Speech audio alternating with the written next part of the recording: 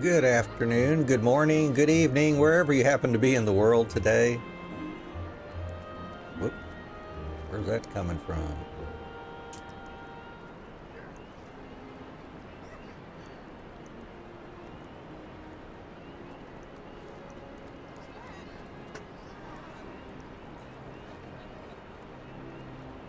Let's check something here. That should be better, I think. Sounding better there? I think so. All right, anyways, we'll get this show on the road here.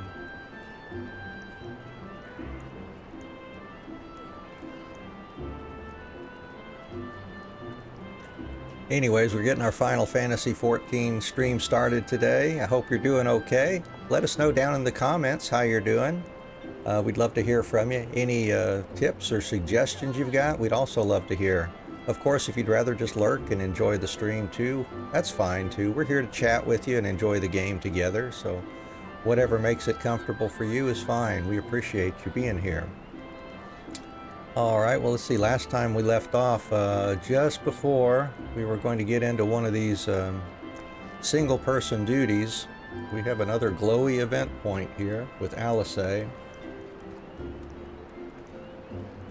And let me get some tea here, finish off my tea.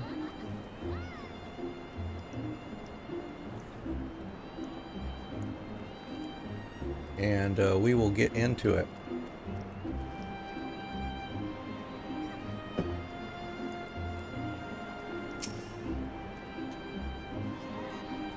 You can tell me later what that was all about, but judging by the set of Alphino's jaw, it appears to have done him some good. Thancred and the others have already left the Rising Stones, and according to the communications officer, Amalja and Kobold forces are also bound for Cartano as we speak. They mean to keep the promise they made in Alamigo, and we must do the same by saving as many of their tempered kin as possible. Anyway, the airship is ready to depart. We should get going. And we'll have a bunch of cutscenes, it sounds like. And it's going to be a multi-stage battle, too.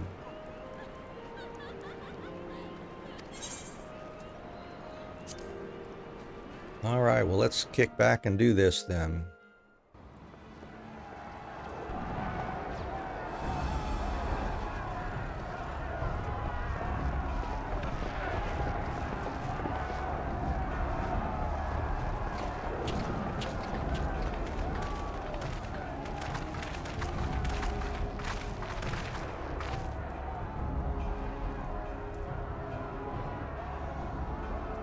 My fellow Scions, as I am sure you will have heard, we can expect no help from Sharlayan, nor are we any closer to discerning the Telophoroi's grand design.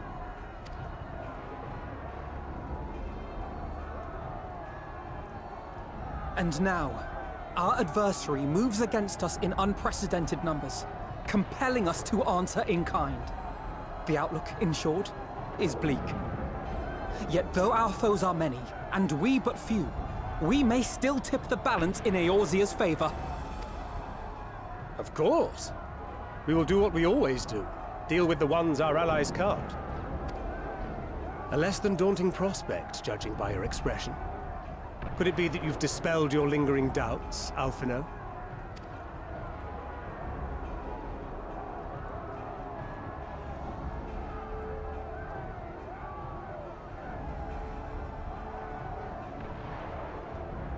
Oh, I doubt I ever will.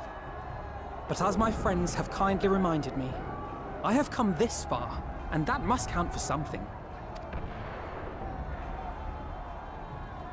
Gods be good, Alphino. That's what we've been trying to tell you all along. For one so bright, you can be remarkably dim at times. There is such a thing as overthinking, you know.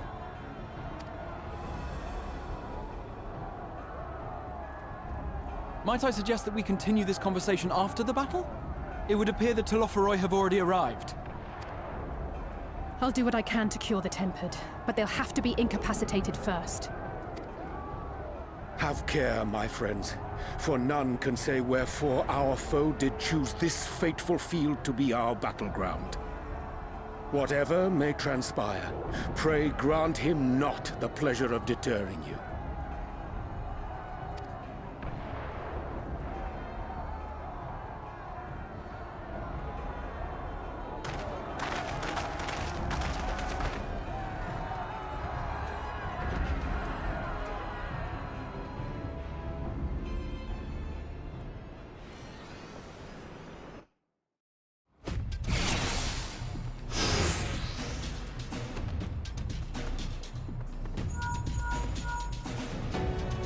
The Telafroi are sweeping across Cartano. As for the Ascian, he was briefly sighted above the battlefield, but has since vanished. He likely intends to watch events unfold from afar. Thus far, the movements of the Lunar Primals have proven difficult to predict. Even when poised to ambush our troops, they instead withdraw for some unknown reason. Whatever the Telafroi's plan may be, the Primals are our primary target. Understood. They will not elude the Scions for long. Okay, well, I guess let's do some stuff. Prepare yourself! Let's give it our all!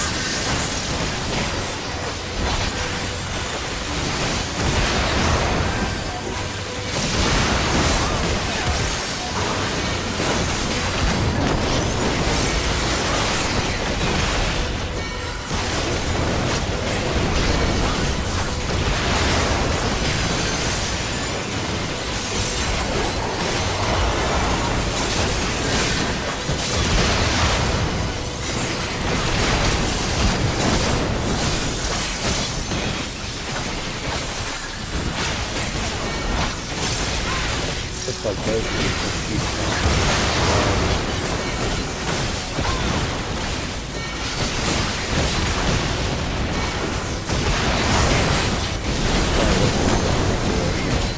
See how that goes. He doesn't have to stand there back.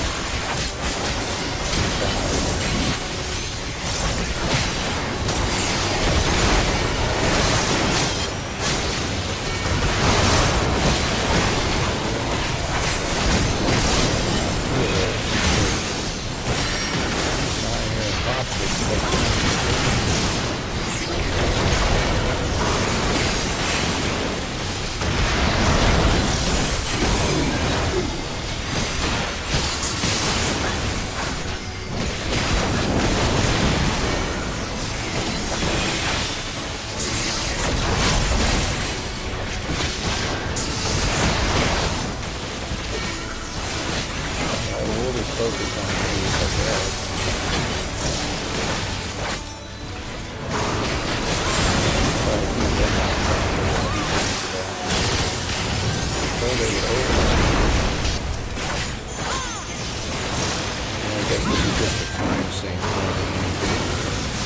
there they go. Get them all in a big circle so somebody can take them out.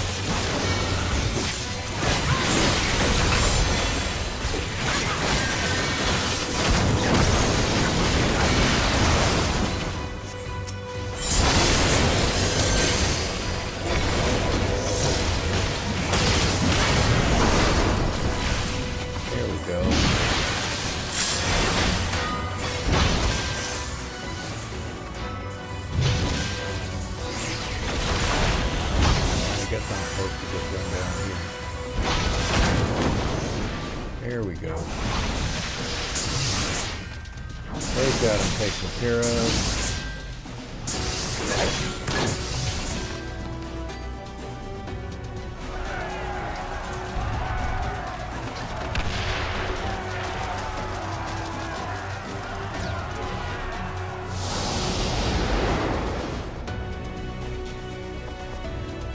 As the Scions spread out across the field, Alisei and Graha take the fight to the Telophoroi.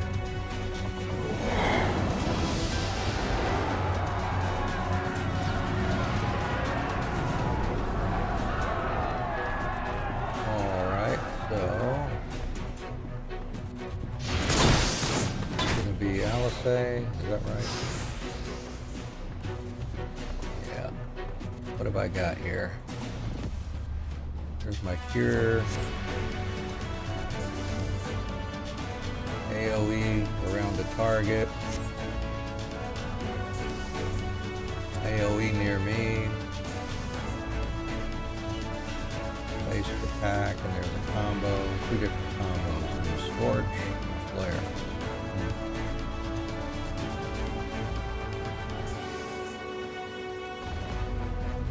Okay. That's the targeted AoE.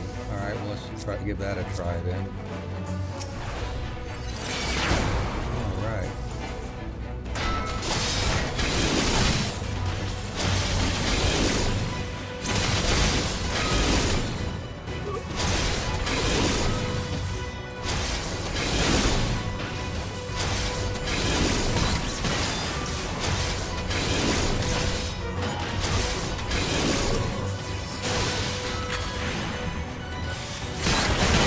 Allow me.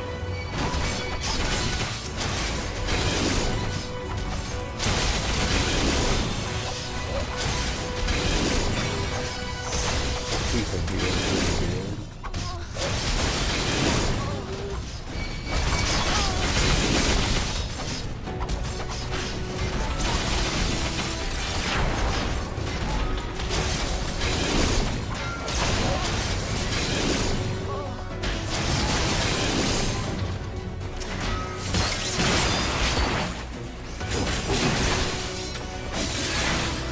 Just the beginning.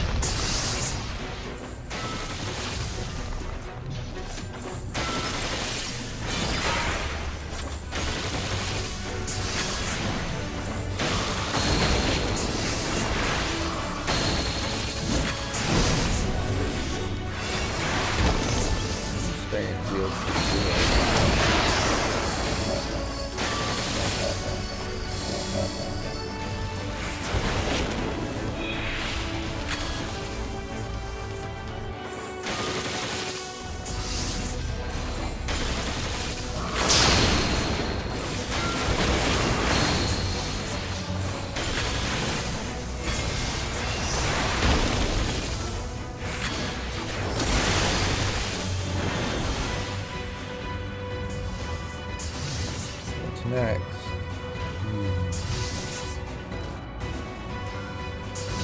Okay, let's cure Sepulchre.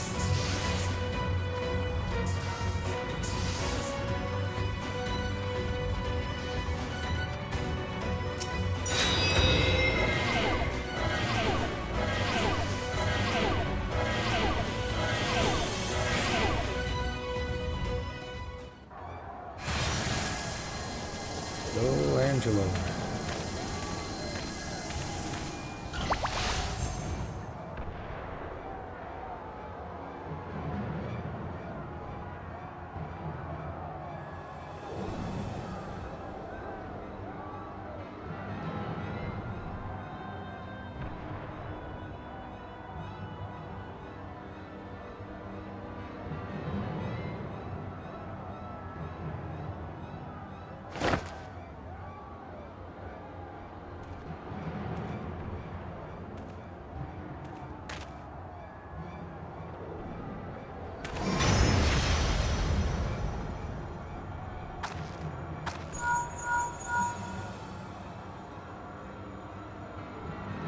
Do you see that?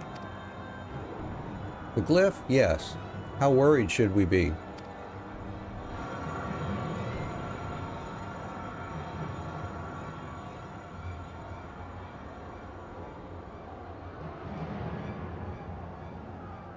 Listen well and judge for yourself. Though I can see ethereal currents, I had not thoroughly examined those that flow through the heart of Carteneau. But now that I am here, things have become clear. The flats conceal an etheric confluence, like to the pillars of the Azim Steppe, but greater in scale, far greater. The glyphs that Fandaniel has conjured reach into its very midst. And I believe I know their purpose. Should the Lunar Primals destroy them, it would spark a chain reaction with the potential to obliterate the confluence entirely. The resultant disruption to the flow of ether would sow chaos among the elements, prompting earthquakes, floods, and tempests large enough to lay waste to the realm.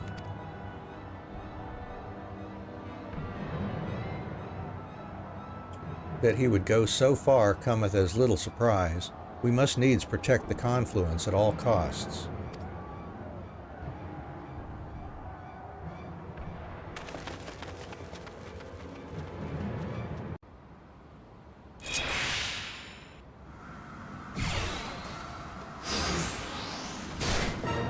And I'm Urianje. Okay. Let's see. Pick sign. Reduce damage taken. Healing over time. Alright. Unexpected Helios. Restore own HP and those of nearby party members. AoE heal. Okay. Scroll combo.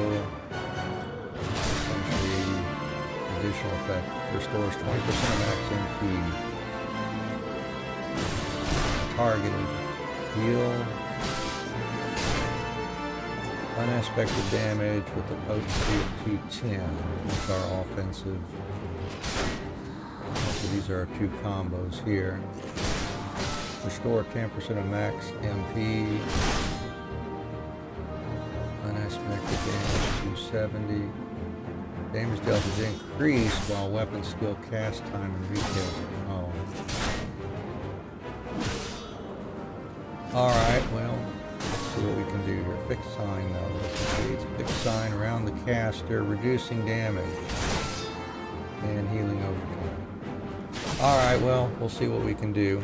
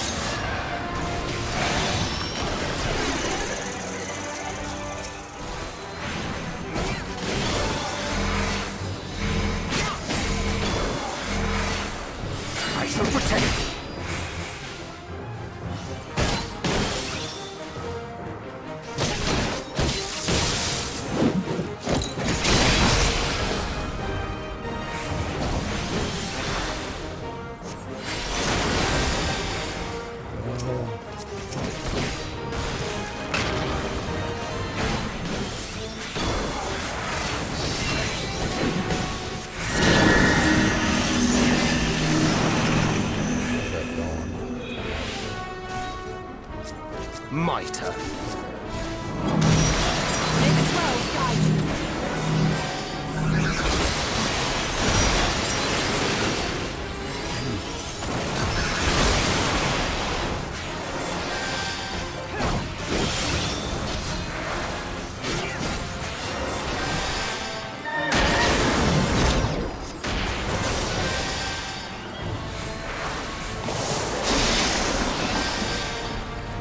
Raise to that side. Alright.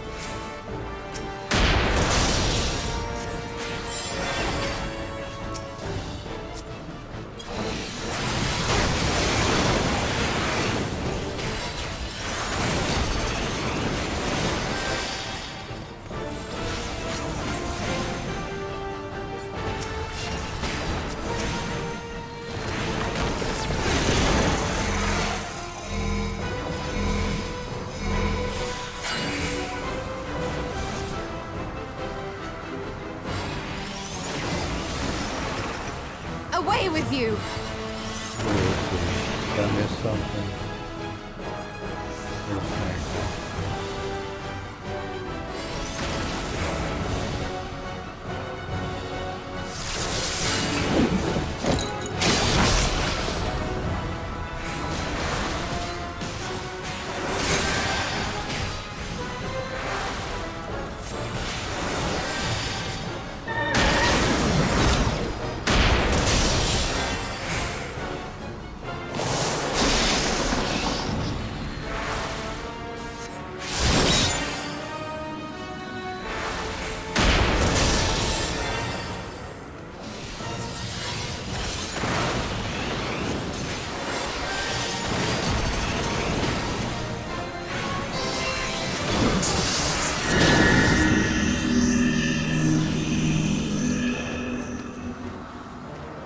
I can just go right there.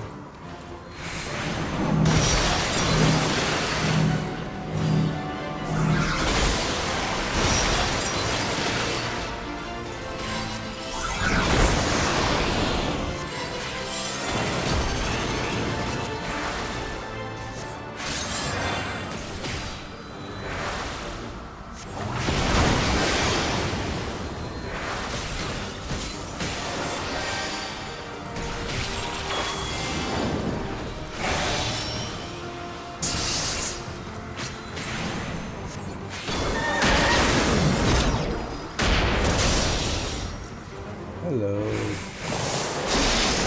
that side.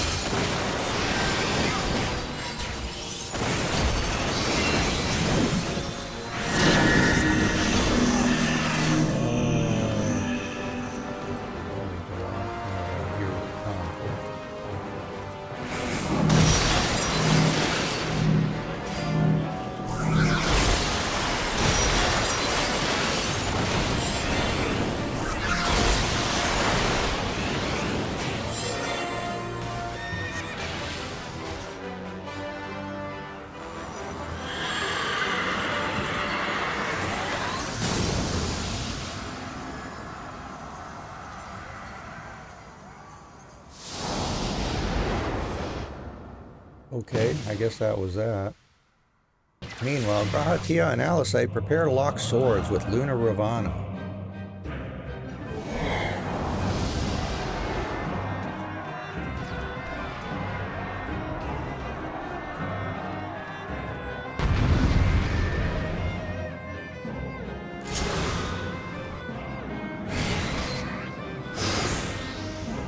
This time it's Graha. Alright, well there's break.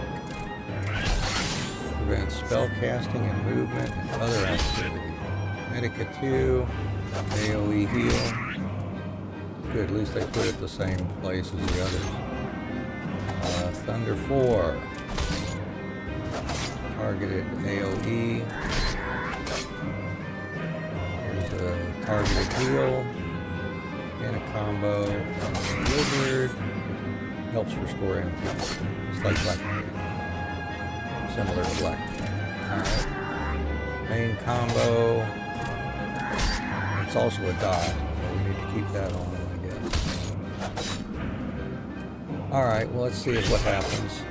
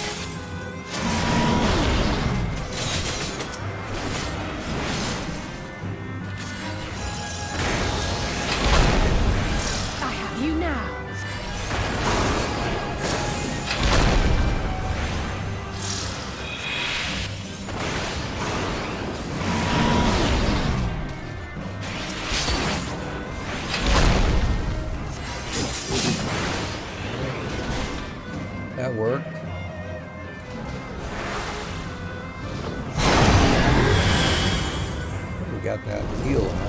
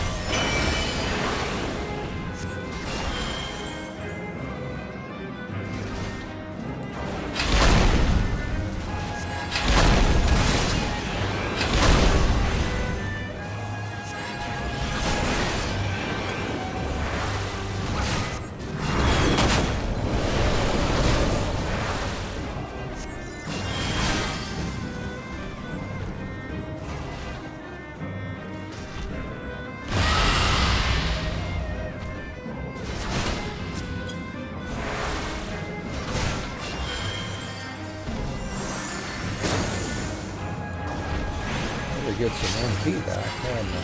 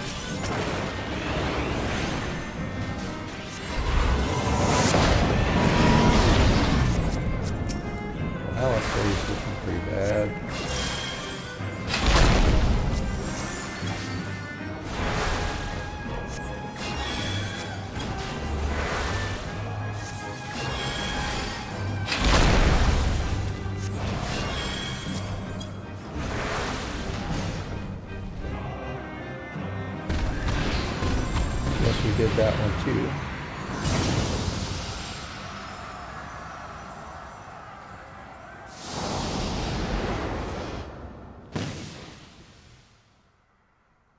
At the self-same moment, you stand shoulder to shoulder with Alphino and Estinian, resolved to lay Lunar Ifrit low.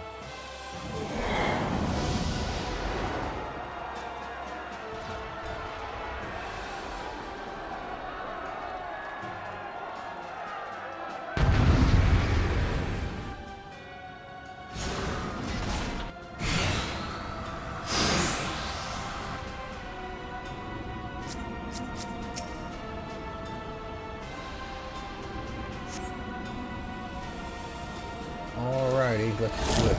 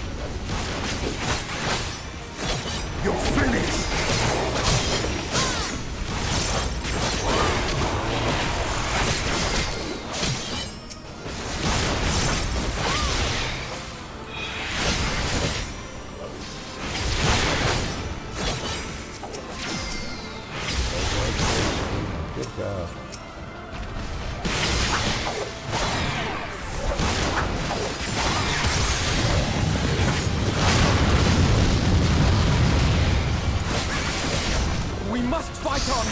Yes, we must fight on.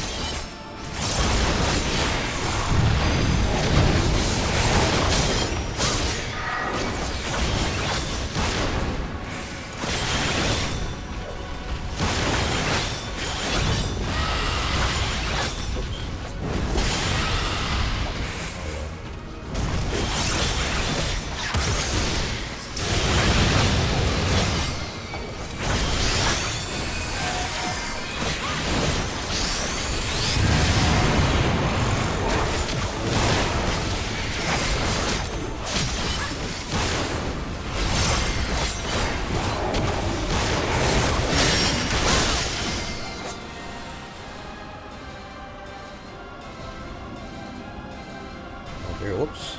That was a mistake.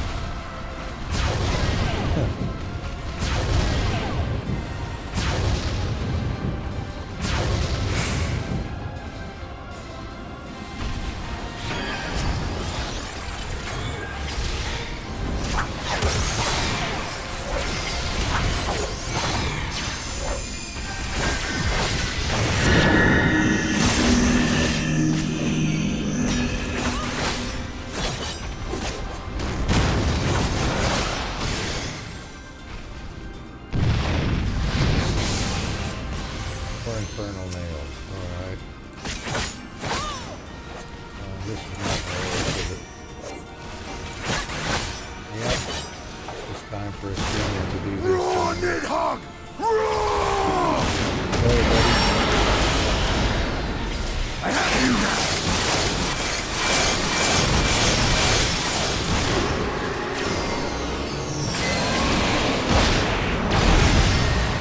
That's what I thought.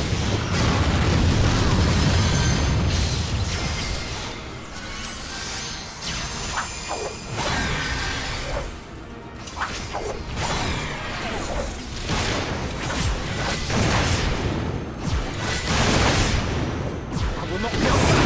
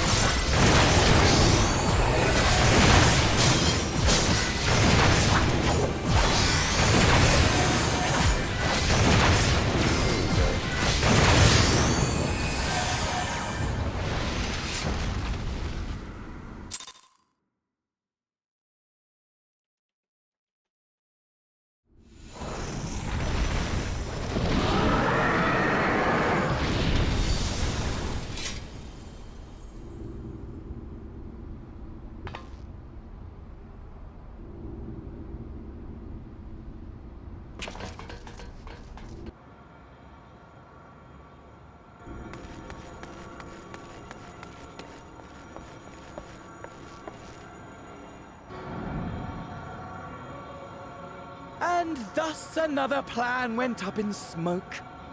I am beginning to see why Lord Xenos thinks so highly of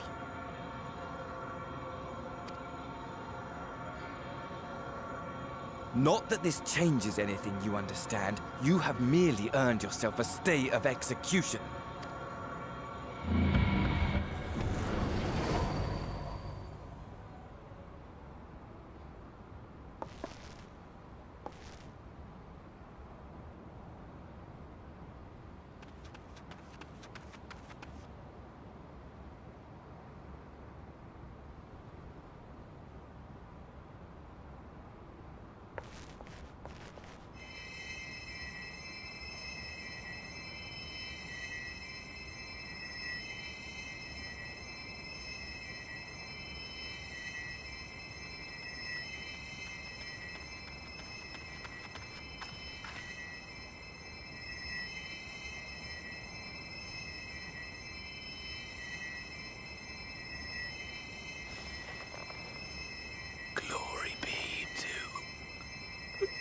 Alimo.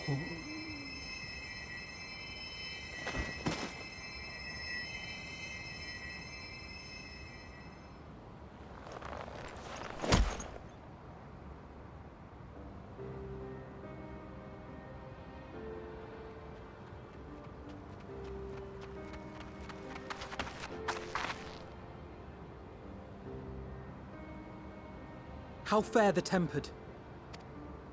We've treated as many as we can, but some were beyond help.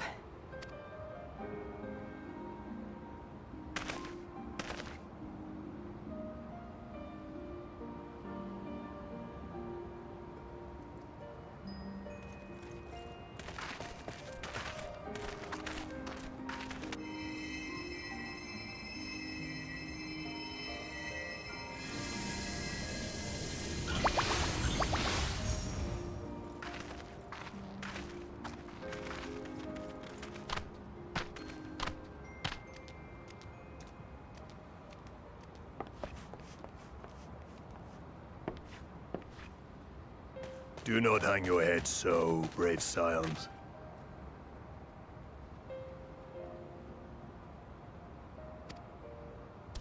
Though not all of our captured brethren could be saved, we are grateful for those whose minds have been restored.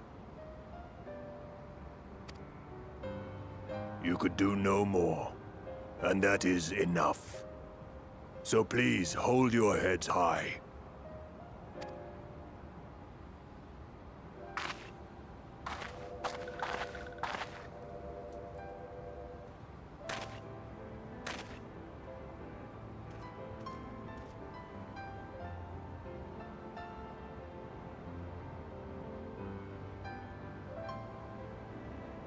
Should have been quicker, but I'll do better next time.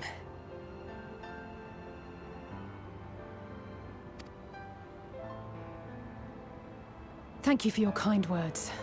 They mean a lot.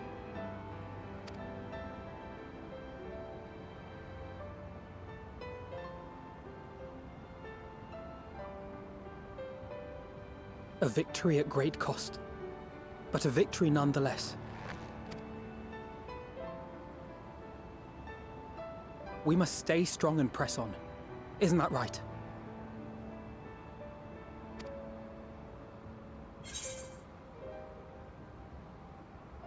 One battle at a time. We'll get there.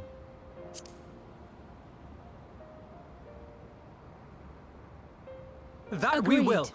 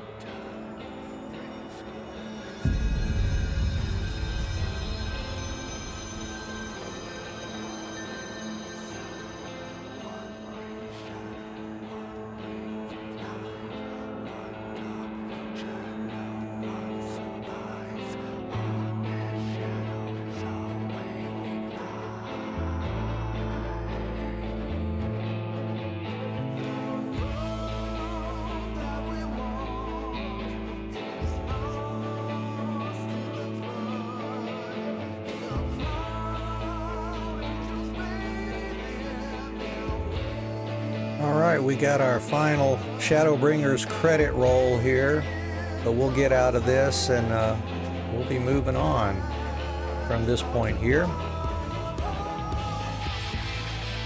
I like that song.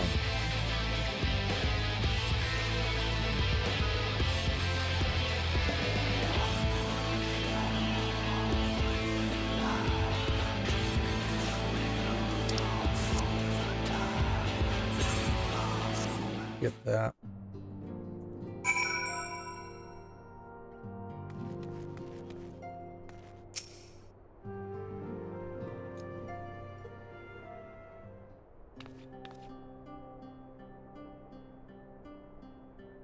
I trust you all enjoyed a comfortable flight aboard the Pride of the Ishgardian fleet. Lest you worry, the Bonanza has been towed to a nearby location to be retrieved at your convenience. You have thought of everything, Lord Emmerich, and may I say how much I appreciated the hospitality you afforded us on the way home. Think nothing of it. Our destination lay in the same direction, and it afforded me the perfect opportunity to learn how my errant friend has been since last he took his leave.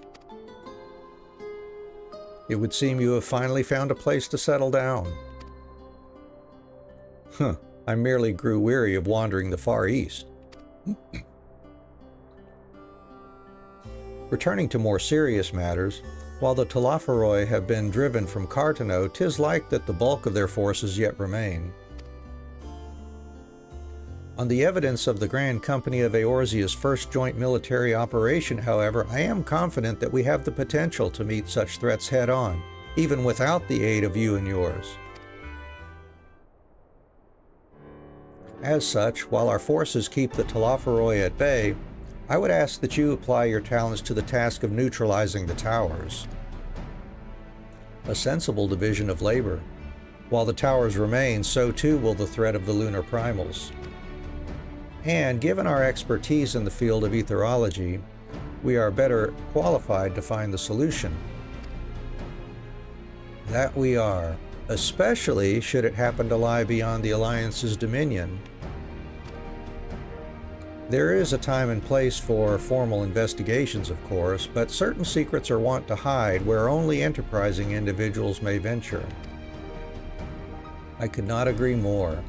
There are none better suited to this task, nor any upon whom I would rather rely.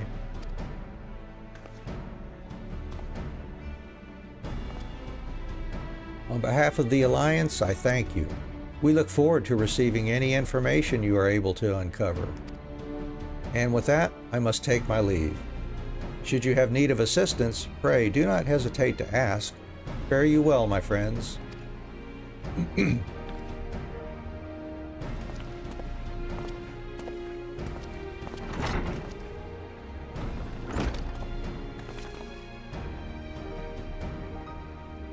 I confess, I had hoped to be able to study the towers more closely, vital as they plainly are to the Telophoroi's plans.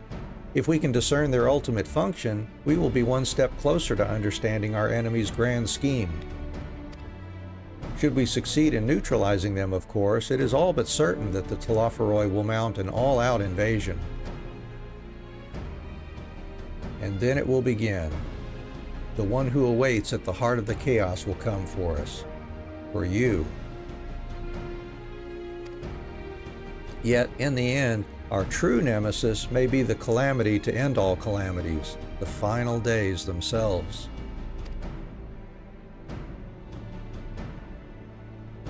Yes, all right, Alphino. We need a plan, not portents. As Thancred so eloquently pointed out, we are in a position to seek information from all manner of places, not least Sharlayan. According to Kryle, the Forum have been more secretive than ever of late. While this may be related to the appearance of the Telophoroi, that remains a matter of speculation. But one thing is clear, the Forum is determined to keep us from discovering the truth. Master Fortuno's performance at the Lotus Stand was enough to convince me of that.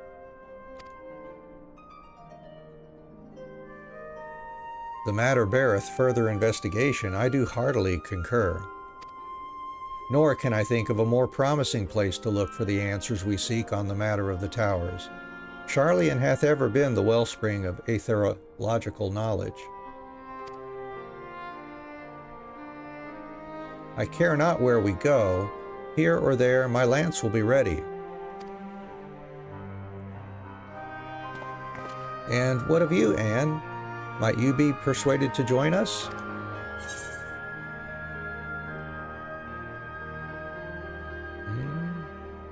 Lot of course for Sharlayan. Here, here, it is time we laid bare the Telophoroi's dark designs. It appears we are in agreement. We have but to wait for Kryl to secure the necessary permissions. In the meantime, there is a matter I would investigate. Does it involve tall structures? By strange coincidence, it does. At present, I have only a creeping suspicion, but with your help, I will soon find out whether my fears are warranted.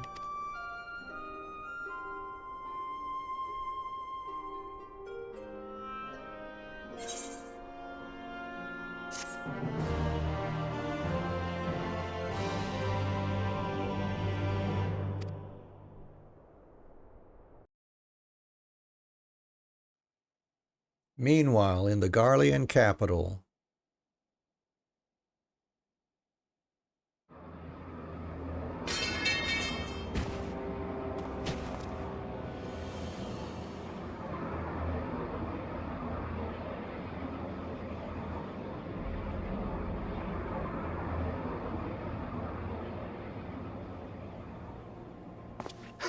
Those Eorzeans certainly are a stubborn bunch. Though I suppose you knew that already. My plan to redirect the ether from Cartano came to a rather less than satisfactory conclusion. It was, in many respects, an abject failure. Which does, of course, raise the question of where we are going to procure the requisite amount. The obvious solution would be to draw on resources a little closer to home, though that would require our dreamer to dream a trifle more deeply. So be it. The dreamer will not complain.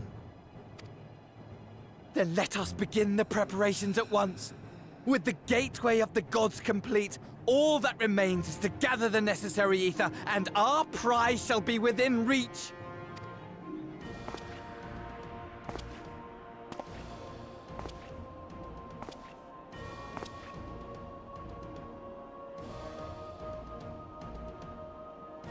The time has come to fulfill your heart's desire, my desire! To relieve those wretched creatures of their meaningless existence!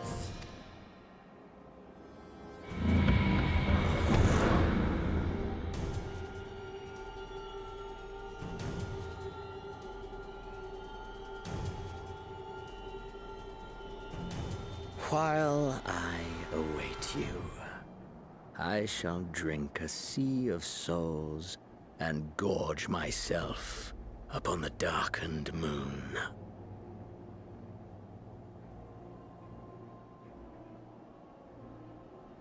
Then you shall come to me, all roiling rage and rancor.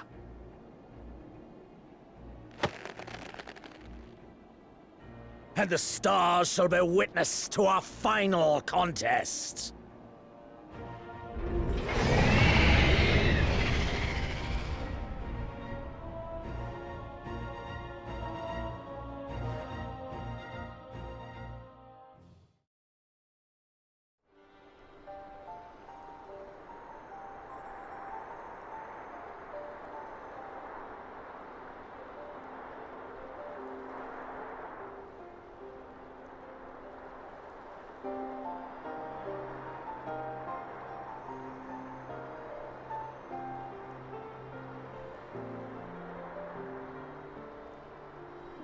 As I thought, the ethereal currents have been disturbed here too.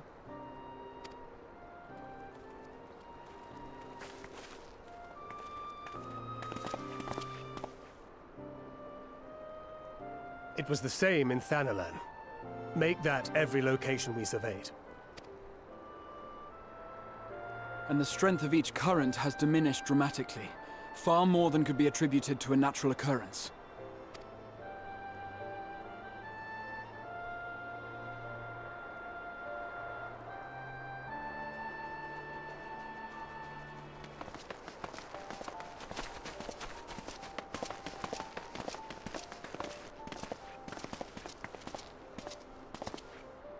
What tidings bringest thou from Dravania? We took a number of readings, and noticed that the closer we were to the tower, the lower the etheric density became. In short, The towers are drawing upon the land's ether, which would explain how they were able to carry out the summonings.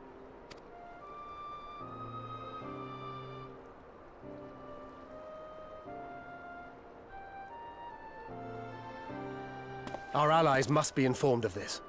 We should return to the Rising Stones and have Tataru relay our findings to them.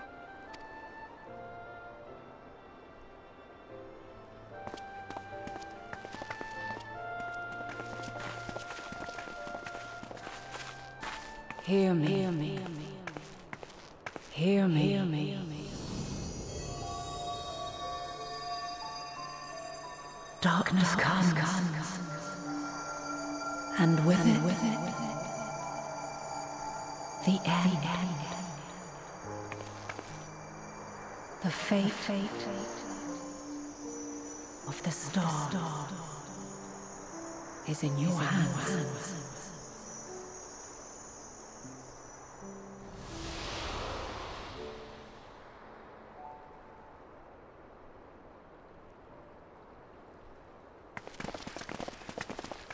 Whoa. Everything all right back there? Yeah, I just saw Heidelin, I think.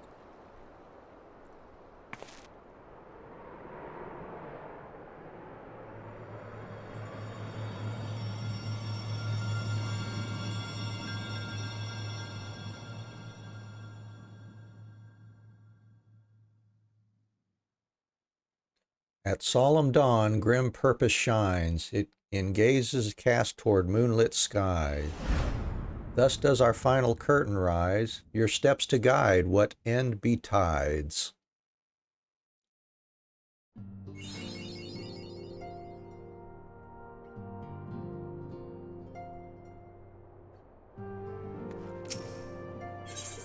And this is the first quest to Endwalker now.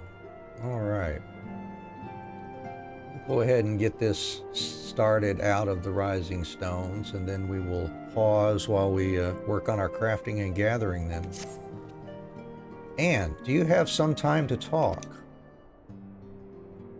I would like to gather everyone in Dawn's Respite and together assess the situation in which we find ourselves.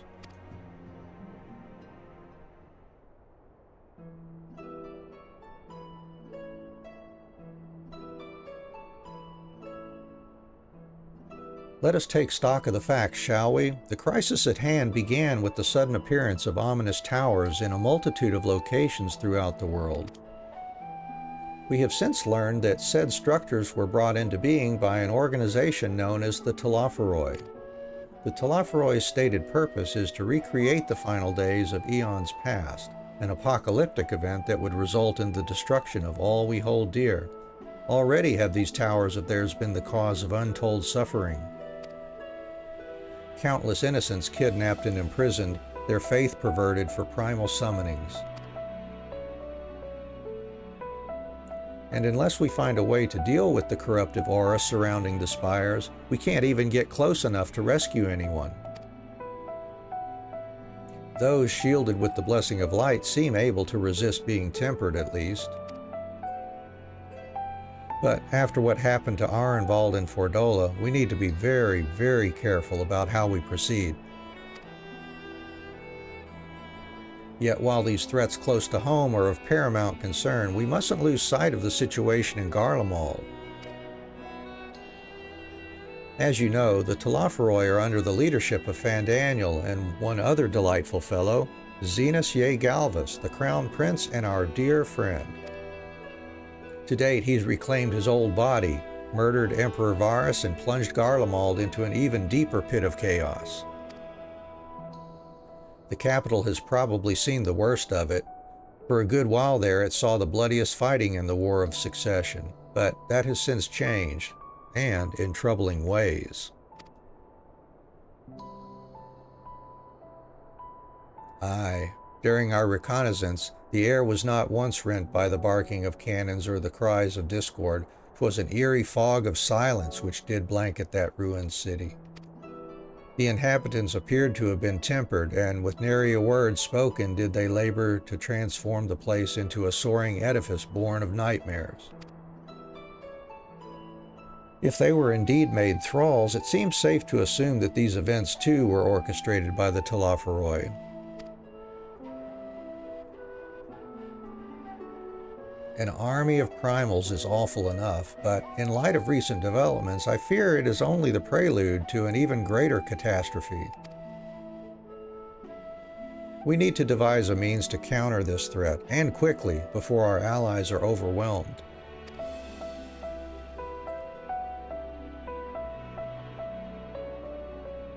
We will find a way in Sharlayan, I am sure of it. Master Fortuno's comments regarding the final days were curious to say the least. The Forum knows more than it's letting on. Sorry to interrupt. We've just received word from Mistress Kryl. She says the arrangements for your visit have been finalized. You're to head to Limsa and board the next ship bound for Sharlayan. And on arrival, present yourselves as associates of the students of Baldessian, come to assist with the Order's restoration.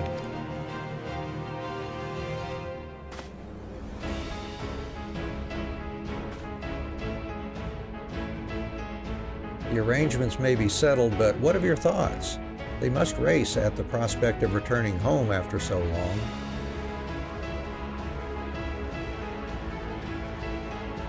I am eager to see it, of course. Of course. We should set off at once.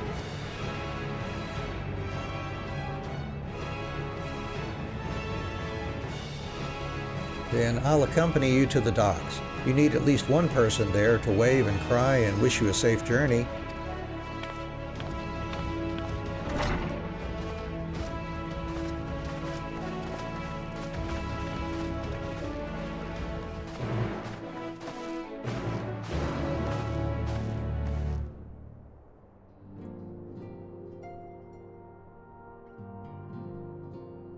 And let's see. Okay, so Limsa would be our next destination. We'll go ahead and stop here while we've got our crafting and gatherers that need to be leveled up. Looks like Miner is already to 80. Let's head over to the Crystarium and see what all we have to get moved along here.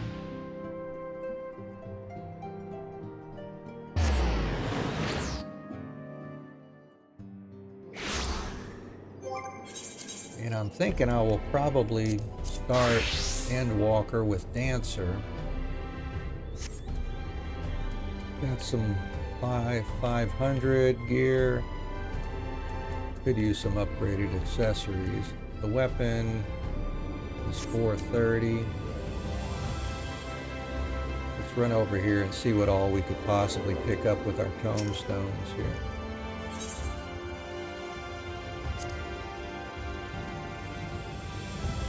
We get some 530. Yeah, we've got 530 now, I think. The gear we've got. Well, that would be. What are we wearing now? We're wearing. Oh, 500. Okay. Well, we could upgrade our weapon first of all. Let's do that.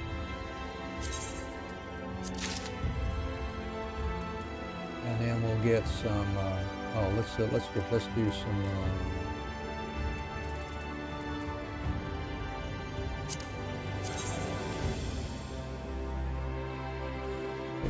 Upgrade our jewelry here.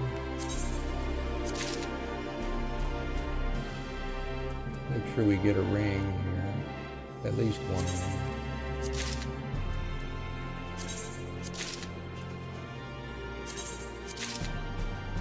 I wonder if I can get a second ring. Oh yeah, good. Wow, that was exactly enough. How about that? Oh, we got a body piece that we can put on too from one of the dungeons. Yeah, it was a 505. Nice.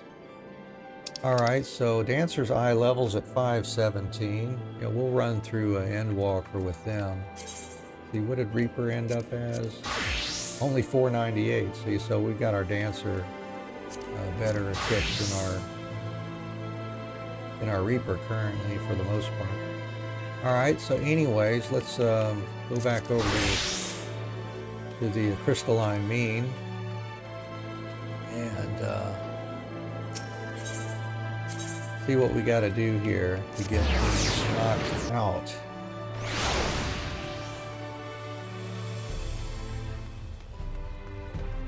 And what level is the next gathering one here? That is level 80. Okay.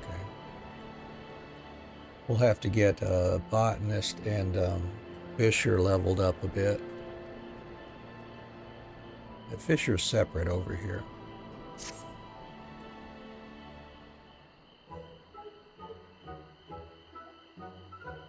You're here. Good. Now we may set forth. Chief, I believe it's customary to tell people where they're going and why. Permit me, Anne. Based on my analysis of the skin, we've identified the Samiel's primary habitat. There were traces of salt, you see, and I surmised that, for reasons yet unknown to us, this particular creature has made a journey across the seas. The question then is, whence did it come? It did not take long to determine that Calusia is the only location remaining suited to sustaining megafauna. What's more, we understand now, my friend. We understand how the Samiel has managed to elude us for so long. Again, the secret lies in the skin. It contains the self-same matter that makes up crystals formed in such a way as to resemble glamour prisms. Hailing from the Exarch's homeland, these marvelous objects can be used to cast illusions. Illusions, Anne!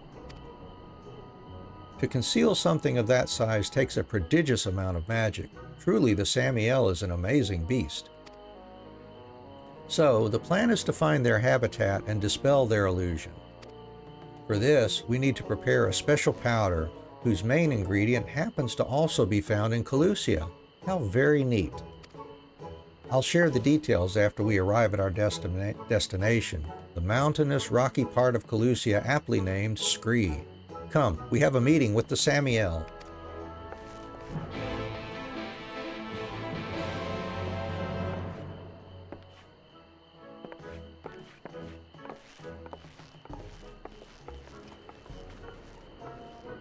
And I will want to take a look. Let's see, we don't have upgraded gear yet, do we? Everything's still level 70.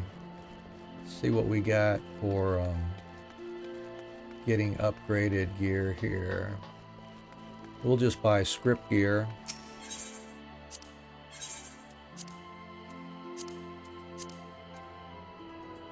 Eye level 500. We've got 3,773. That's good. So let's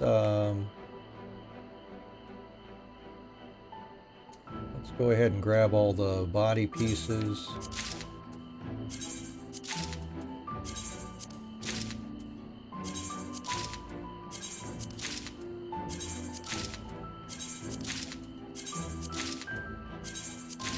Two rings. Yeah, we can get 2 rings. And we'll want our pickaxe, sledgehammer. We'll go ahead and get the Botanist and Fisher tools for whenever they get leveled up to 80. Everything went to our armory chest, I think. Let me check here. Looks like it. I think we're good to go there. All right. And we got some white scripts left over.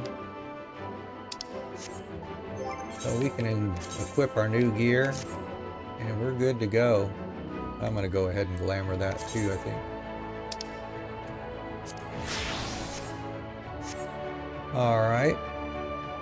So now we have awesome stats, and at least Miner's ready for Endwalker, but we'll have to get the Botanist and Fisher up. We'll come back to Fisher here in a moment. Botanist can actually be used to do some gathering for us. And we'll probably level them up while we gather stuff for our crafters as they get moved along. Alright, so let's head over to Scree.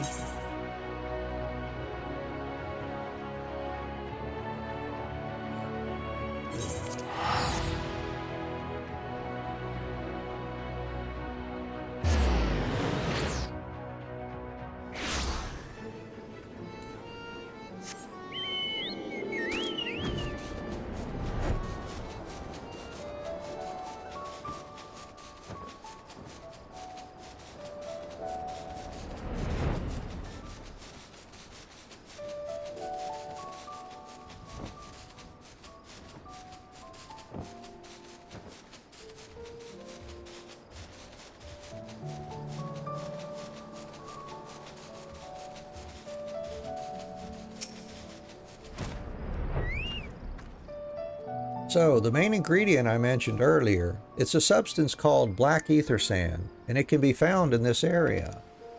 If you can gather the stuff for me, I will use it to prepare the dispelling powder. In the meantime, we'll search the area for the Samiel's domain. I'm coming for you, my pretty. Let's see, I wonder if botanists can gather that. Here. Here's the nearest one.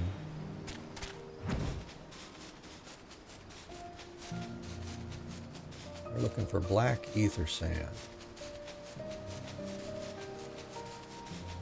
I don't know, maybe botanist will get a little bit of experience for gathering that.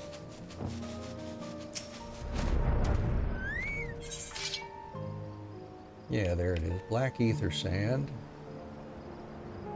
And we might as well make sure that we can grab one. Yeah, very minor. Grab us a glider skin map too. We can sell that.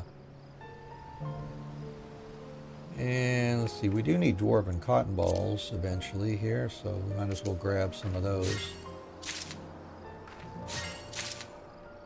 Alright.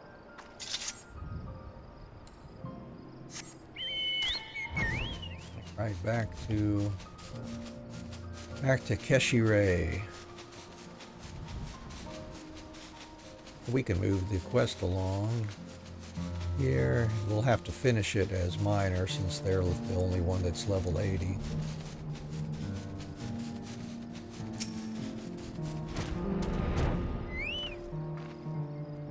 So, how fares the search? Do you have the black ether sand for me? Yes, I do. Check it out.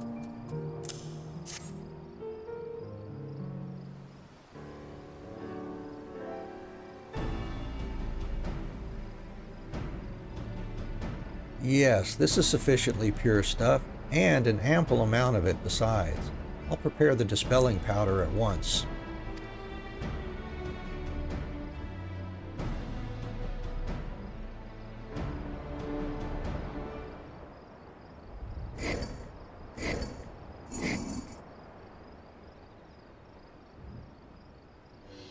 It's ready. I must say, I never thought the little bit of alchemy I dabbled in would ever come in handy. Of course, I couldn't have made it at all without the fine ingredient you brought me in. During your short time with us, you've proven yourself eminently capable, and we could use someone like you in the Facet. Might you be persuaded to officially join our ranks?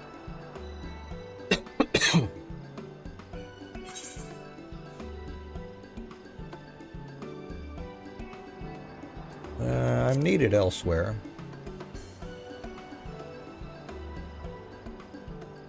But of course you are. Your many talents would be wasted in one place.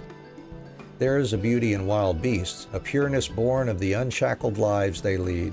You exude the same air as them, Anne, and I hope you never lose it. But come, we have work to do. We believe the Samiel is nearby, and I want you to do the honors. Release the powder from yonder vantage point, and all shall be revealed.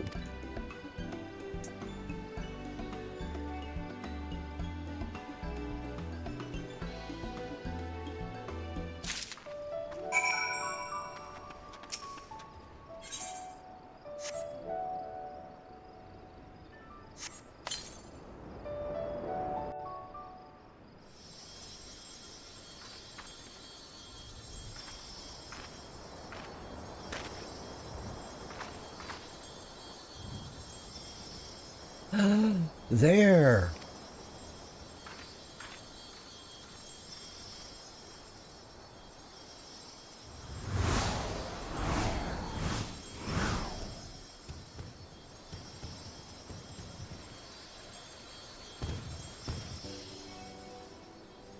Ha ha ha! Amazing! They're even bigger than I thought. They truly exist. You were right, Chief. You were right all along. Of course I was, but even I wasn't expecting to find an entire herd, and with young besides. The island must be their sanctuary, away from the volatility of the mainland.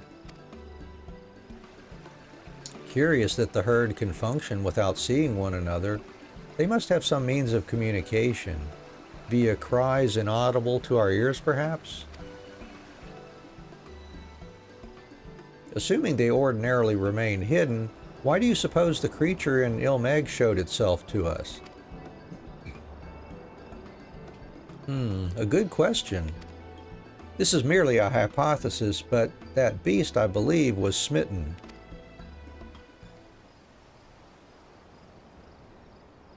What do you mean? Smitten? In the midst of courtship, in other words. In order to win over a female, I imagine that it must exhibit itself, show that it's healthy and strong. So, it engages in reckless acts to gain the attention of the opposite sex. Just like people. Wait, does that mean there was another Samiel nearby at the time? And what do you suppose they do when mating? Would they reveal themselves as well? Another good question. Considering their massive frames, perhaps they take to the water, but whatever the answer is, rest assured we'll find it soon enough, along with many others.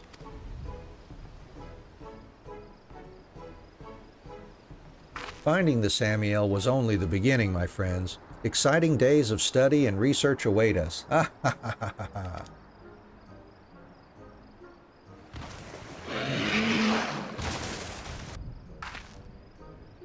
Oh dear, it seems we've been noticed. We should give them some space. Animals with young can be unpredictable, and it would be an impediment to our work were they to grow wary of us. Come, my friends, let's return to the Crystarium. I dare say we've achieved enough for one day.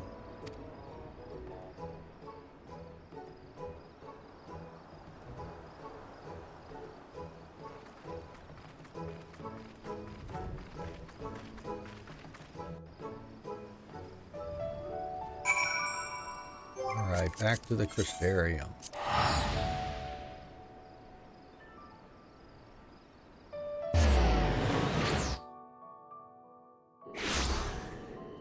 And we'll have to switch back to Miner to get that one completed.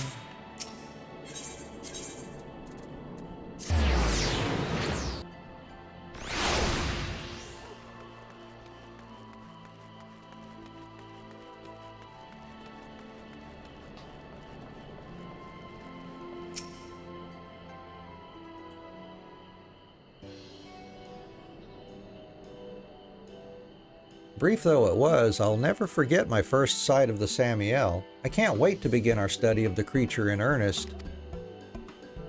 Study is all well and good, Chief, but I'll remind you not to neglect your other duties at the facet.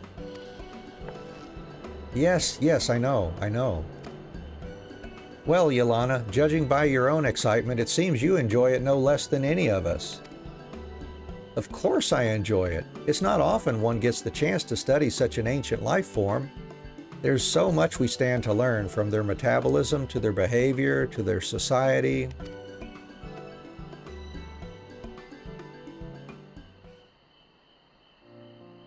When light swallowed up the world, it not only decimated innumerable species outright, it wreaked havoc on the balance of nature, which led to the extinction of yet more species. That's to say, all life that has survived is a miracle, Anne. Yours, mine, and of course the Samiel's. I was born after the flood, like most folk. We know only what exists now, and little and less of what came before. But I believe, Anne, that one day life will return to where light now rules, that the world will return to the way it once was. And so, I labor to conserve the precious resources we still have, for the lives that will blossom on the morrow will arise from the seeds of today. We'll study the Samiel and protect their habitat, that they might still roam these lands in 1,000 years and beyond. Of course, we can't do this without Yelana and Mao and their brilliant minds. Already trying to foist more work on us, I see. But against my better judgment, you have my cooperation, Chief. After all, without me keeping watch, you'd go off gallivanting again, given half a chance. You can count on me as well. I, for one, am keen to see what other mysteries can be attributed to the Samiel. Well, Anne, under your fine leadership, the Samiel Search Squad has fulfilled its purpose. Sad though it is, it's time for us to disband. I don't doubt that you'll remain busy with your myriad other pursuits, but I hope you won't forget about us. Should you come into aught of interest on your adventures, be sure to let me know so I can sneak off to find it. You can count on me.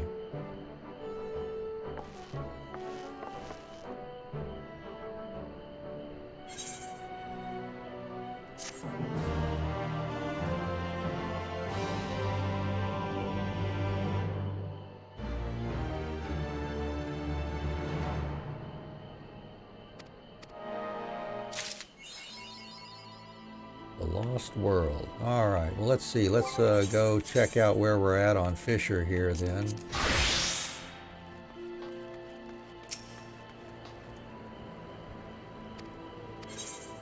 I've got to get creamy oysters, it looks like. All right.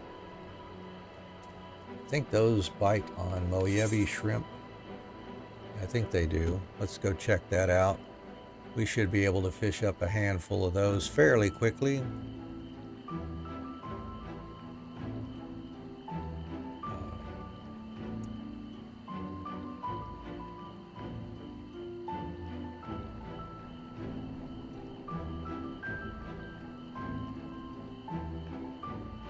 Yep, Moyebi shrimp, and off the western Calusian coast. And they're single bangers. Almost everything there is, except for one double and one triple that I see here. All right, well, let's see if we can go fish up 6 of those real quick like. It is 6, right? Yep, just 6 of those. Hey, Lily, good morning. How are you doing there? Thanks for dropping in.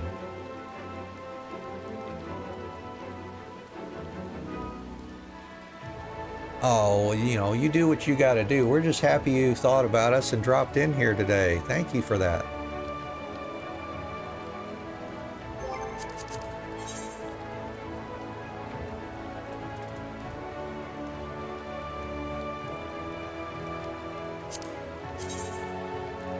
Yeah, that's the one I want, right? I never can remember which one is steel tied and which one is right over there.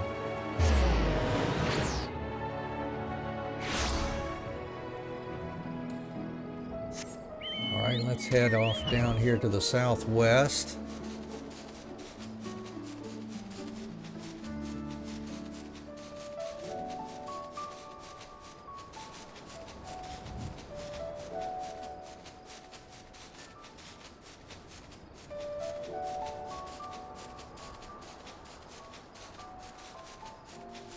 And we've still got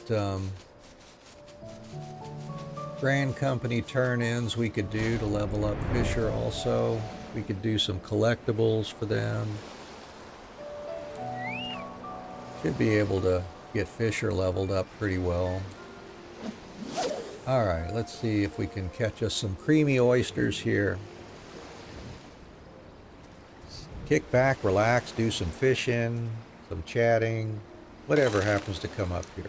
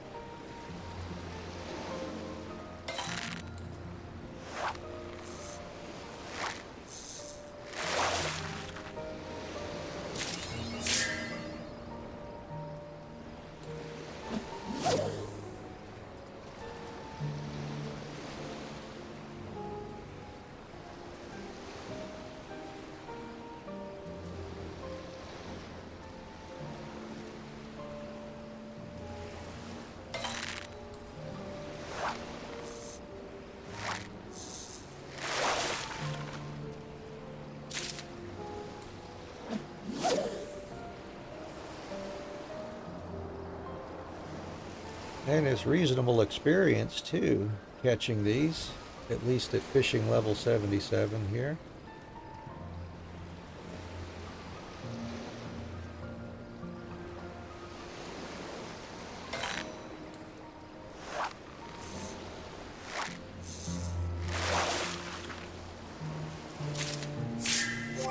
Here's one. Oh, wait a sec. I don't need those to be collectibles, do I? I might. I can't remember if they're collectibles or not. Let's turn on Collector's Glove just to make sure.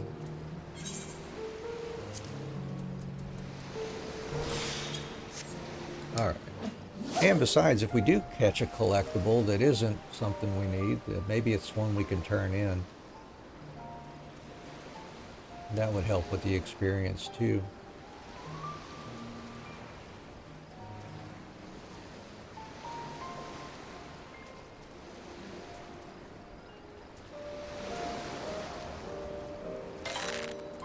I think they're just normal though. I don't think they have to be collectibles. The weekly 30-minute meeting went on for 3 hours. Oh my gosh. Man, oh, those kind of meetings used to kill me. And in my case anyways, it seemed like more often than not, a lot of nothing gets said in all that time. It's just people wanting to say stuff for the most part. The important information you can usually put out in a memo or something.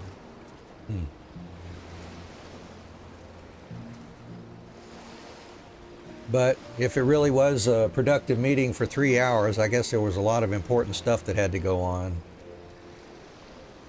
A lot of stuff that had to get decided too.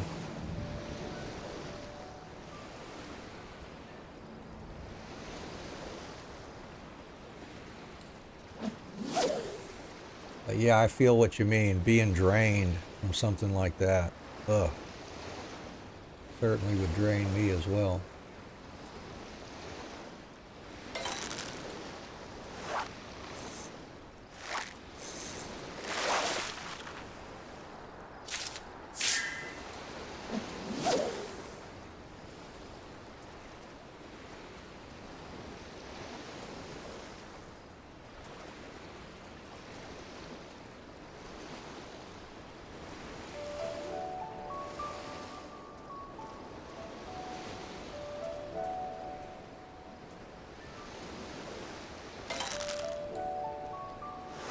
Almost ended in people throwing fists. Oh my goodness.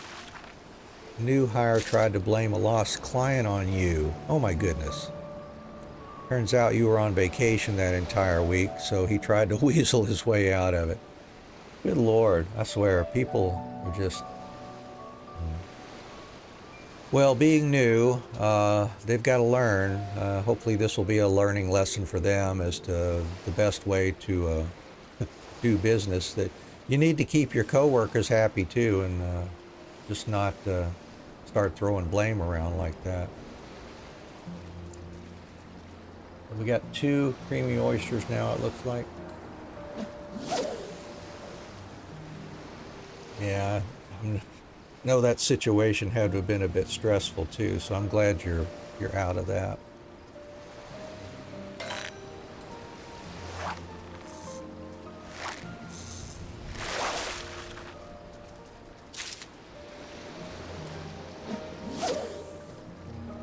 Been with you for 8 months now, but all he does is blame others. Yeah, that's not the best kind of personality to have for them. They're going to have to learn real quick, or they won't find themselves very long once their supervisor or manager gets tired of dealing with that kind of behavior. Well, there's 3 creamy oysters.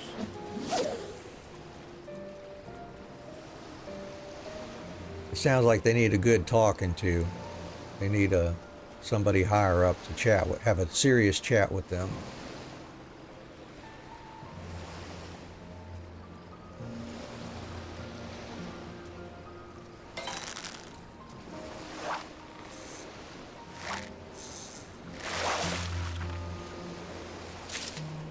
Hey, there's another. Your company's only 20 people. Oh, I see. Just you and the bosses.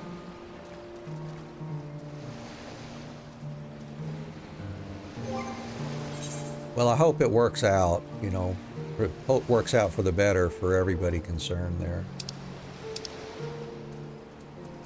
Alright, got 4 creamy oysters now.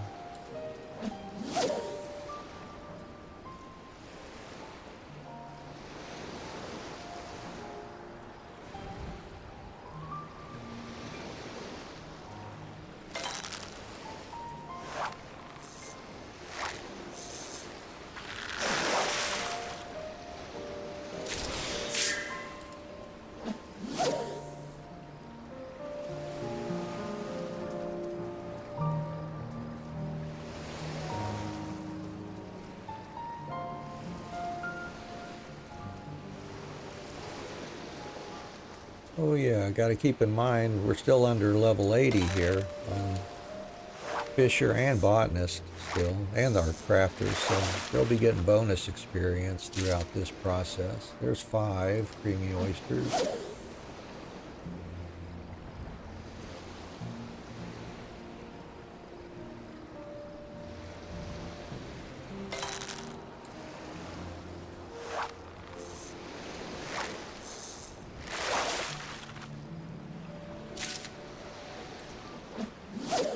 Have some that I can desynthesize, get our culinarian desynthesis skill up there.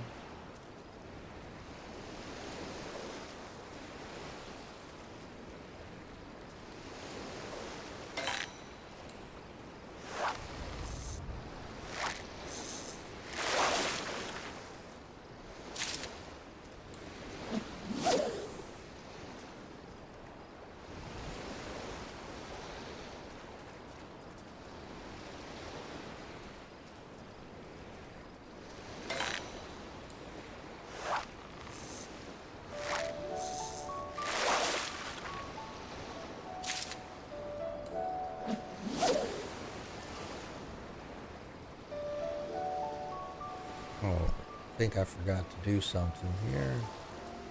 No, that's double cook.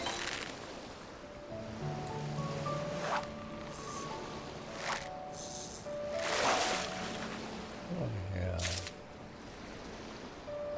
I have the, maybe I don't have the skill I'm thinking of yet. Let's see. Oh, yeah, I'm looking for identical cast. That's what I was hoping I had, because then I can just catch the same thing again. But I got to get to level 79 for that. All right, we'll be able to make use of that in Endwalker nicely enough.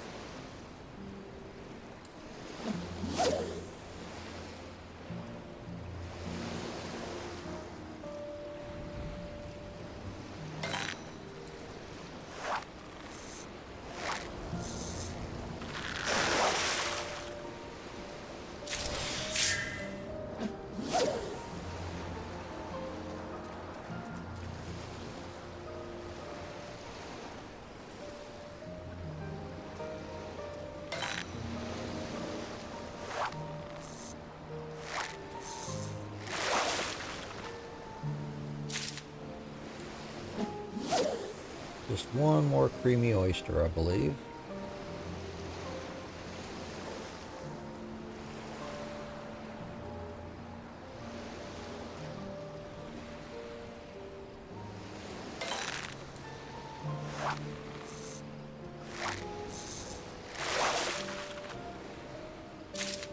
There we go.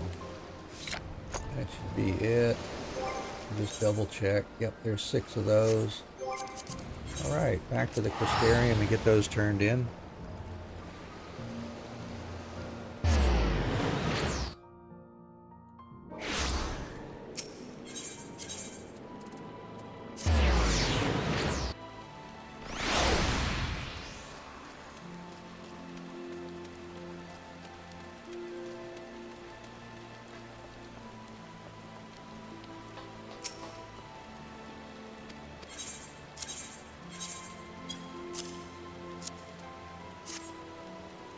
You certainly don't see creamy oysters like this every day. By all means, keep them coming. Good, we got to 78, so we can get the next one easily enough. Well, that makes another shipment's worth. What say we deliver these to Spagyrix? Okay, let's do it.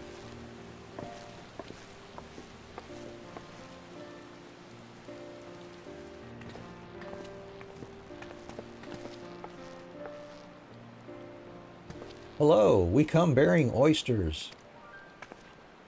Oh, you're just in time.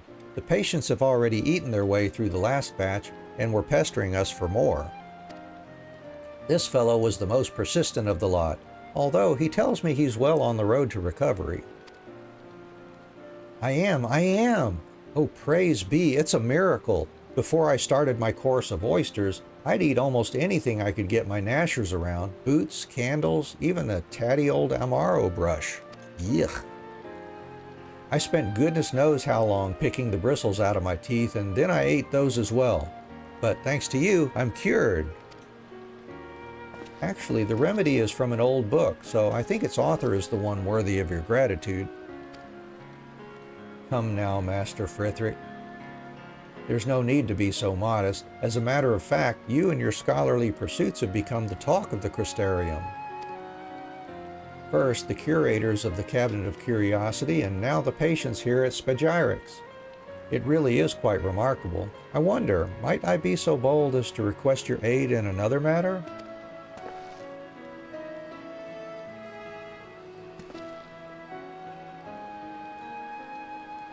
You have my thanks. Actually, I'd like to ask whether your tomes mention any cases where dizziness is accompanied by heart palpitations.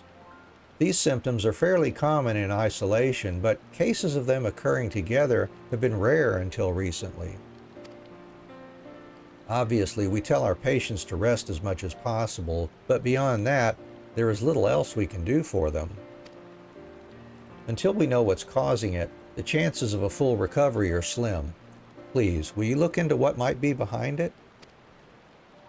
I'll do everything in my power.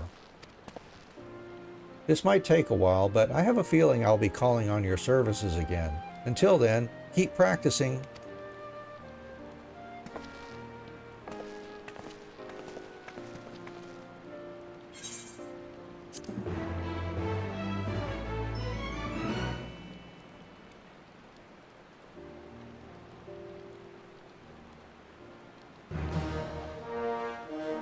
I'm now a piscatorial pioneer. And this is level, well, it's not going to tell me here. I've made an incredible breakthrough.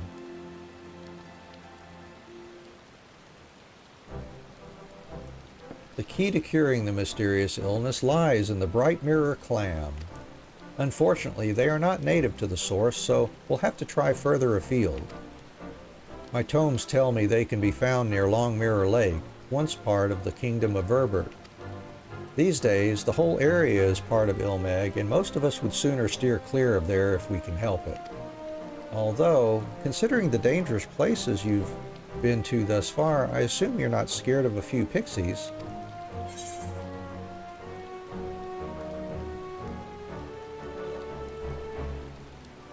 I ain't afraid of pixies.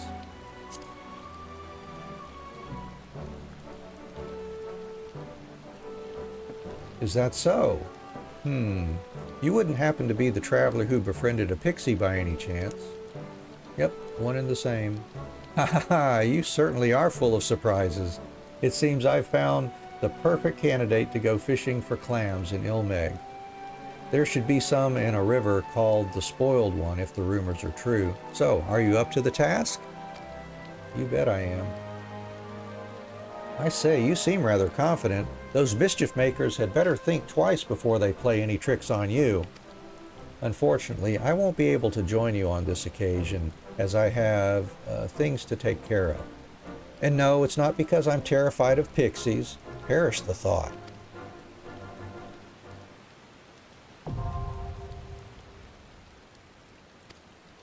Alright, so we'll get us some bright mirror clams next.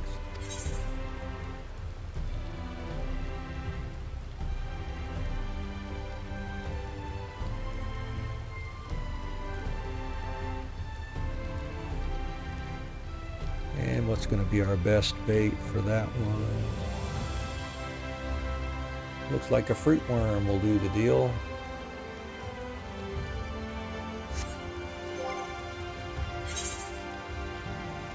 There's some there. And we'll put our shrimp back in the saddlebag. And I need to desynth some of this stuff here.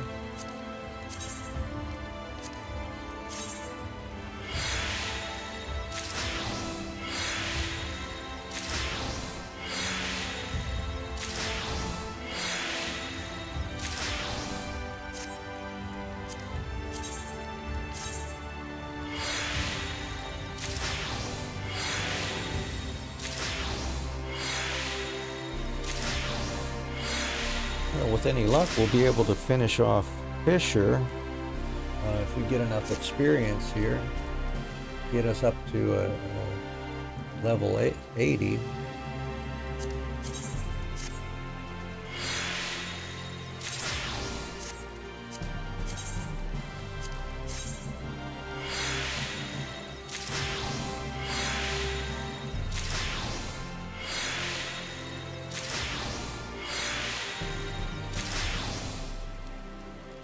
We'll see. I'm just going to dump that sand.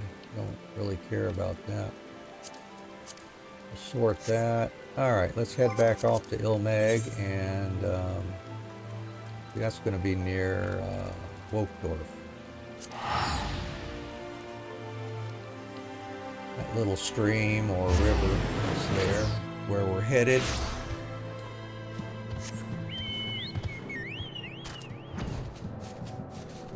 Right there, yep, this is where we want to go, I'm pretty sure. So we need 6 of these bright mirror clams now.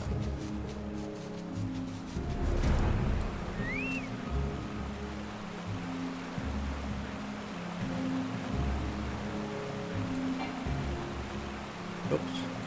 Yeah, I guess I should put the bait on first. Here we go.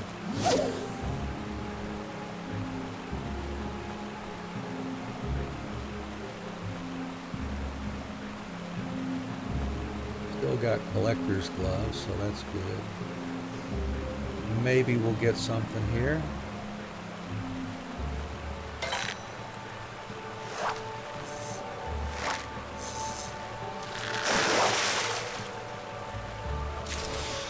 Here's one. Oh, they're level 75. I wonder if that's the level turn-in we're doing right now.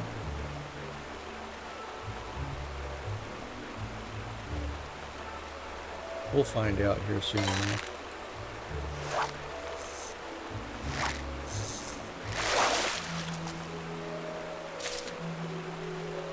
Probably is. Level 75 turn in, and then the next one would be 78. That should get us to level 80 easily. So we ought to be able to finish up Fisher here today, I believe.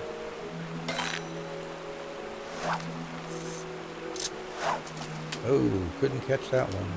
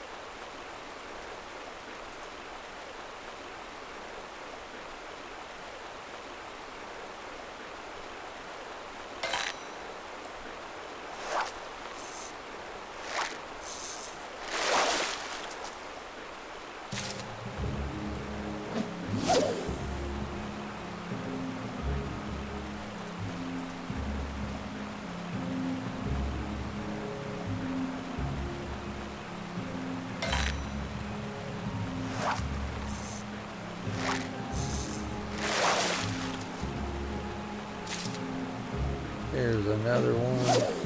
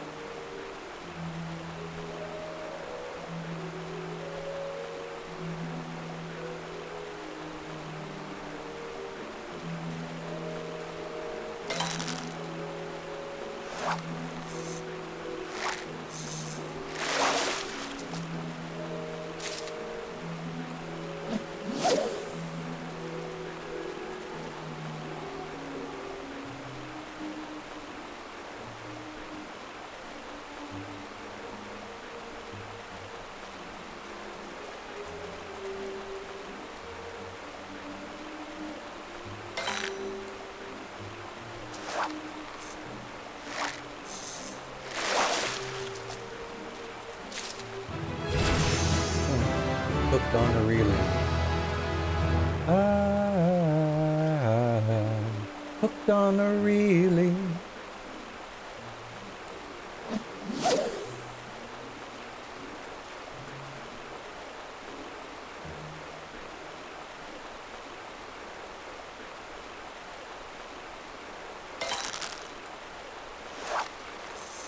That is an oldie but a goodie.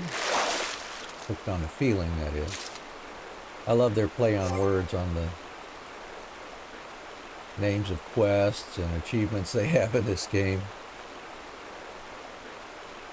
Let's see, how many did we end up? We got 4 bright mirror clams so far. Alright, so just 2 more.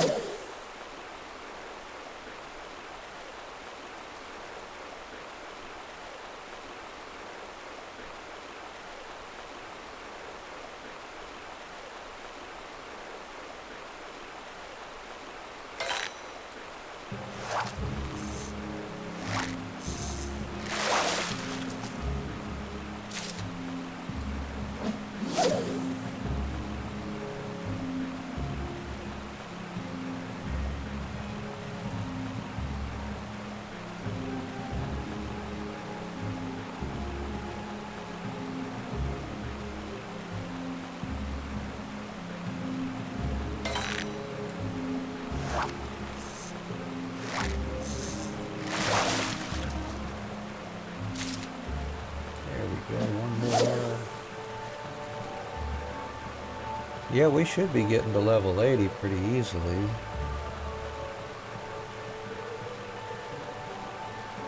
If not, one Grand Company turn-in would probably do it.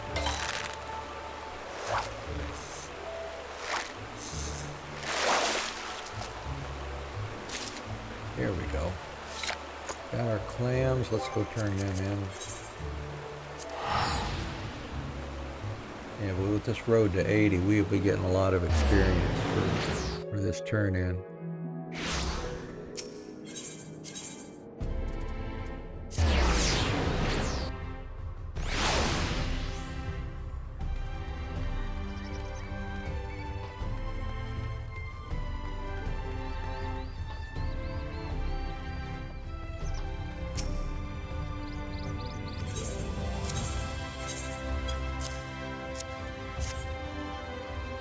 Well, it seems like your hard work has been rewarded. Ah, we did. We hit 80. Got it. Your bright mirror clams are being distributed to the patients as we speak. Oh, that's right. The Kyrugians mentioned they might be paying us a visit at some point, presumably to shower you with praise.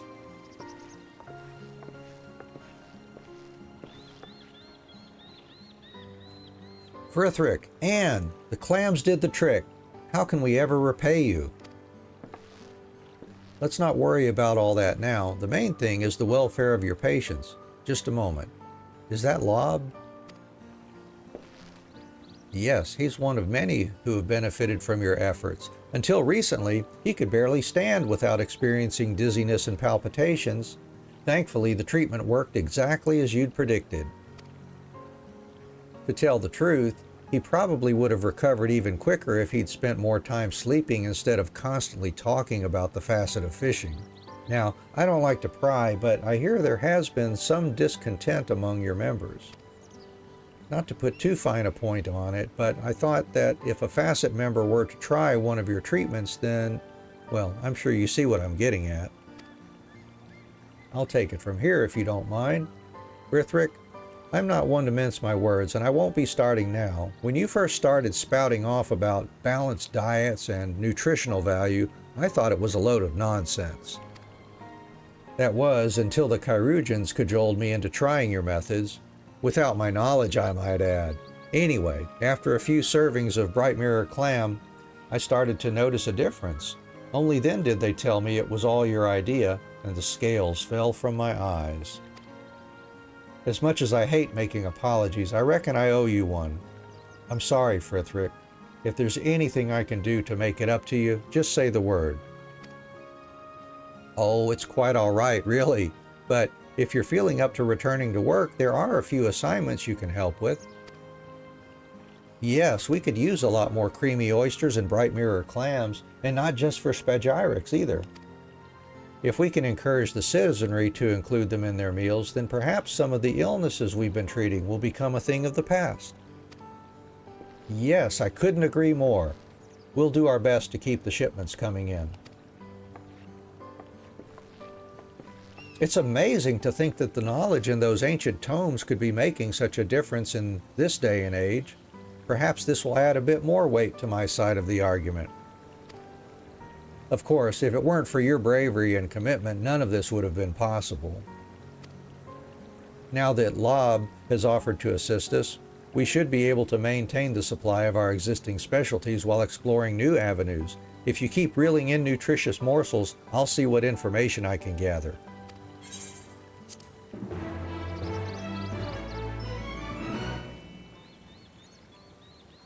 We'll be able to swap into our level 80 gear now for Fisher.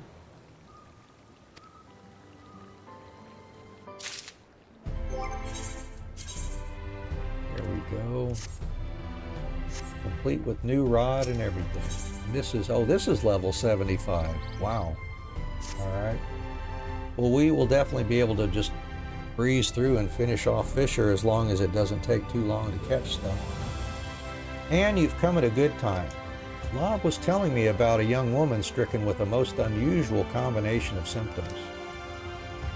She's been having frequent dizzy spells, much like I was, but if that weren't bad enough, there's something wrong with her eyes. The whites have gone all yellow.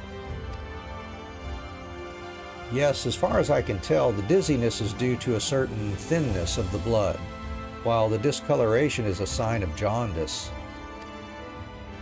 She's been like this for a long time, and she's understandably reluctant to go outside, which isn't doing her much good either. Is there something we can do for the lass? Well, those ancient tomes might have something to say on the matter. Lob, follow me. I have a feeling we'll be needing your help too. Alright, well, let's go. Off to the Cabinet of Curiosity.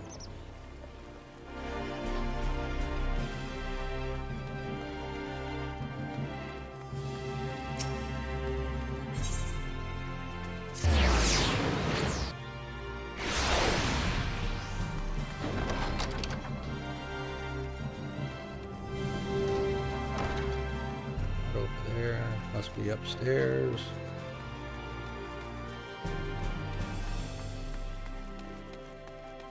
There he is.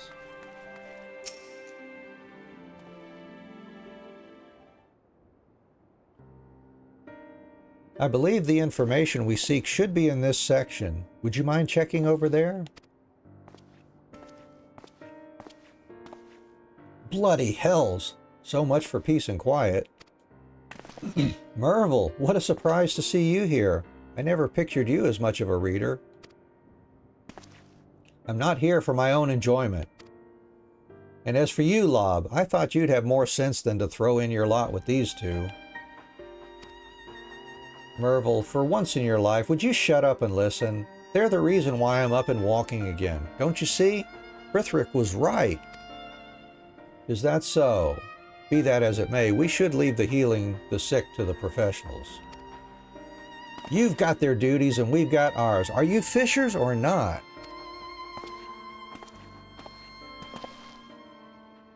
He never was one for civilized debate, but he only wants what's best for our people. At least what he thinks is best, at any rate. He's been around long enough to remember the days when starvation was all too real a threat. That's why Mervil and the rest of the old guard are not like to agree with anything that might lead to fewer fish being caught. The younger ones will be more likely to support your cause, though. To be honest, I can't see your talk of balanced diets winning their support, but there must be a way to get through to them. I'm sure there will be time to think about that once I've found a treatment for your friend. I appreciate what you're doing for her, but why don't we have the curators look for the information instead?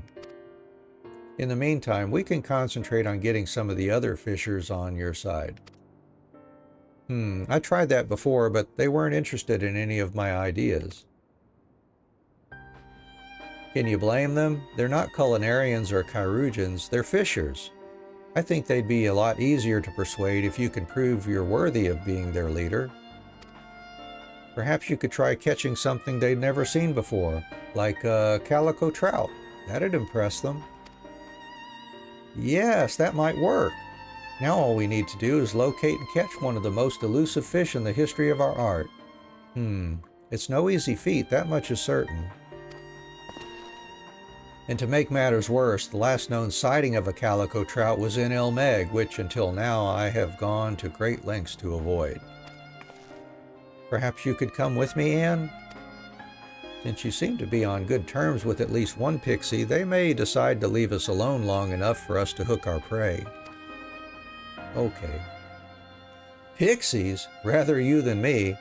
Anyway, once I've asked the curators to lend us a hand with these books, I'll keep an eye on things at the Mean. Someone's got to take care of the place while you're away. That's right. Good thinking, Lob.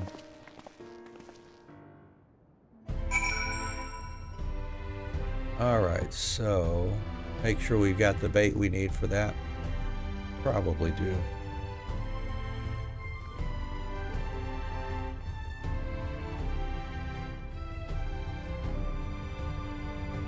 Yep. Use our good old fruit worm for that too.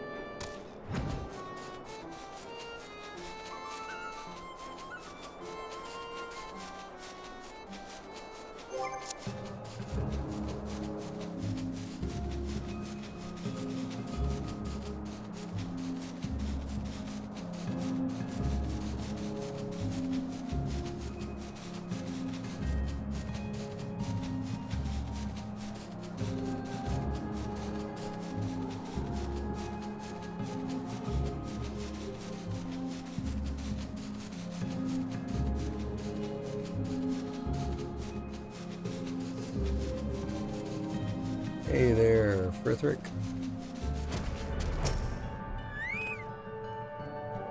This place is a lot more pleasant than I was expecting, and I haven't been accosted by even one pixie thus far. You don't think they'd play any mean tricks on us, do you? If it's all the same to you, I'd like to catch that fish as soon as possible and get back to the Crystarium. We might even be able to get this done more quickly if we make it into a friendly competition. The first one to deliver a calico trout to Lob is the winner. Alright, I've got my fruit worms on there, so let's get to it.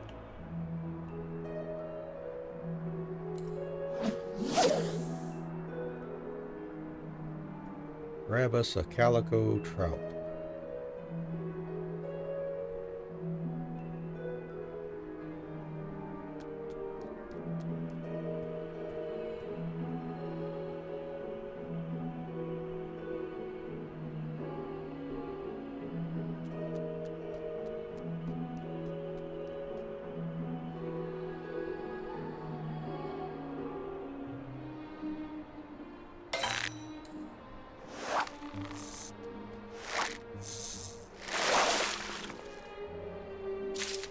There it is, first one. Very nice. Alright, let's head back to the Crystarium then.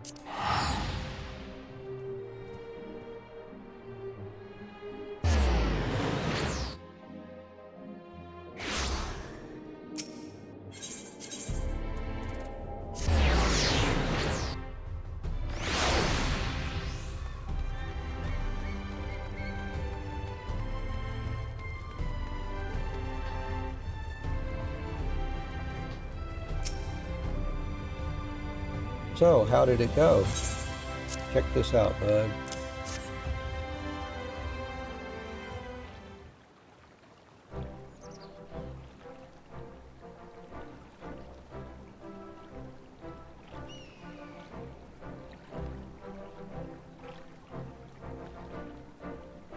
As I live and breathe, it's magnificent. Lob, I caught one too. Of course, I'd expect nothing less from the head of the facet of fishing. Anyone who doubted you will be put firmly in their place. Anyone who doubted you will be put firmly in their place when they see what you've caught. I hope you're right. If all goes according to plan, we'll be able to get a few of the younger members to go after the rarer species in your stead. Yes, and that'll give me more time to help here with giving assignments and seeing to deliveries, which in turn will make it easier for you to show your face down at the source a bit more often. Mervil and his cronies will find it a lot harder to ignore you that way. Once they see you're taking care of the day-to-day running of the facet of fishing, they're more likely to lend you an ear and maybe even a hand. But before all that, there's a certain young lady in need of help. Maybe the curators have dug up the information we were after. Goodness me, I have to admit that it had all but slipped my mind. I'm lucky I have you here to remind me. I'll go ahead to the Cabinet of Curiosity, but we'll send word if there is anything that requires your assistance. I shall see you anon. All right, see ya.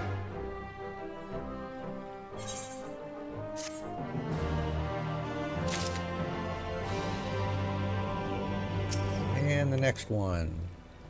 I found a cure. Well, a potential cure anyway.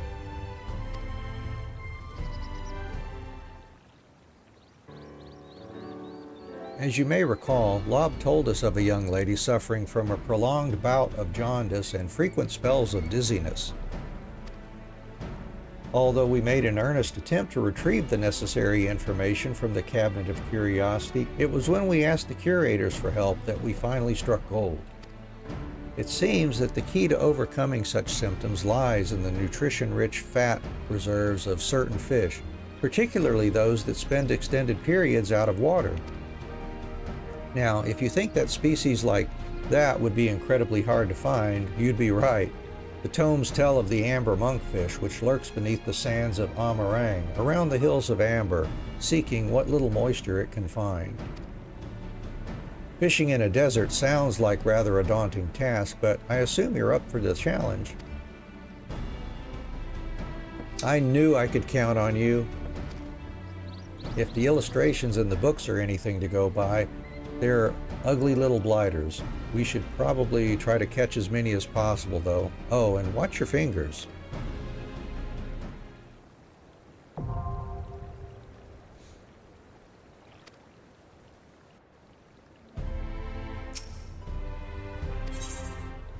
Amber monkfish.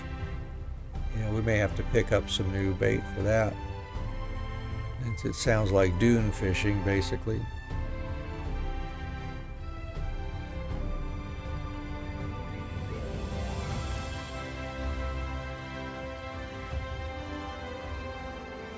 Yep, some desert frogs.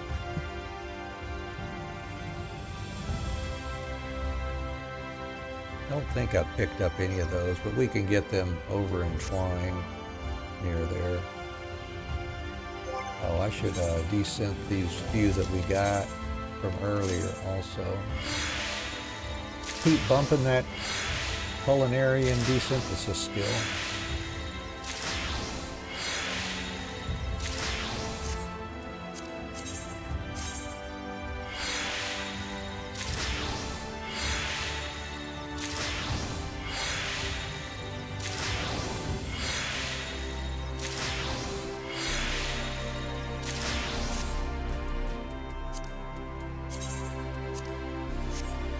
Alright, let's head over to Twine.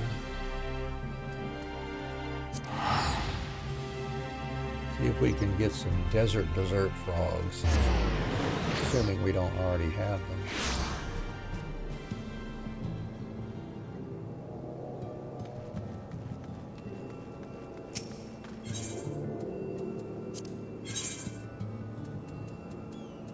Oh, those are lures. Make sure I don't have any sitting anywhere. We'll get about 4 of those, I guess. Put those on my line, and let's put the fruit worms back in our bag. And go fishing. No botanist could use some experience. Let's switch here.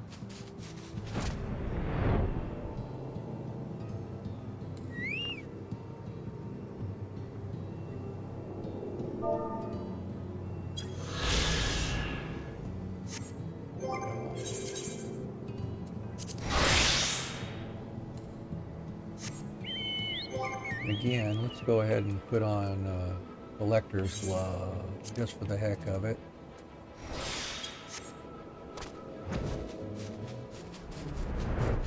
And let's see, where's a good spot? I think we can get them here, maybe. Yeah, there we go. All right, 6 amber, is it amber monkfish? Yeah, amber monkfish.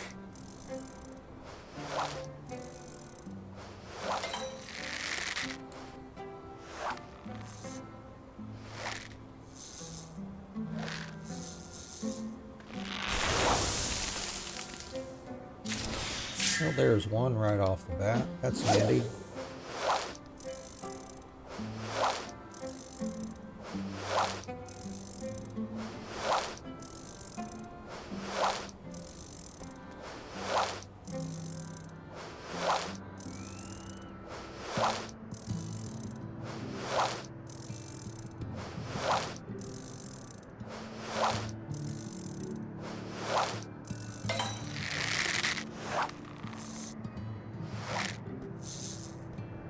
Oh, I got a new skill that I need to be using that identical cast now, don't I? Yep, let's do that. That'll help us out. Yeah. Whole reason I was wanting to get this to 79 there.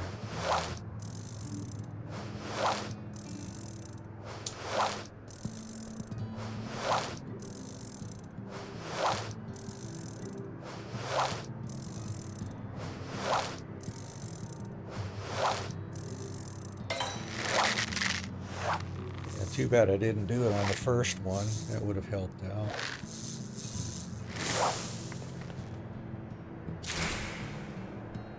Then we'll have to wait till we catch another one before we can use that skill again.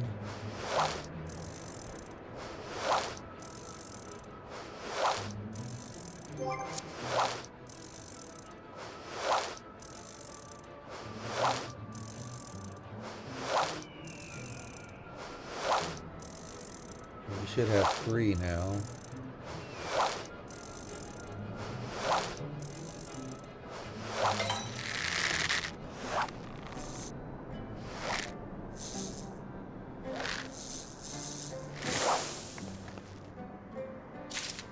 Okay, there's 4. All right, well, let's make it 5 real fast then.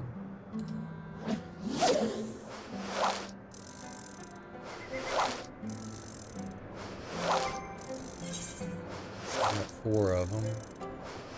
This should make it 5.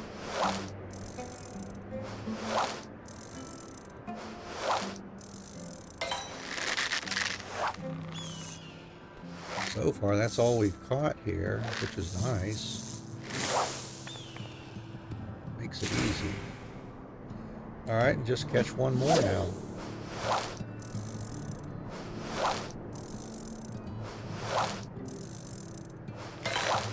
Oh, there's a new one.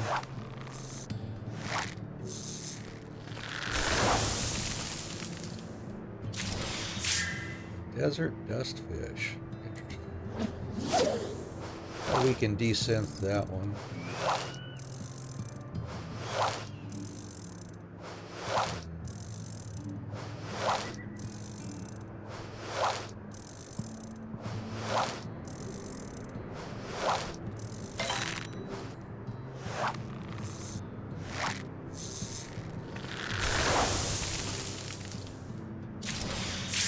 Web-footed sand gecko. Ooh, we can mooch with that one. Let's go ahead and do that. See what we nab with that one.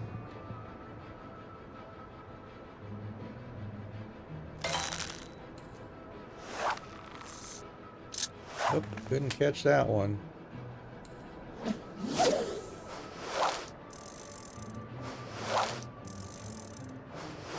Look at all the awesome experience we've been getting too.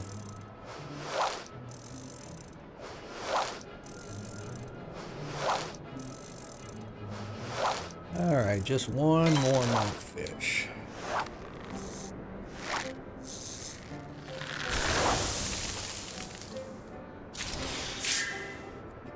That's a new one.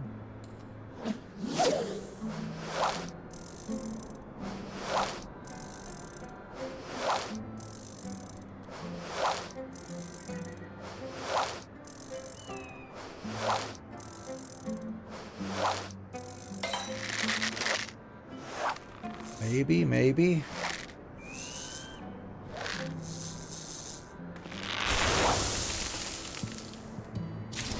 Yeah, there we go. Should be 6. Yep. Go ahead and desynth these other ones here.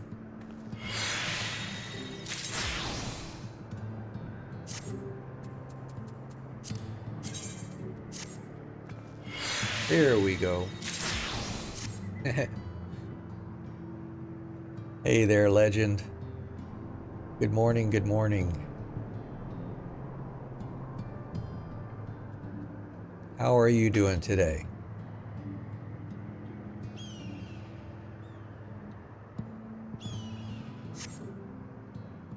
Alright, back to the crystarium.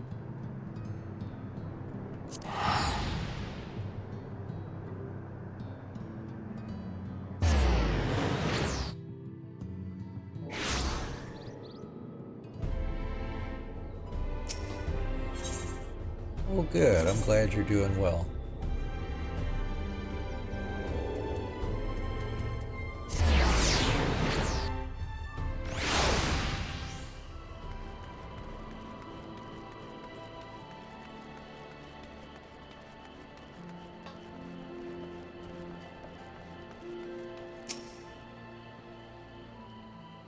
I think it would be best to have Lob give the fish to his friend in person, since it was his idea to help her. If you bring them to me, I'll make sure he gets them. Alright, well, I can give you the 6 fish right here. Arr, it's a monster! I do hope that Lob does something to make it look a little more appetizing before presenting it to his friend. For what it's worth, I don't think they come much bigger or uglier than this.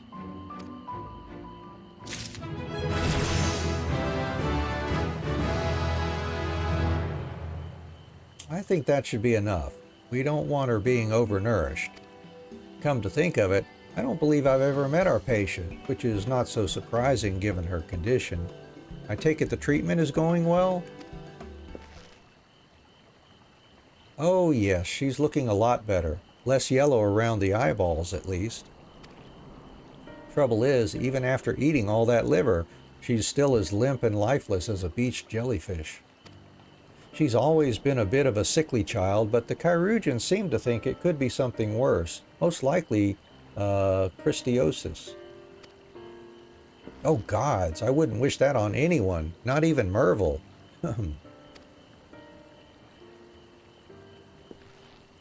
Oh, I'm sorry, Anne. Since you're not from these parts, you've probably never heard of Christiosis.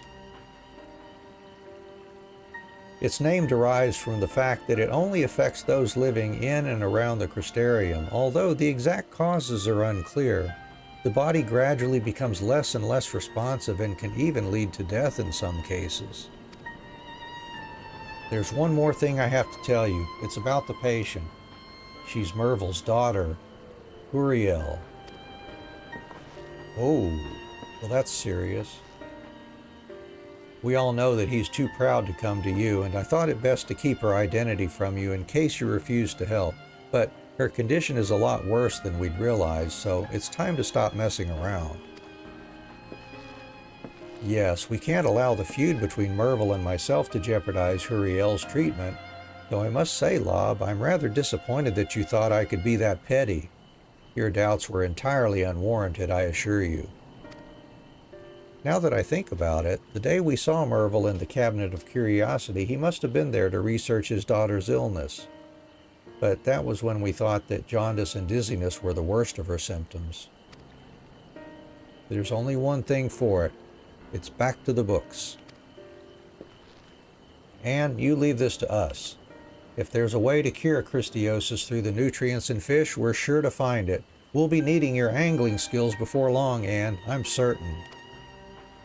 If past experience is anything to go by, we'll be sending you off to some fiend-infested bog at the arse end of, somewhere tranquil and picturesque.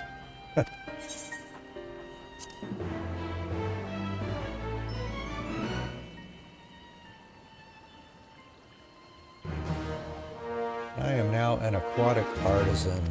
Awesome. Alright, next level 80. Alright, we're ready to finish up Fisher here. Let's go do that. If you came to hear good news, I've got none to give. We're still no closer to finding a cure for Christiosis. Of course, people only started using this name after the appearance of the Crystal Tower, and I have no idea what people called it before then. Having said that, the ancient records speak of Noble's Rot, which has remarkably similar symptoms to Uriel's illness. But as the name implies, it only seems to affect those who lead lives of luxury. Since we're not likely to find anyone like that around the crystarium, it's hard to say whether Noble's Rot and Christiosis are one and the same. The only people who you might consider wealthy are those wine-quaffing gluttons over in Yulmore. Yulmore! Lob, you're a genius. Am I? It never occurred to me to go all the way there, though. The chances of them being able to help are slim at best. Well, a slim chance is better than none at all. If there is a cure for Noble's Rot, they must have their own way of treating it. Can I ask you to keep an eye on things here for a while? Aye.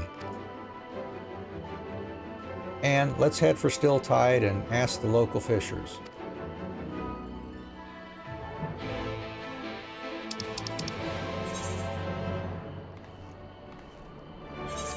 And off to Still Tide we go.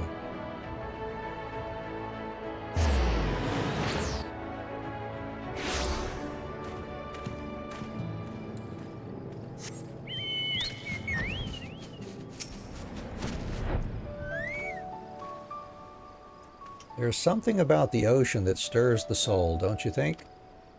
I wonder how many new species of fish there are waiting to be discovered. I've read about all sorts of fantastic aquatic creatures in the tomes, and I look forward to the day I can see them with my own eyes. Oh, I do apologize. I was rather lost in thought there. We had better start asking the locals what they know of Noble's Rot. Why don't you try that elderly gentleman over there? All right, elderly gentleman. Wizened Fisher.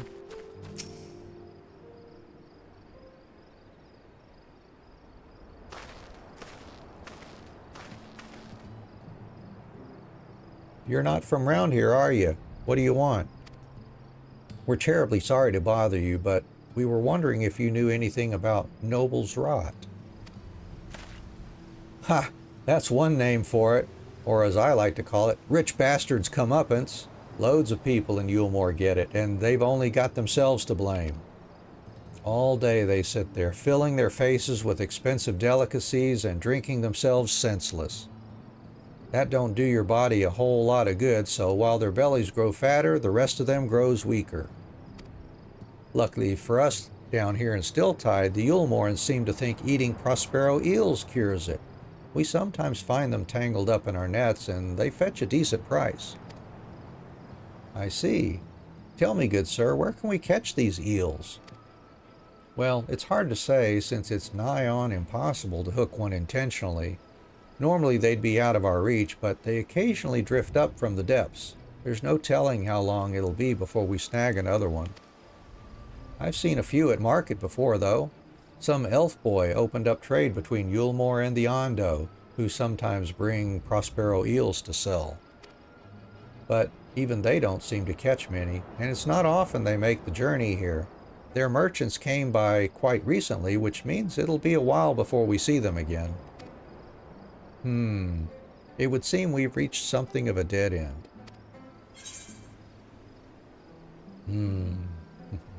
If they live at the bottom of the ocean, that's where I'll go.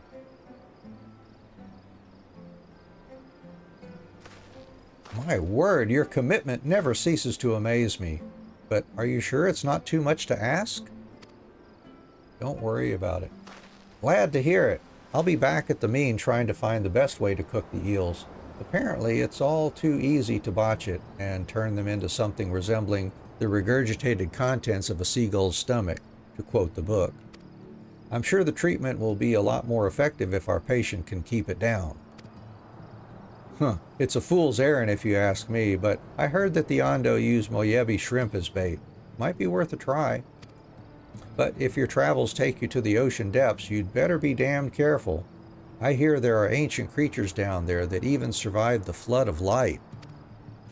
Beasts that old and that tough won't hesitate to snap up any tasty treats that come their way, including careless fishers. Go if you must, but don't say I didn't warn you. Consider your warning well and truly heeded.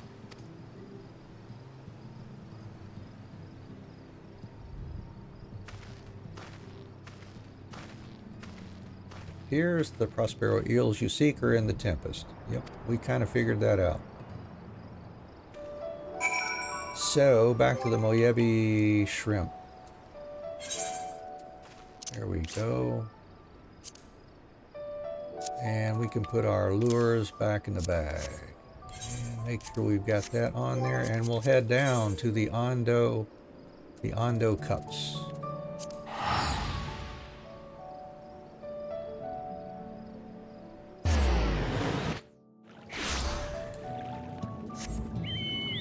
And we want to go down somewhere.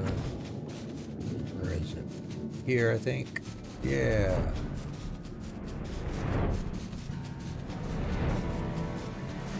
There it is. There's a little stream right here.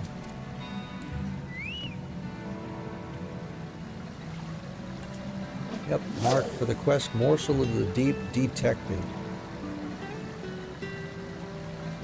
Grab us one Prospero eel.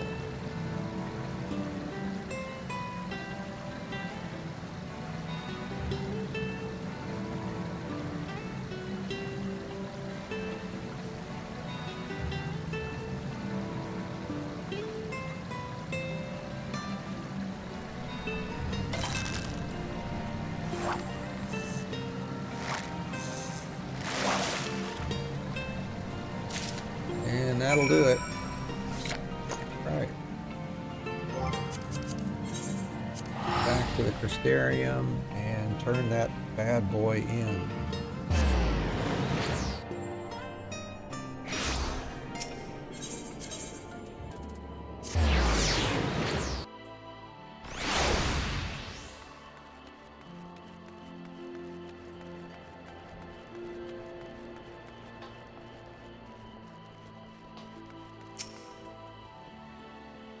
Welcome back. In all honesty, you'd been gone so long I thought something dreadful had happened.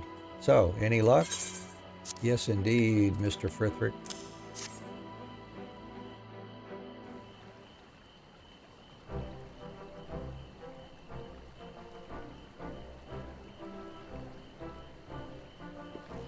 It's repulsive, but more importantly, it appears to be a fine specimen and is no doubt bursting with nutrition. Now all that remains is to follow the recipe and serve it to Huriel.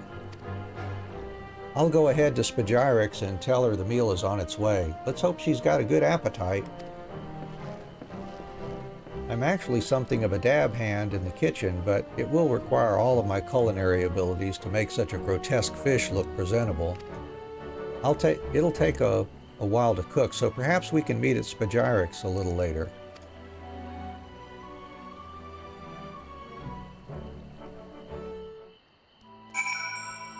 Alright, so I'm gonna run over there.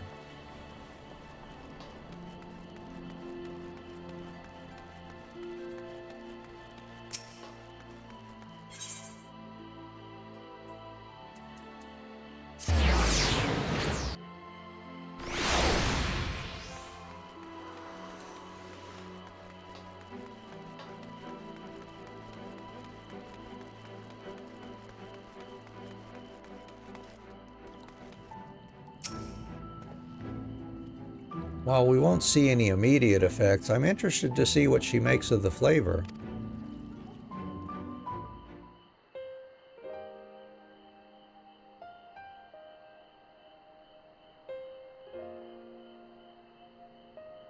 How was it? Delicious! But is this truly the key to overcoming my illness?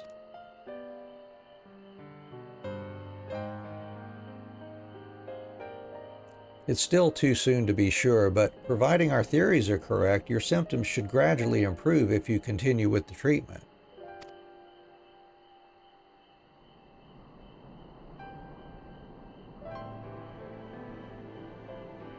I must say, it's a lot more appetizing than any of the medicines I'd been given until now. You! Get away from my daughter this instant!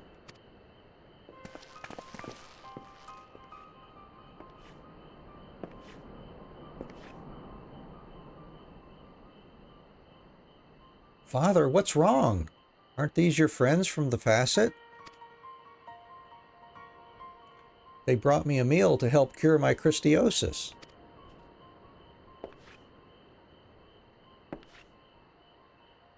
I work my fingers to the bone to pay for her medicine, and you think you can do better?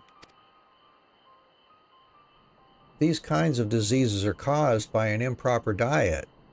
The dish Anne and Frithric put together is meant to give her what she's been missing.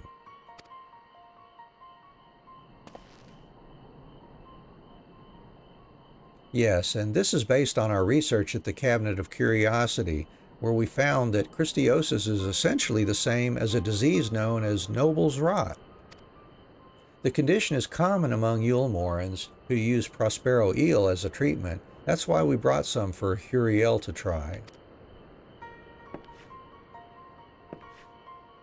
And you're using my daughter as a test subject for your madcap theories?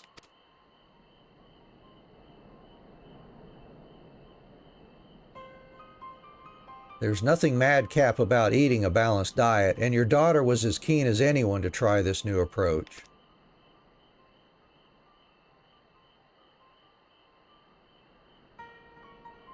Of course, Huriel isn't the only one suffering from Christiosis, and we'll need a lot more Prospero eels.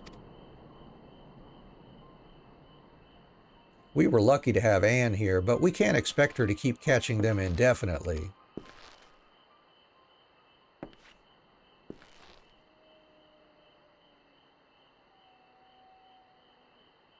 Lob and I can't do this by ourselves. We need experienced fishers like you, Merville. Please, help us.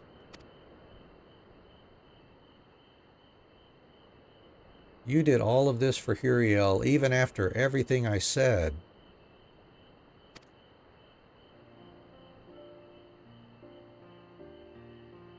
And will continue to do so, perhaps with you there to lend a hand. Yes, of course. If you'll have me. Well, we asked, didn't we? Huriel, you'll be out of here soon, I promise.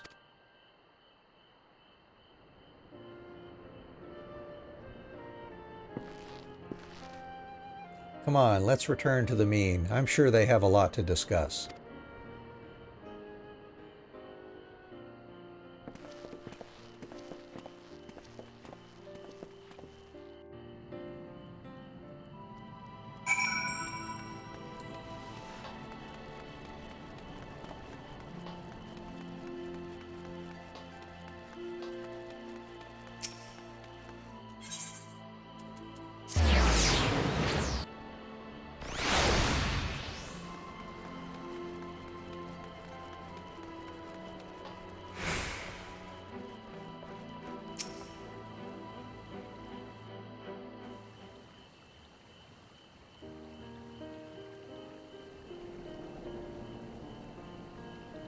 I'm pleased we were finally able to get through to Merville, though if Lob hadn't been so discreet, our efforts may have seemed like a shallow attempt to use Huriel's illness to manipulate her father.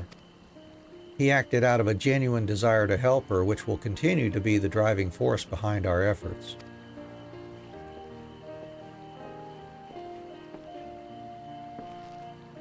Ah, Merville, how's Huriel? A lot better, thanks to you.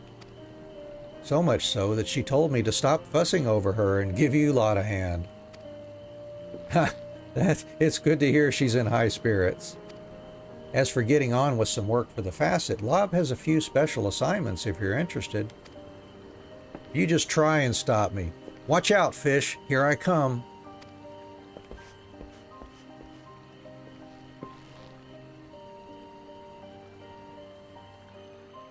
It's incredible to think how much has changed. With everyone working towards a common goal, things should go a lot more smoothly from now on. Having said that, I can't help wondering what would have happened if you and Lob hadn't been there to guide me. Ha! I'd probably still be butting heads with Merville and the others, which hardly bears thinking about. But it's not only me you've helped, it's everyone in the Crystarium. Once they get into better eating habits, they'll be much healthier and happier as a result.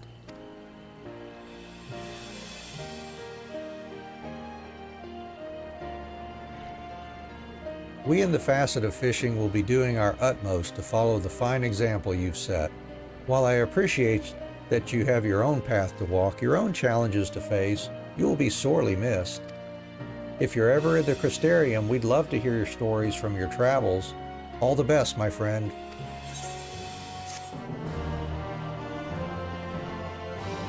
All right, so we've got our gatherers finished up, except for Botanist getting enough experience to get to 80.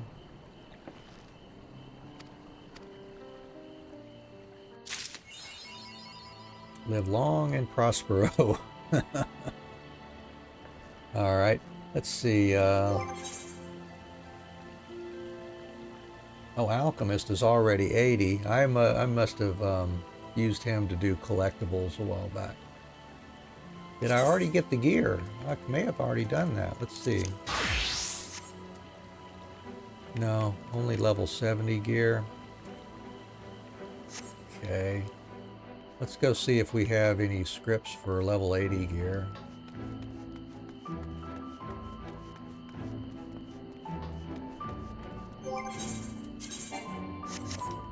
Nothing in our armory chest there. We'll go for the eye level 500 gear. Oh, I've only got 12 crafter scripts. Yeah, we'll just be gathering those as we do the Crystarium deliveries here. All right, so first one, let's see.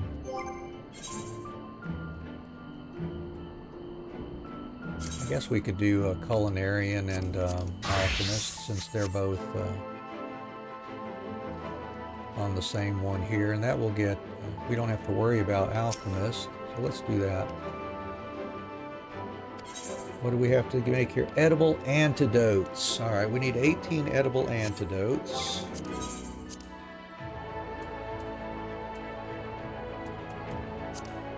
Mysterium deliveries. Yeah, that's the very first one. All right, so we'll need to collect us 6 of each of those ingredients. It looks, or no, 18 of each of those. Nope, just 6 because it makes 3 for each craft. All right.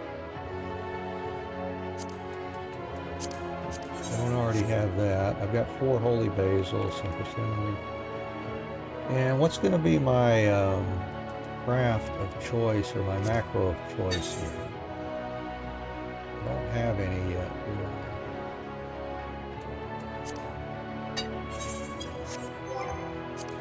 All right, let's figure out what macros we're going to use first. I think we might be able to use this one. Maybe, maybe not.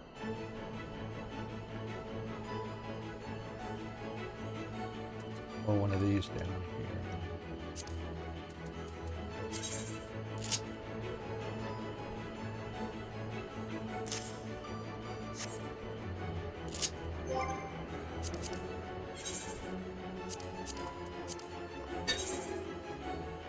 Alright, let's see what that does. That may be overkill. Yeah, that's going to be way too much.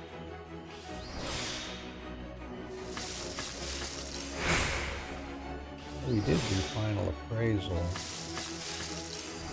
We don't have one of the actions that's required for that. Oh, that's just so simple.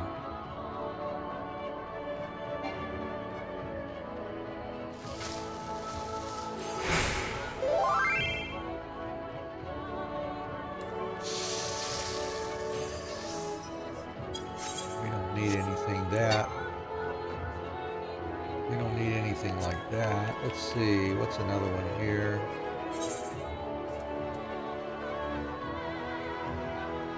Don't need to use that groundwork though. Let's find something simple here. This might be it. Simple HQ will do it. Muscle memory, then waistline, innovation. Do the 4 touches. Another innovation, great strides. Yeah, let's give that a try. Set that to hotbar here.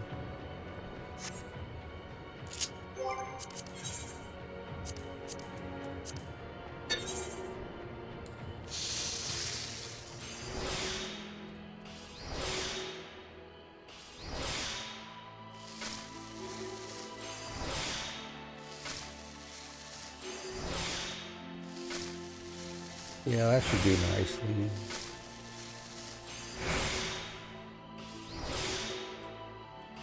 Should be simple.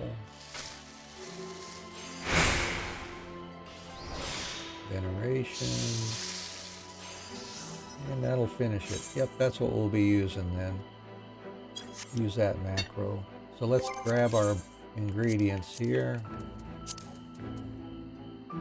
At least 6 of those.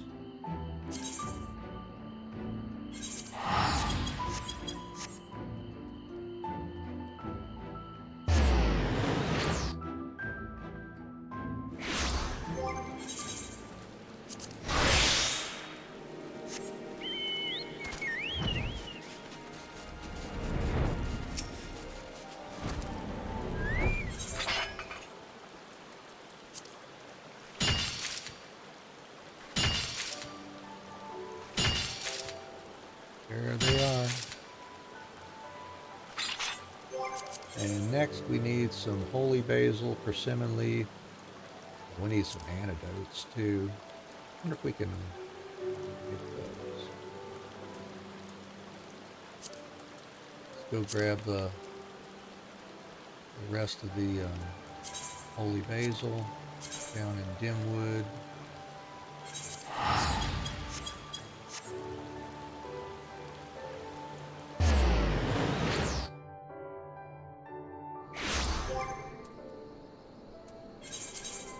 Switch to bot for that one.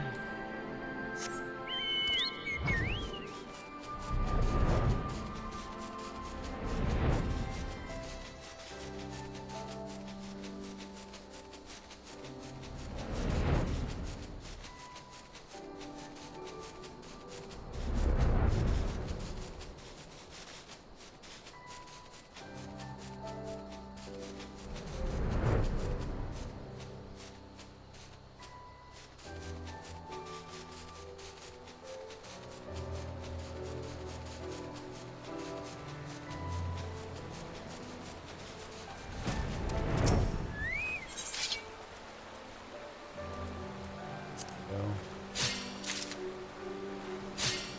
Plenty of holy basil.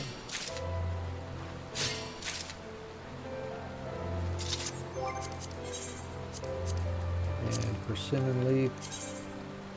Also here. Oh, the yellow nodes, though. A little further south.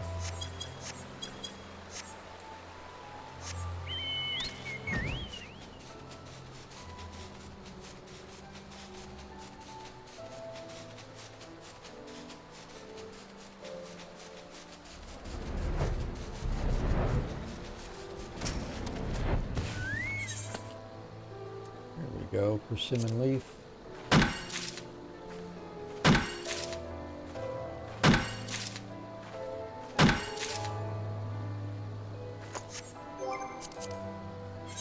And we need to either make or buy some antidotes. Get us some grass vipers. We can make those easily enough. None in our storage. Back over to Horizon's Edge here out of grab a few grass vipers.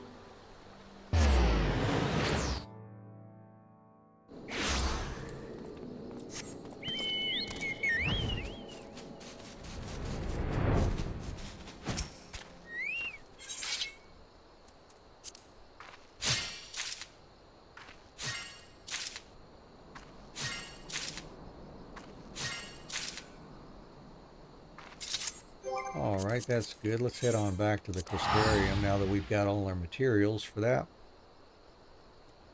Let's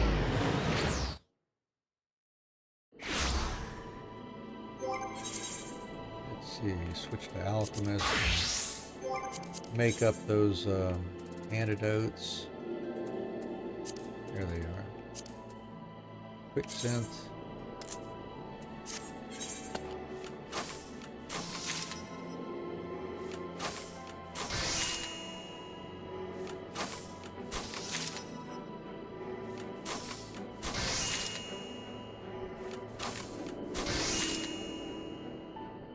Well, 3 out of 5 high quality on Quick Synth. Alright, and then back to Culinarian.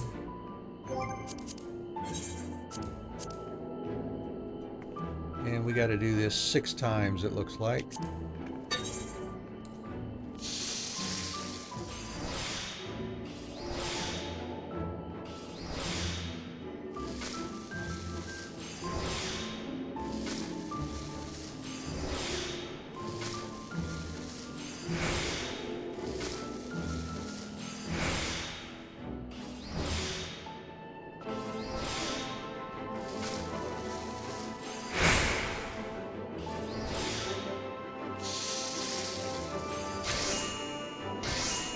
We could probably use this same macro for a few tiers here, possibly.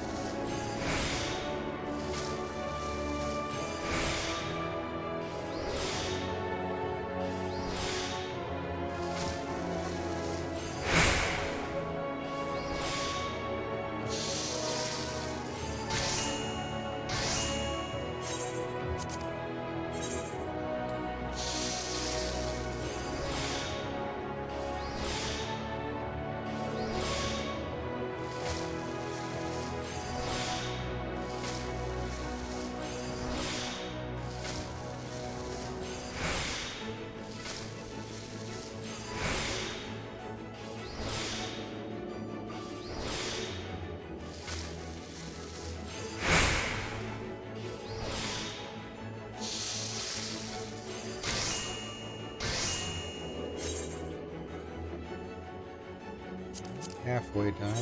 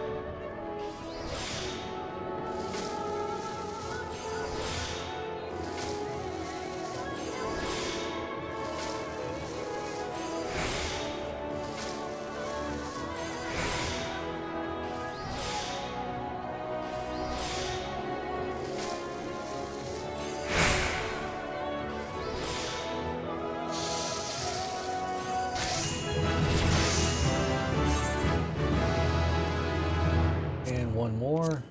That's good. We got a level on that. We'll be level 75 here easily. We should be able to push Culinarian up to 80, getting through these Crystarium deliveries pretty easily, I think.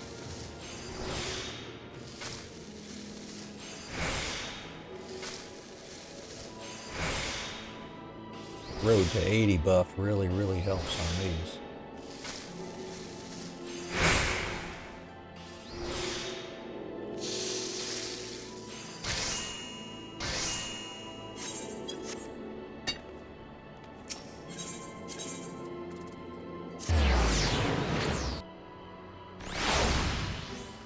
So much so, I wonder if I even really need to bother with making high quality to turn in.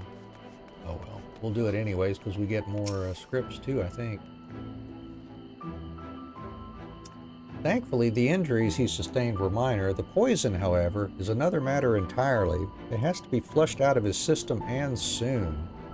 Yeah, talking about curing an Amaro, I believe.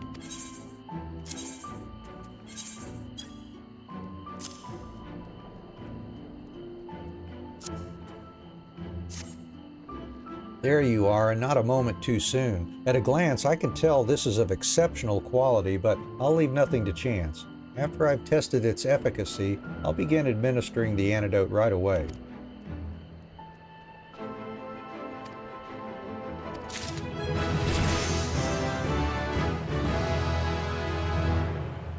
It looks like Skip is going to pull through, and it's all thanks to you.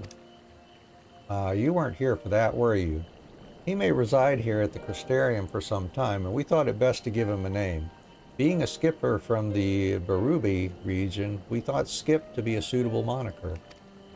We're not quite out of the woods yet, but if we continue treatments, the poison should be gone from his system soon enough. Though I must say, I did not expect you to be such an accomplished apothecary. Indeed, the antidote's effectiveness has exceeded all my expectations. In my experience, such exemplary work only comes from one deeply concerned for the well-being of their patients, and it certainly shows here. Truly, you are an inspiration. Would that I had met you in my youth. Perhaps then I could have... or perhaps not.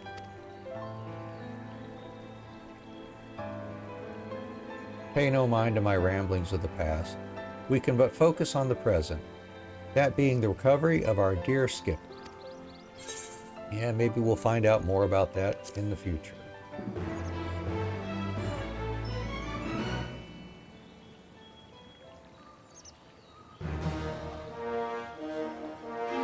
Now an Amaro enthusiast.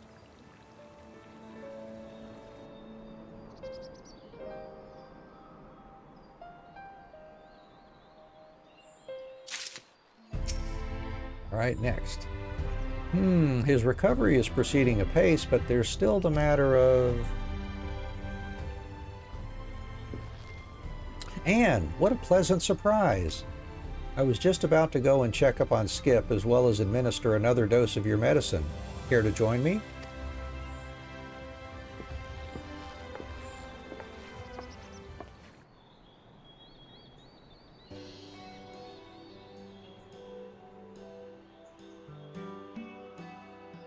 The worst is past, but he still has trouble eating on his own. Until he shows further improvement, I've decided to keep him on a mostly liquid diet. Needless to say, we've kept him well hydrated, and our flavorful fare, such that it is, has somehow managed to keep up his appetite. Your wounds are healing quite nicely, Skip. Still, he needs lots of rest. I'll feel better once he's regained the strength to walk. Though it still beggars belief that he's even here. An honest-to-God's Barubi skipper. Even assuming some few escaped the flood all those years ago, their domestication should have left them ill-suited to survive in the wild. Obviously, Skip is proof to the contrary, but it begs the question, if they found sanctuary here in Norvrant, why would he leave? Was it a curiosity of people that led you to Lakeland? I can only imagine your horror when you realized the poacher's intentions.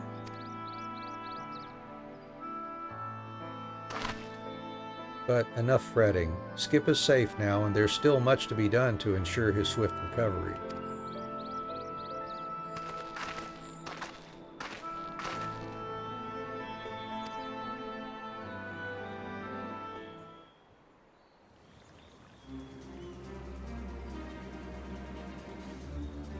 I must thank you again for that antidote. It's proven surprisingly effective despite how little we know of his breed, and there have been no side effects from its usage. However, because Skip has needed so much rest, it will be that much harder for him to regain his physical strength. Do you think it possible you could prepare dietary supplements for him? Something easy on the stomach, but high in nutrition to help restore his stamina. Yep, just leave it up to me. Truly, you are a saint. I'll leave you to your work then.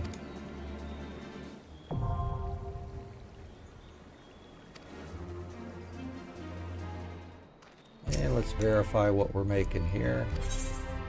Some nutrient-rich porridge. 18 of those as well. That matches what we have in our list here. And they make 3 at a shot, so we need 4 of each of these as well. Have to get us some garden beets, it looks like.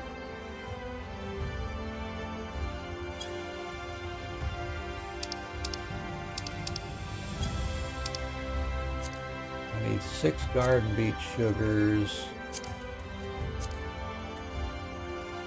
Each one makes 3, so I'll do it 2 times. So 10 garden beets, it looks like.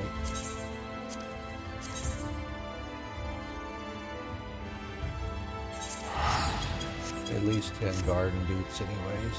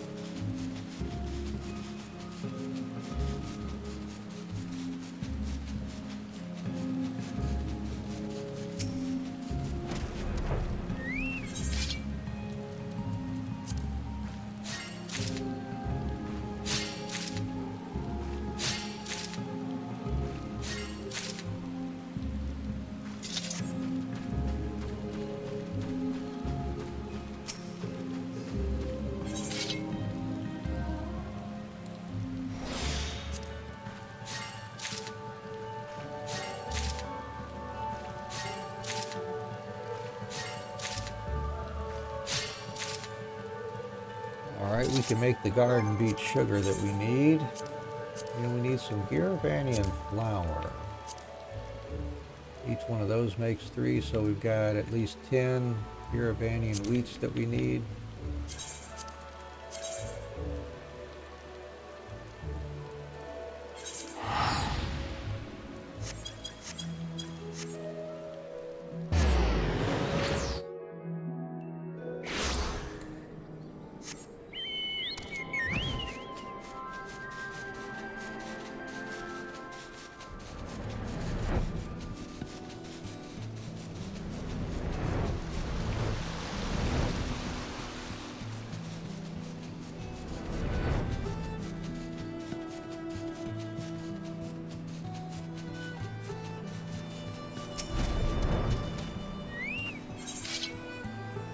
Is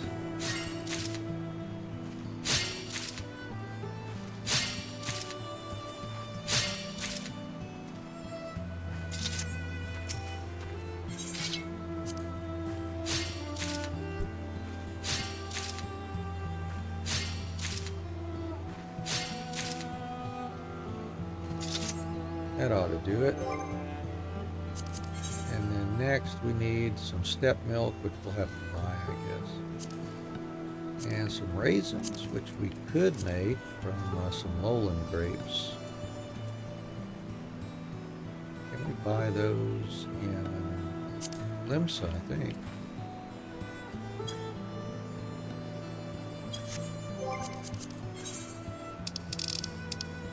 Let's give it a look-see, see if we can.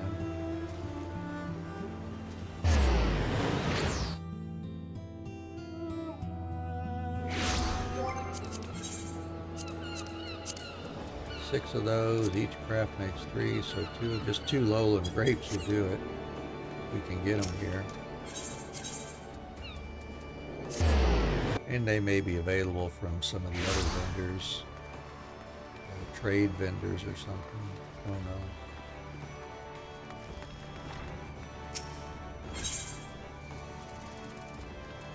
Yeah, there we go. Get us a couple lowland grapes.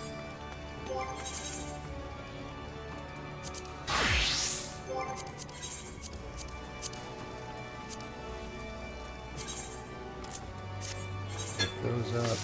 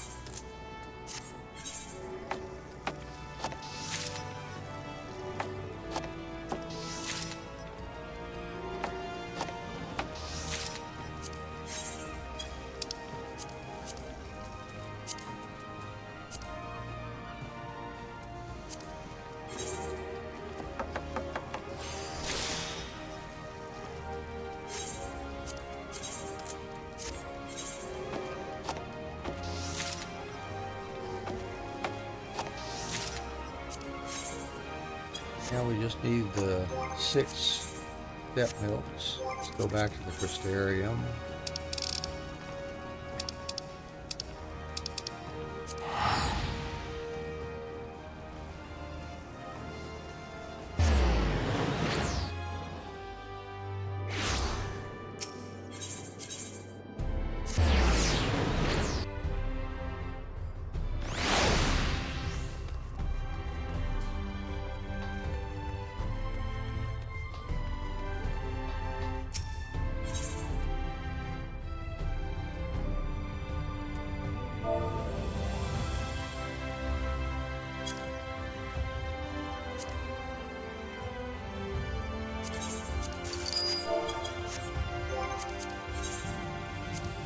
Alright, let's do this 6 times now.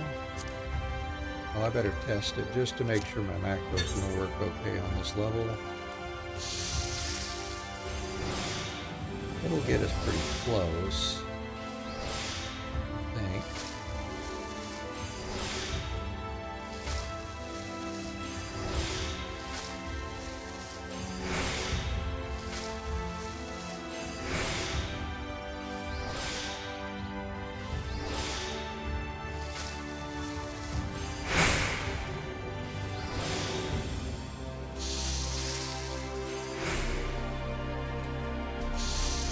Just have to finish it off manually, but that works fine.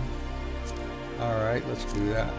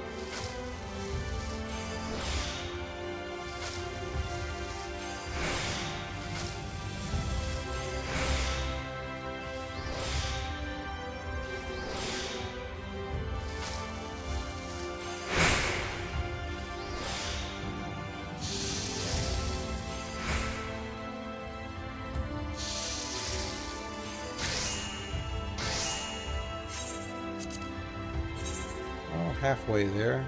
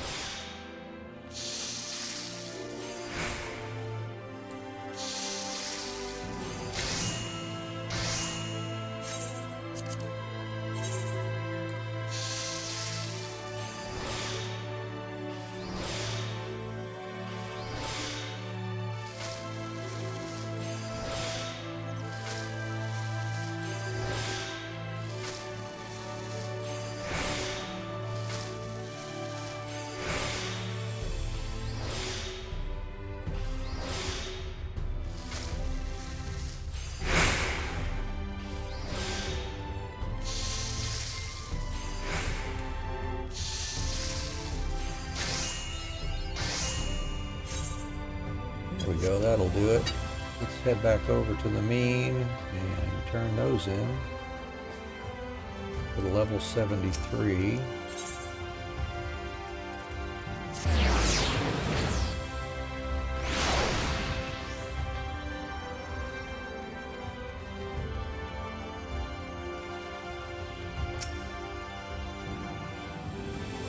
Sooner we can get Skip up and about, the better. I'm counting on you for that supplement. How about these supplements? Wonderfully done, Anne. Why, I'm tempted to sample this myself. In fact, I think I will. Oh my word, this is absolutely delicious, and no doubt full to bursting with nutrients. Yes, yes, this will do nicely. We're at level 77 culinary in here. Very nice. This is more than enough to see Skip back on his feet. Thank you. He will be pleasantly surprised, I'm sure. More so if you should have time to pay him a visit. Oh, Skip.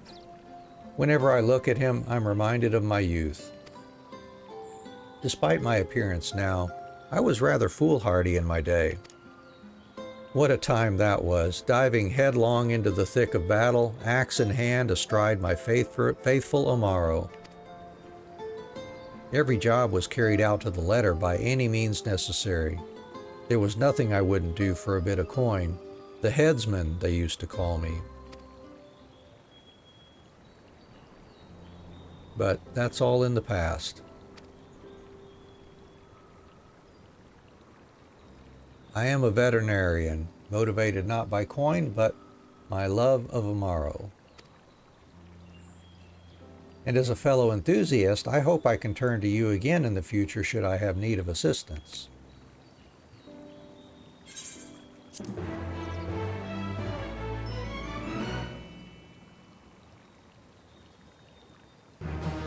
I am now an Amaro lover.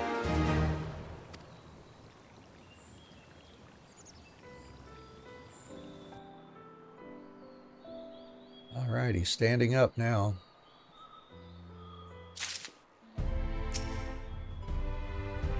We got us a new skill there. That's the one we were missing in our other macro, so we've got the skill we needed to use that one if we want. All right, what's next here?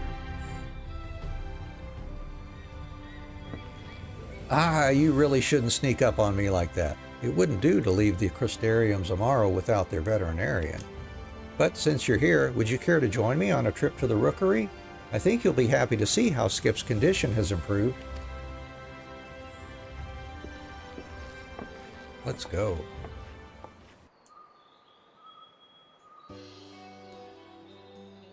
Yeah, he's looking better.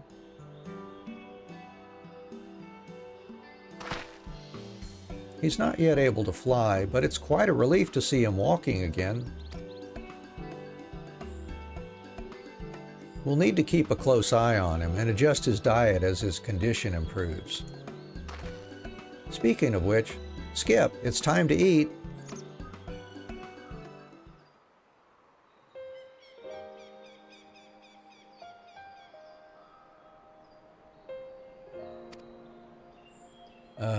Still wary, I see. He refuses to eat anything unless I or one of the stable hands taste it first.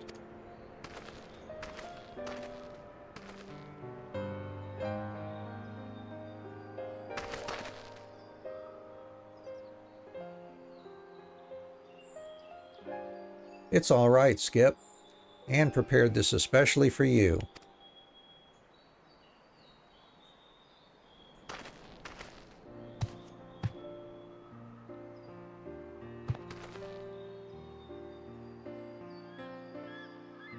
That's the way. Keep eating like that and you'll build back your strength in no time at all. Would that his heart could be so easily mended. In light of his ordeal, I can understand his apprehension at the approach of our stable hands, but even the presence of other Amaro leave him in a panic. It would be foolish to return him to the wild in his present state, but to continue caring for him here would prove no less difficult for him.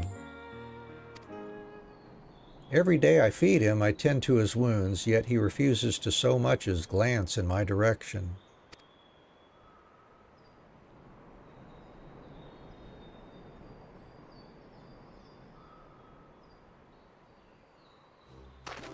What's this? He would allow you to gaze into those limpid pools of raven black? Could it be he's finally ready to open his heart to us? To me? Come, Skip, let's show Anne the true strength of our friendship. Oh well.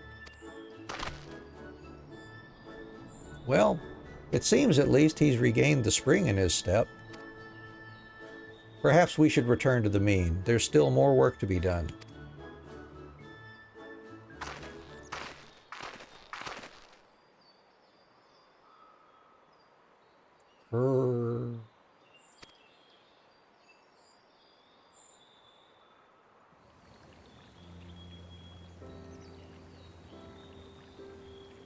I suspect you hear this quite often, but I cannot thank you enough for all your help. Were it in my power, I would hire you as my personal apothecary. I could finally rest easy knowing the Amaro had quality fare.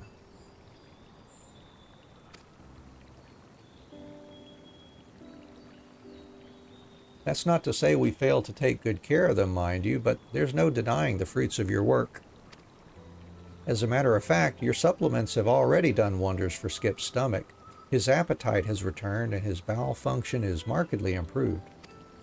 Which is why I believe it is time we move to the next stage in his treatment. Having rested for so long, I suspect Skip's muscles suffer from some degree of atrophy, which is why I need you to create a new supplement to help strengthen his muscles. Are you up to the challenge? Yes, I am.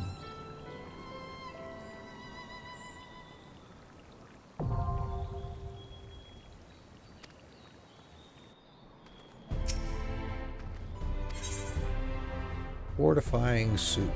18 of those. So 6 of each of these now. All right.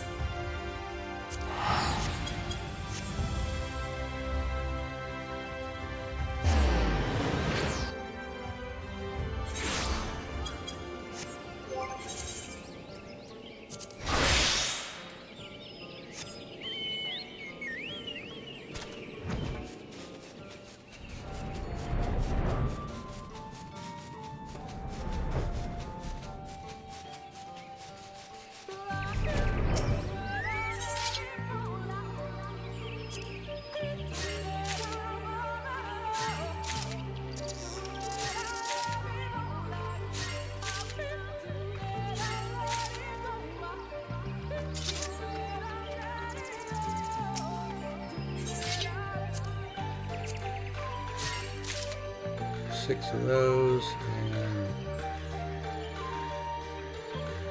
I'm going to need some pixie glass balls.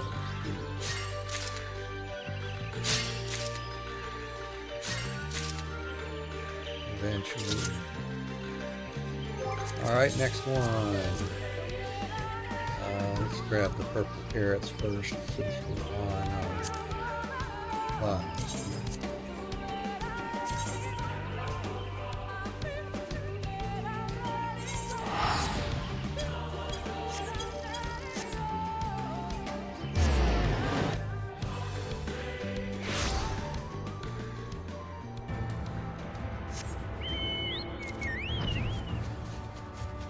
See when that Alamegan rock salt spawns too. If it's convenient, we can gather it ourselves.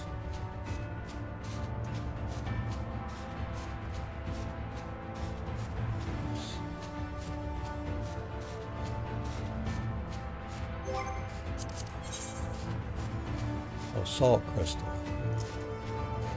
Oops, you gotta spell it right, don't you?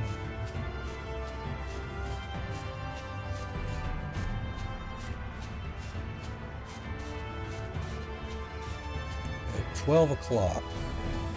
Yeah, we just missed it a little while ago. Alright, well, 6 purple carrots.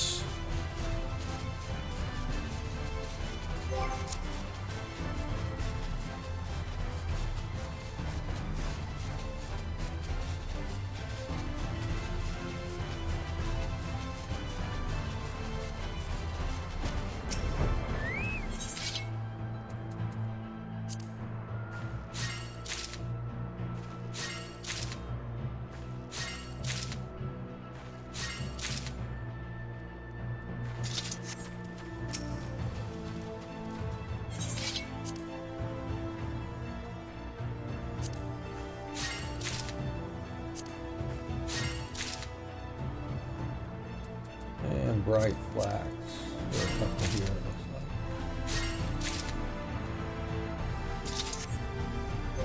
like. Alright, next item, Highland Spring Water. Back over in Ilmeg. Oh yeah. 6 Highland Spring Waters.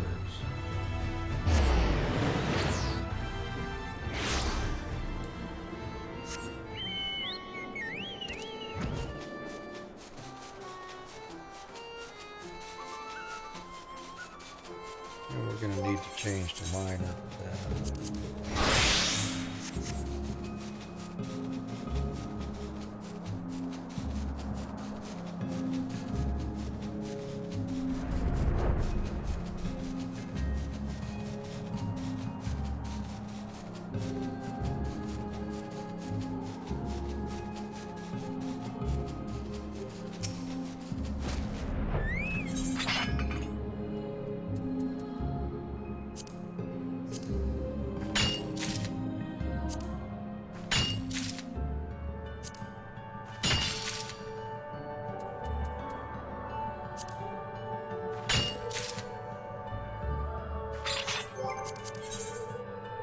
And we'll just buy us some Alamegan salt crystals, I guess.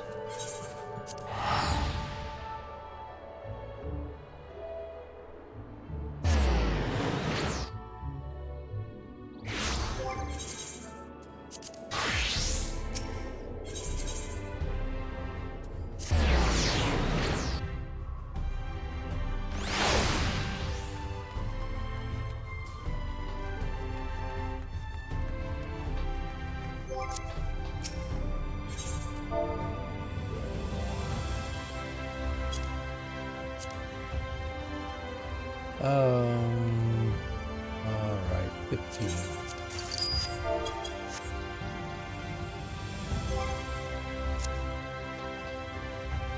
That should be everything now.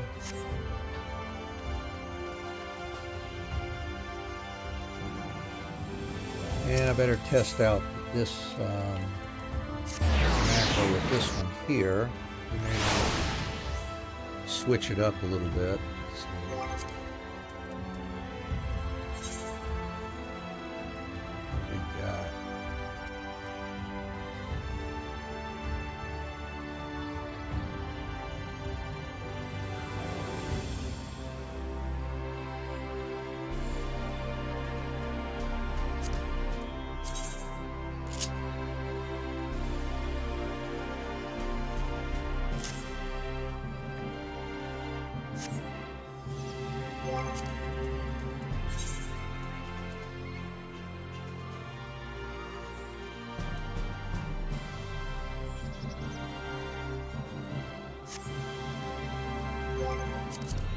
Let's do a test and see where we're at here with our macros here. What if we use this one? Is that groundwork still going to be too much or no? Yep, too much.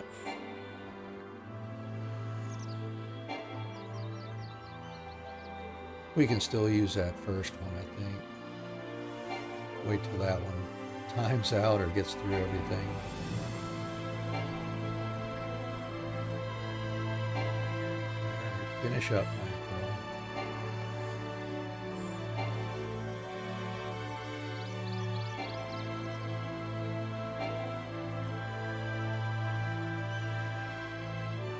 There we go. I think it's finished.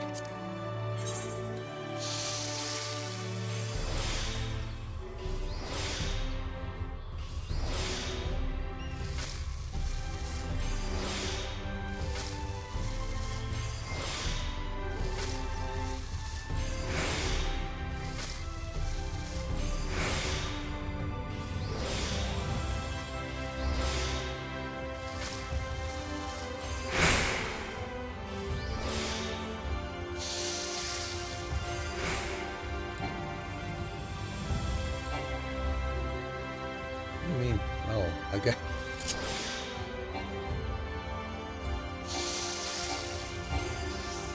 Well, I messed it up. Okay, whatever.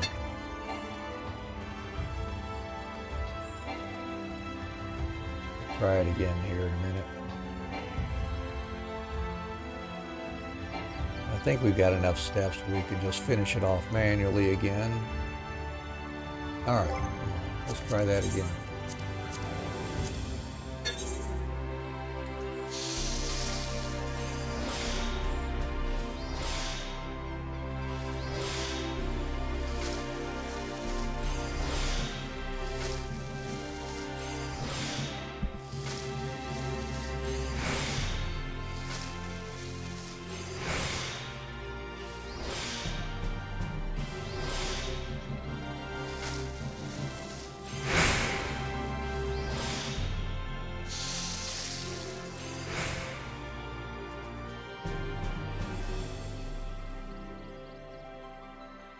Now let's see what that does. Oh yeah, just finish it off with one. Easy enough. All right, well let's do it then. Just got to do this 6 times.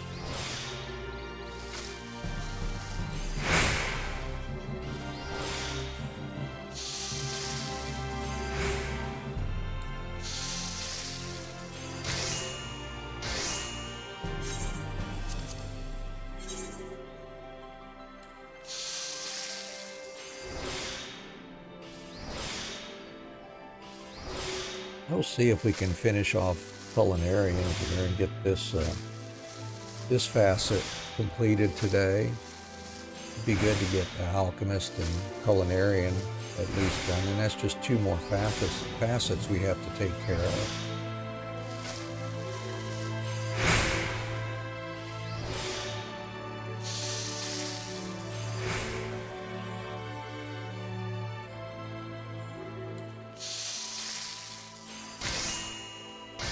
Hey, got a new recruit to arrive too from that achievement.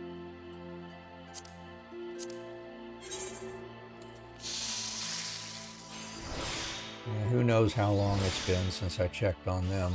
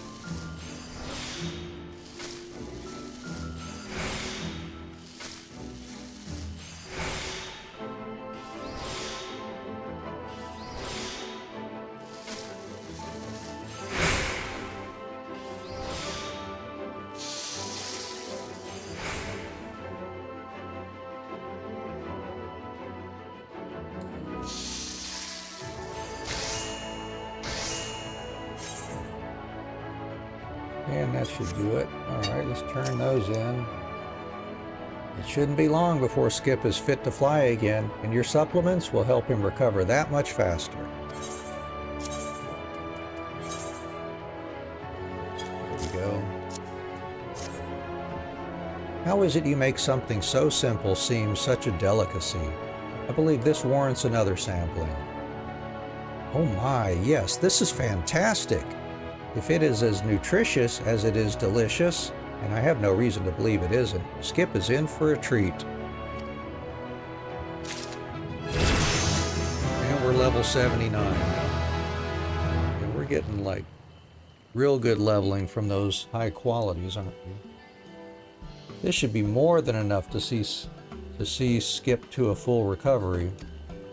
He's grown quite fond of mealtime, you know, though I think that's mostly to do with your handiwork. You should see the way he perks up at the mere mention of your name. But I worry what will happen when you're gone and another sickly Amaro is brought to the stables. When it falls to me to prepare the medicine needed for their convalescence. Don't you usually prepare their medicine? A part of me hoped you would never think to ask me that. I suppose there's no harm in telling you. As I mentioned once before, I once enjoyed the companionship of an Amaro, back when I still worked as a mercenary. We were inseparable. Until one fateful day when he was gravely wounded trying to protect me from sin-eaters. I brought him back here to the Crystarium with all haste, but resources were scarce, and a caretaker for Amaro was unheard of, let alone a proper veterinarian. So I took matters into my own hands, using my personal store of medical supplies. It wasn't until he began convulsing that I realized the dosage was too strong. I could only watch in horror as he thrashed about in pain, screaming, pleading for help. Then suddenly he grew still. I swore then and there no man or beast would die by my hands ever again. The next day I traded in my axe for books to learn all there is to know of Amaro and their care. That said, I've always been of the belief that any medicine to be administered should be prepared by one adept in the arts. After seeing all you've done to help Skip, I'm beginning to think I have more studying to do. Speaking of Skip, there's something I wish to discuss with you, but I fear I've taken up enough of your time as it is. Why don't you come back later after you've had a bit of a rest? Oh, that's so sad. He tried to help, but only ended up killing him.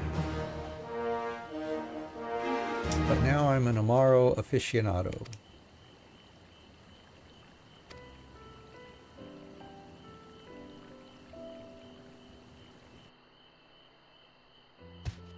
Yep, Skip is looking pretty darn good now.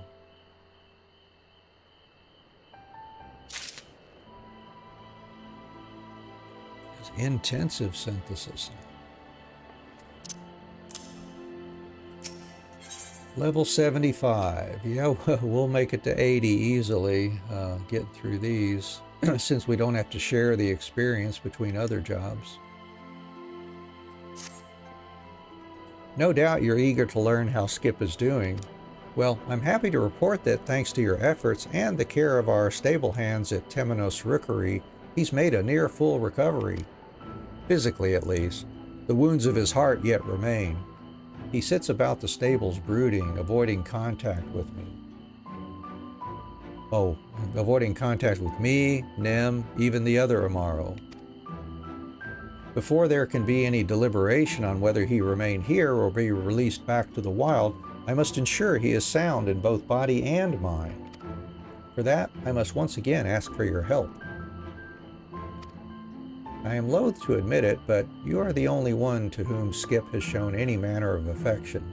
Not that I'm jealous, mind you, merely an observation. The poor boy barely even eats, though I do recall he was quite willing to partake of the medicine you provided, and the way you gazed into each other's eyes as if he...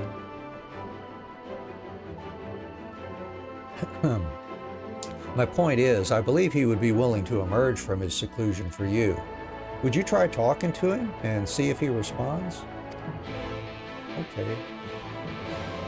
I can do that.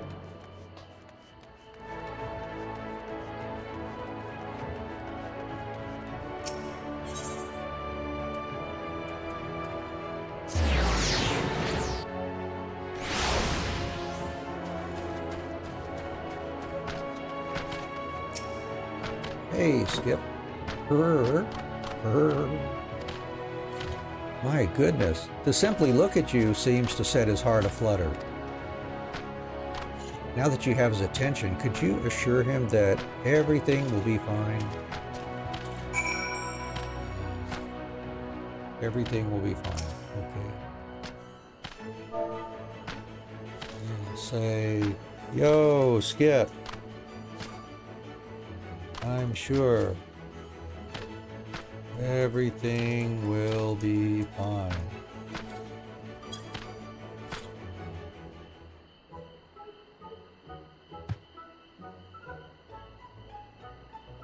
It's as if he's become a different creature altogether. He looks so happy, so carefree. Perhaps now I too can get through to him. Skip! Oh, still no luck. Still, he regards me with that icy gaze. After all we have done to nurse him back to health, why is it only you to whom he shows affection? There is no denying that it was you who prepared the medicine that treated his poison, and I have no doubt Skip is aware of that fact, but surely there is more to his fondness for you than that. Perhaps it has to do with the Amaro's innate predisposition to magic. It is what allows them to sense the ether of others, though nowhere near as strongly as their ancestors. Indeed, so in tune were the Amaro of Eld with their riders, they were often said to be of one mind. I can but wonder how such a pairing from an early age would influence cognitive development, or if their breeder might... Ah, there I go again, getting carried away. What was I saying? Right, Skip's predisposition to magic. Perhaps he can sense your ether more strongly than ours, thereby giving him a greater understanding of your concern for his well-being. Despite the lengths we have gone to heal his body, without you, I dare say we would never be able to heal his heart. Yet there still remains the matter of whether we keep Skip here at the Crystarium or return him to the wilds. I only want what's best for him, but I fear my decision will not be in line with what he desires. Oh, Skip, if only you could speak to us.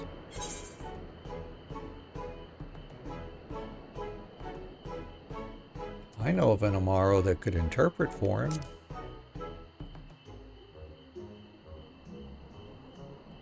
You're acquainted with a talking Amaro? Truly?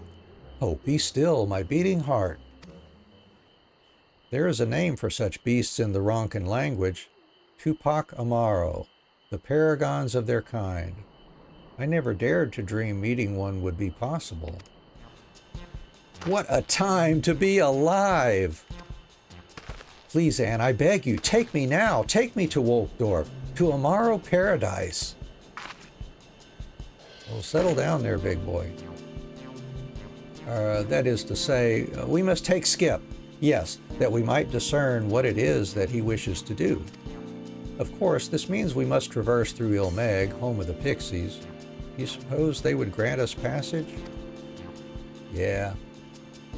Somehow it doesn't surprise me that you've befriended them. Still, I think it would be best to err on the side of caution. You must prepare a tribute for Bee and Skip. Please, Anne, we are strangers to the Pixies. It is the surest way for me and Skip to appease them. All right. Thank you so much. I promise I'll make this up to you one day. If there's anything you need, speak with Nim and she will take care of the rest.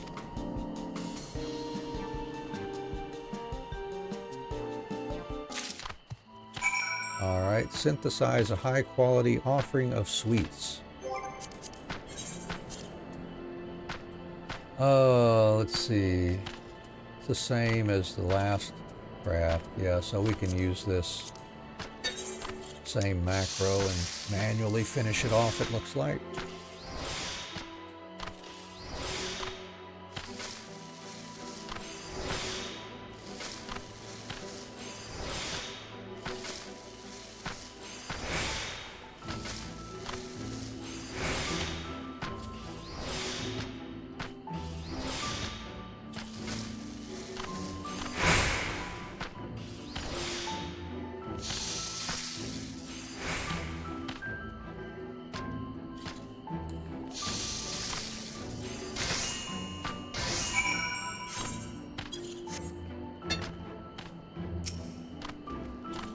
Skip and I are counting on you, Anne.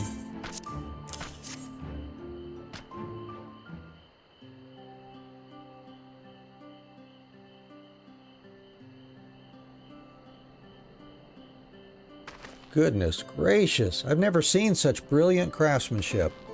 I may be tempted to partake before we reach our destination. I jest. Now, before we reach our final destination, we're to make a stop in Lidoran, yes? Fear not, Anne. Skip is in fine health, and I have no doubt he would travel near anywhere with you at his side. Let's be off then, to Ilmeg.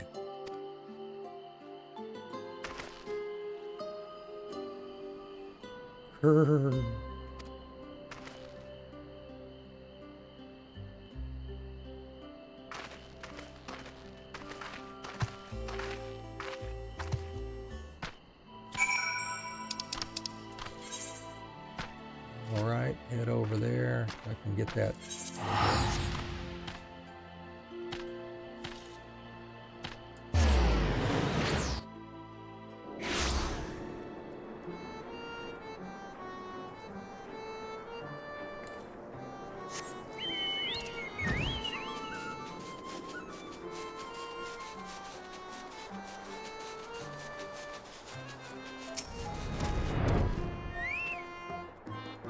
There you are. The Pixies were quite pleased with our tribute.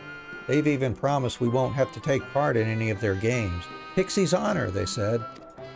Not that I don't trust them, but I'd rather not stay around overlong in case they should change their minds.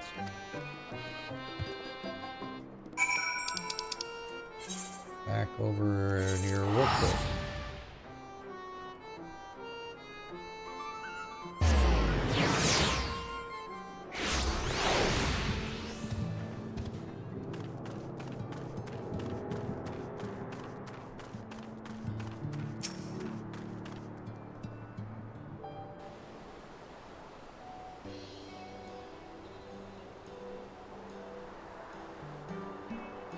Wolfdorf. It's so much more beautiful than I could have ever imagined.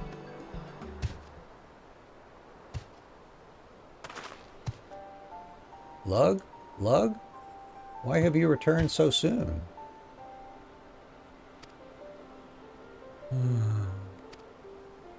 Lug? Ah, that must be Skip's true name. But wait, that would mean he was raised here, wouldn't it? Why do you not answer? Are you hurt? Forgive me for interrupting, but Skip has been in my care for some time now, and I can assure you he cannot speak. It would appear a terrible trauma has caused him to withdraw into silence. If you know aught of what happened to him, I would hear it. I see. We thought perhaps you might offer insight into what it is he wishes to do. I sense great turmoil within his heart. He has ever loved the children of man, but now that love gives way to fear. He had a companion once, long, long ago. Together they left their home behind and traveled the world, and it was that shared love of adventure that led them here to Norvrant, sparing them from the flood. The light-robed lug of his home and the passage of time, his companion. He wandered the land alone until eventually he happened upon Wolfdorf. We took him in, raised him as kin, and offered him guidance when he came of age. He has lived with us for over a century, yet seldom does he speak his mind to me or the others. His reclusive nature has proven troublesome at times, but I know he means well. All these years, and still he mourns the loss of his companion, of the lives they touched on their adventures. As to why he might have left, I can but assume he sensed someone or something familiar to him, reminiscent of his past life. I think it may have been you that drew him away from Wolfdorf. Oh, Lug, you sought man's companionship, but instead found his cruelty. I thank you both for keeping him safe, but I must ask you that you leave him here. We will take good care of him, I promise you.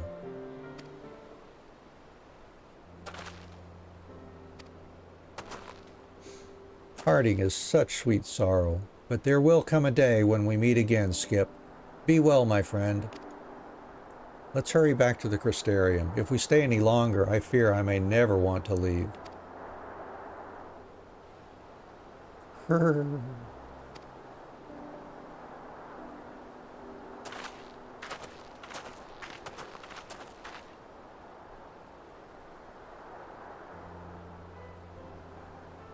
Are you certain, Lug?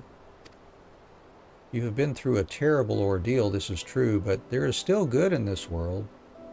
I would hazard you understand this better than most. This is not a decision to be made lightly.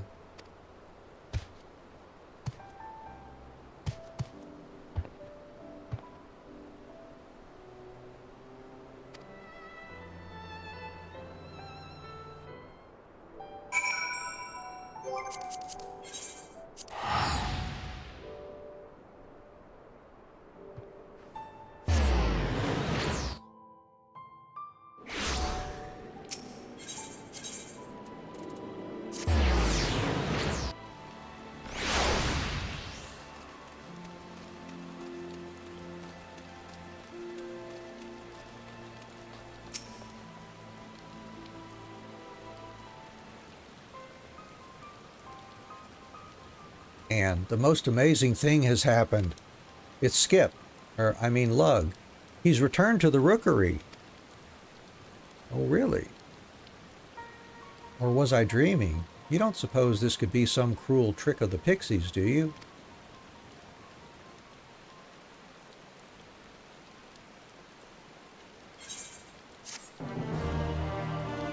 Well, Lug is looking pretty good.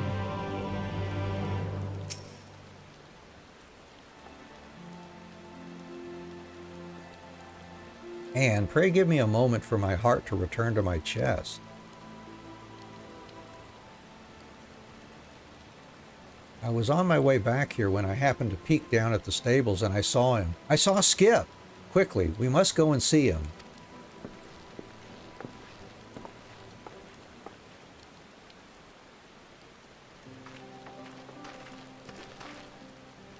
Skip! By the gods, it's really you! But why would he return? You don't suppose the Amaro of Wolkdorf mistreated him, do you? No, they were quite nice. Now he talks.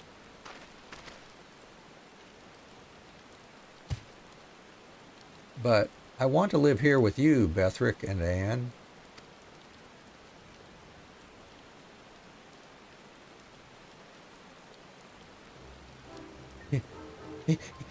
He speaks! The Tupac Amaro in Wolkdorf spoke true. You do have the gift. I'm sorry for not speaking sooner. It was not my intention to deceive you. You have nothing to apologize for. Were I in your position, I likely would have done the same. I still can't believe you're here. What exactly happened after we left you at Wolkdorf? I spoke with the other Amaro of the poachers and their poison, of your kindness and how you nursed me back to health. Sensing the conflict in my heart, they bade me think long and hard on what it was I truly desired. For nigh on a century I have longed for the companionship I once shared with man, yet it was not until I encountered the poachers that I became truly aware of his capacity for cruelty. I began to think, perhaps, all men secretly harbored such wickedness within them. Then I thought of Anne, and the food she so lovingly made for me. It reminded me of my youth and the partner with whom I once explored the world. It reminded me that I must endeavor to seek the good in men's hearts. And I can think of no better place to do that than here at the Crystarium, if you will have me. I can see no reason why not. What say you, Nem? I would welcome Skip without question, but it is not a decision for me to make alone. I must discuss this with the other stable hands. Thank you. Thank you. Think nothing of it. Ah, a thought occurs to me. If you were to stay here at the stables, would you be able to tell us what the other Amaro are thinking? Indeed, I could.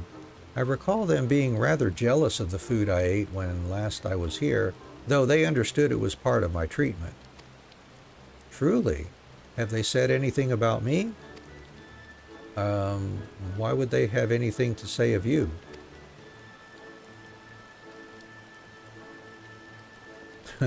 Poor Bethric. Speaking of foods, Anne, is there any chance you could prepare any of the foods from my homeland? I'm sure they would love it. What a splendid idea! Nothing brings together people, or I suppose in this case Amaro, like a delicious meal. How about it, Anne? Think you can prepare Amaro fare in the Barubi fashion? I will put together a list of necessary ingredients. As this is a rather special request, you can be sure your efforts will be handsomely rewarded. Leave it to me.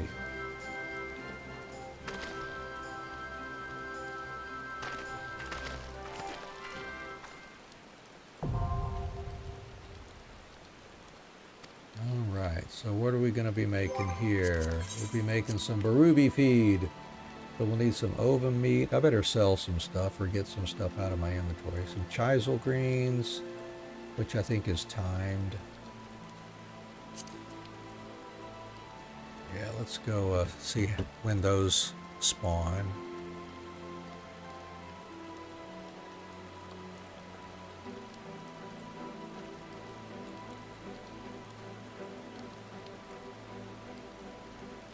Chisel greens at 8 o'clock. Well, yeah, we'll just see where we are. And we need some hollandaise sauce. Let's see, 6 yak milks it looks like. Evans lemon, that's another timed one I think. Can't remember. Yep, I believe so. See when that one is.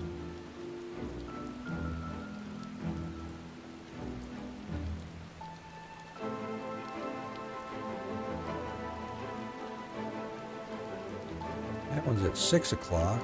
Okay. The Gastornis eggs we'll have to buy. Fermented butter. Made from yak milk. Okay. Alright, so we need 6 hollandaise sauces, which means crafting that 2 times, which means we need 2 fermented butters, which we get all in one shot with out of 5 yak milks. 5 plus 6, so we need 11 yak milks.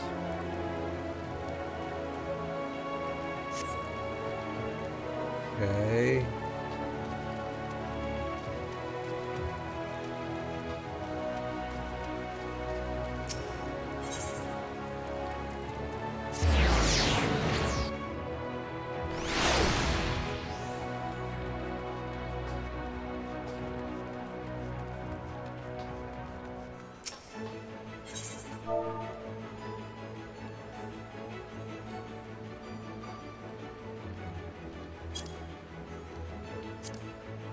No, I don't want to buy 99.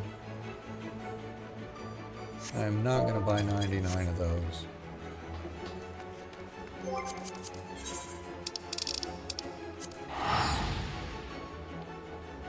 Let's see. Maybe I can pick those up somewhere else easily.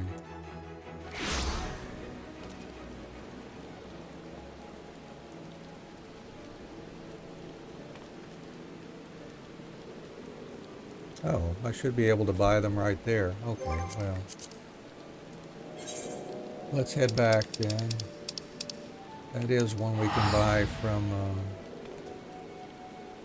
Brow, B-R-O-W.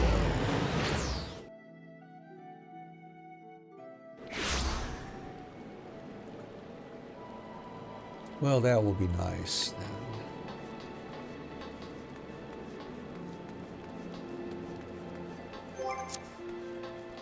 I'm not going to buy 99 of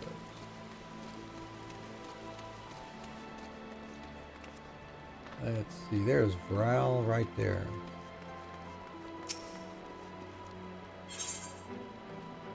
Yak milk.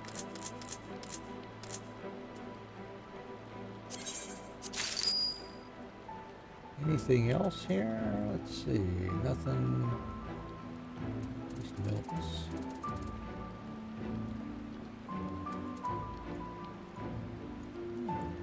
Fair number of other basic materials. That's nice. Oh, I need 11 of those. I don't know what I was thinking here. Alright, so let's get 5 more.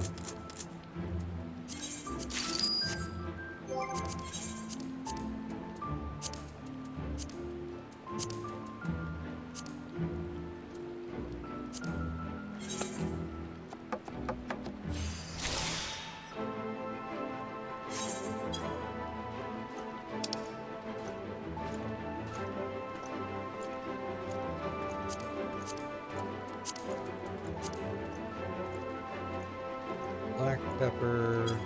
He didn't have any black pepper, did he? Doesn't look like it, although I can get that from the Culinarian's Guild.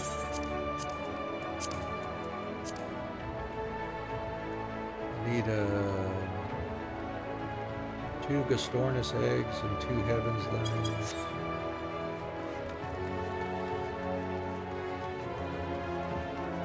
I'm gonna have to sell some stuff here, or at least get some stuff out of my inventory.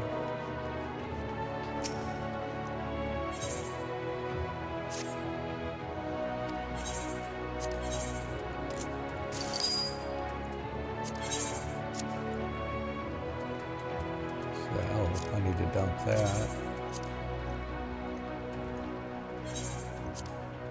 Antidotes.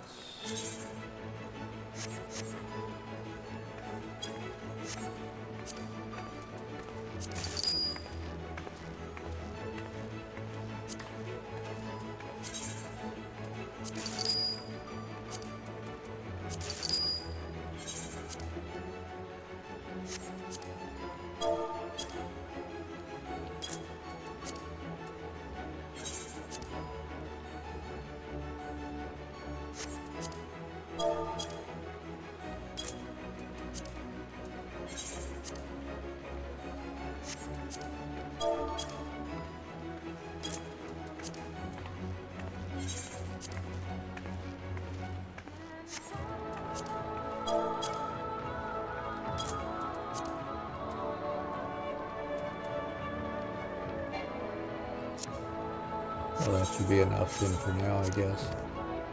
For the time being, anyways. Need 2 Gastornis eggs.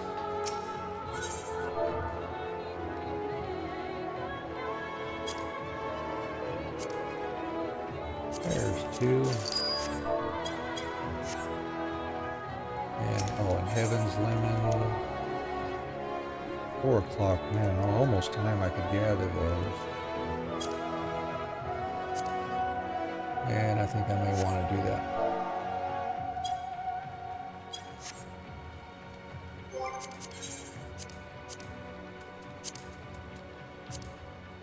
Need 6 ovum meats.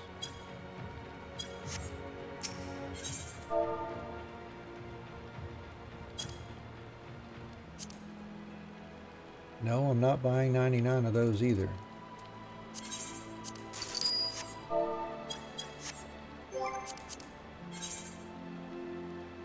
And the chisel greens, and we can collect the curly parsley.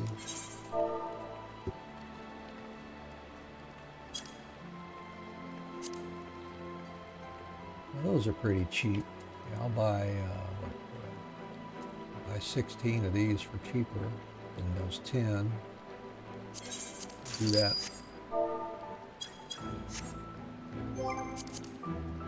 And let's see where those Heaven's Lemons going to be.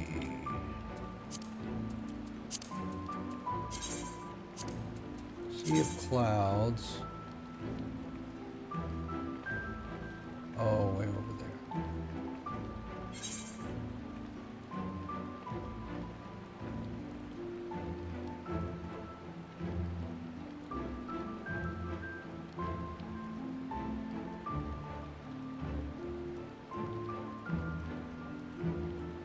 They'll be available at 6 o'clock, so we'll go grab those.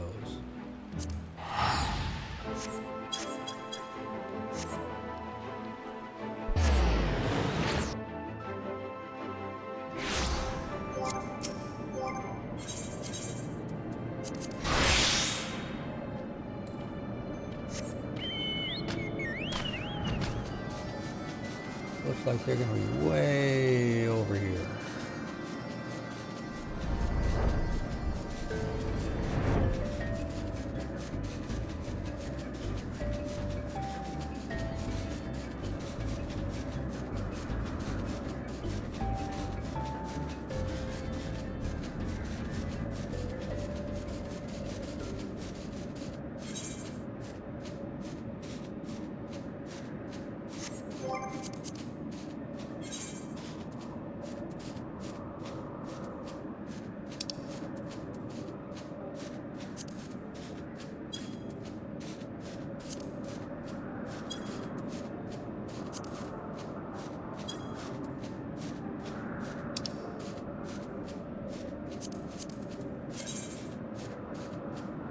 Just keep going east.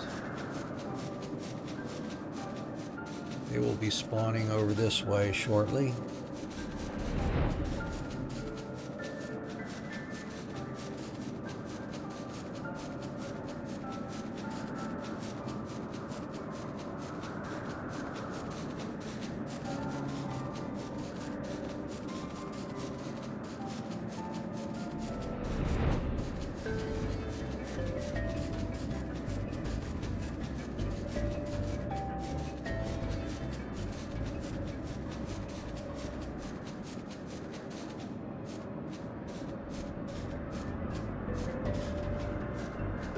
popping a little more to the east there, or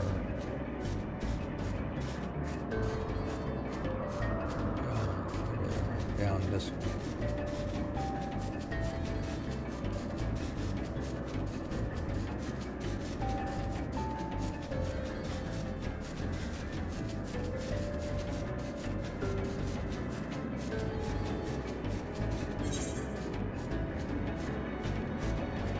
Is that right? I guess so.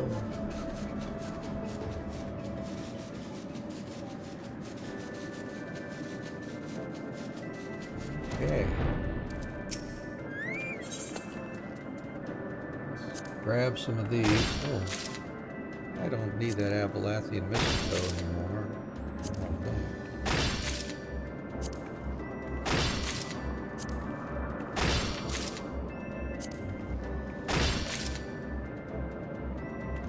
All right, and then look, 8 o'clock was for oh,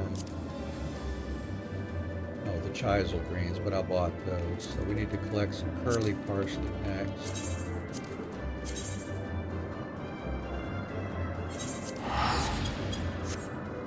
At least 6 of those.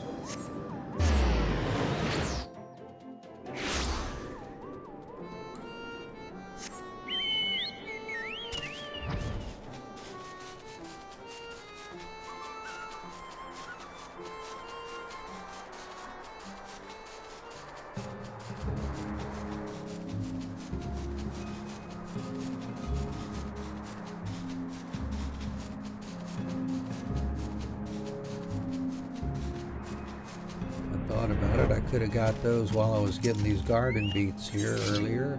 I knew about if I remembered about that.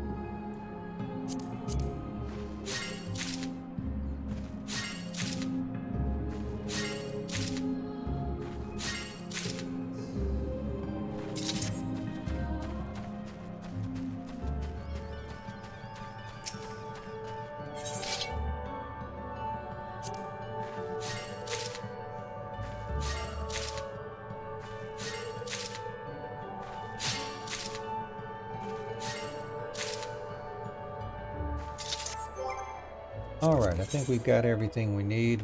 Well, we got to get the black pepper.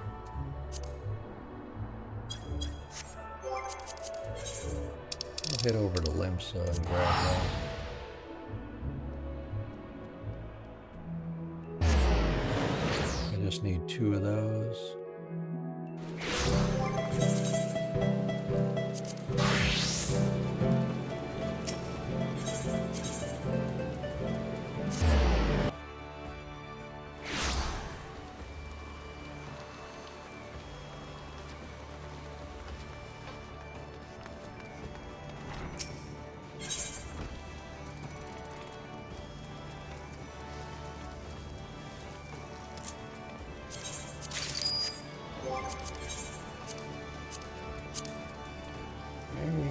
Need a total of 6. Do that 2 times.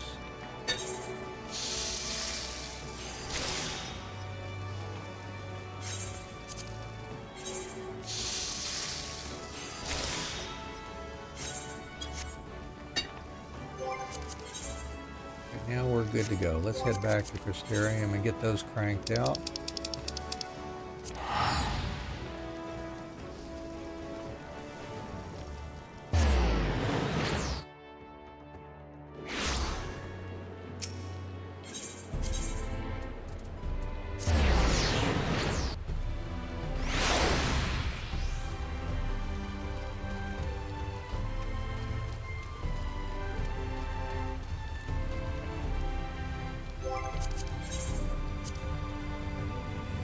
And I better test this one out too, just to make sure.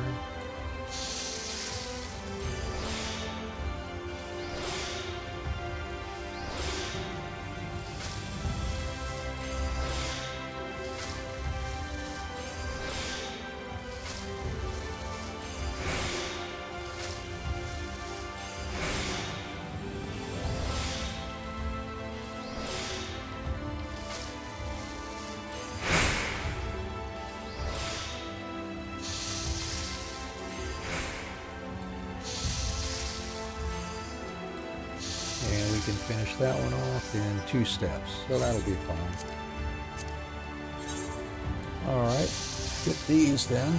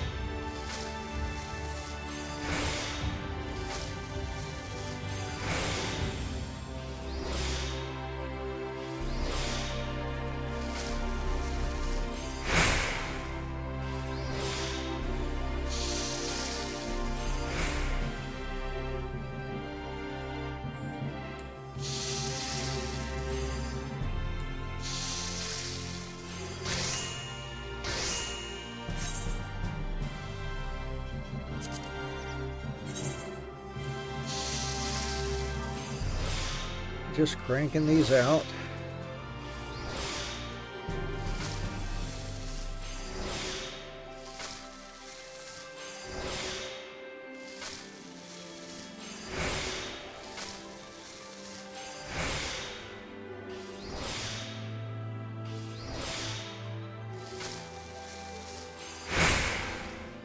Yeah, this is quite an extended stream today. I've gone close to 4 hours before, but never quite gotten this far.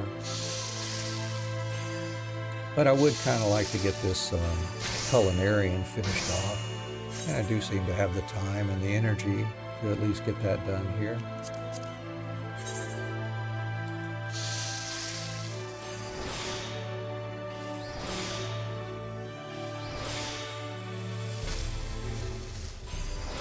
So then the next one, we'll just work on the other 2 facets.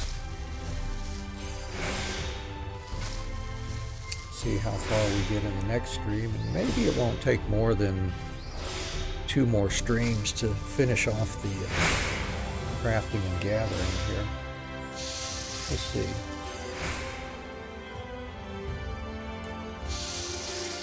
The culinarian is just about level 80 here. There they go. Good, that means they can do the level 80 quest.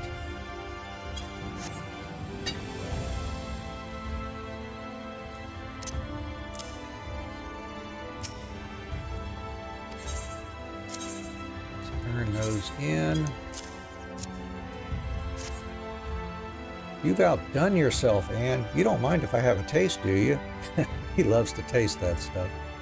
Goodness me, the Amaro of Barubi must have lived like kings. Your prowess continues to inspire.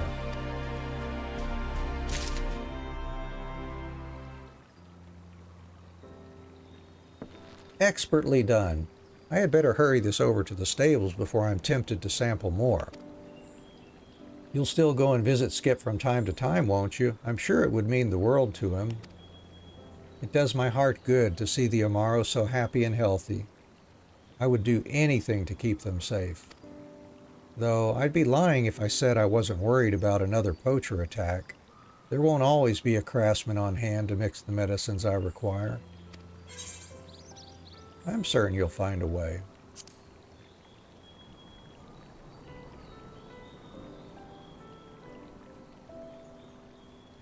Ever the optimist, I see.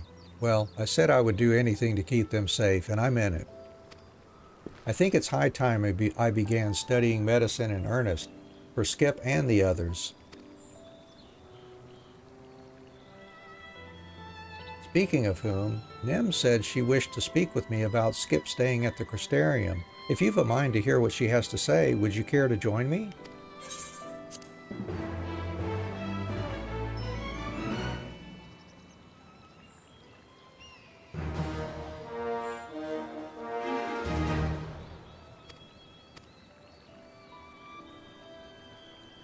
We've got plenty of scripts to get new gear, I think.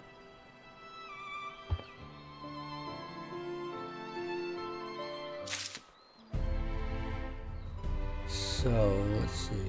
Before I pick... I'll pick this one up first. Might as well. There you are.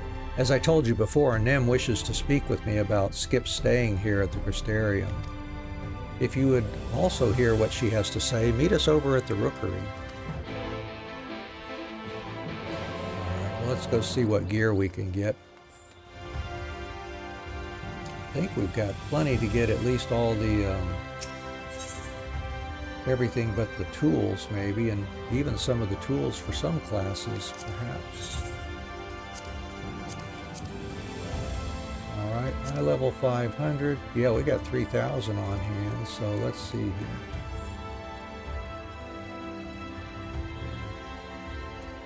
We've got, goes to the armory chest, to the chest, also in the chest.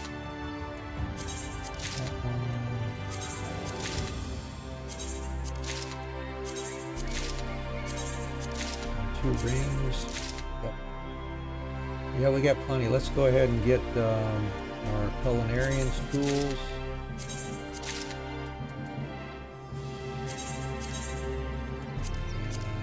Alchemist tools. We've got enough to get one more tool, but I'll hold off until we work on the other ones.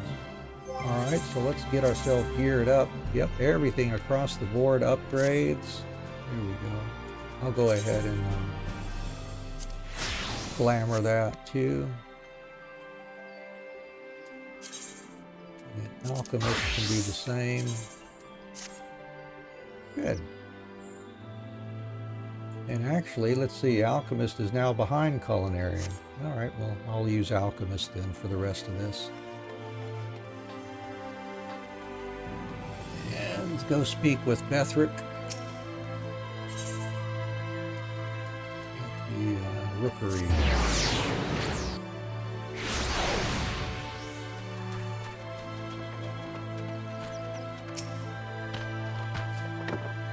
You've come. Good.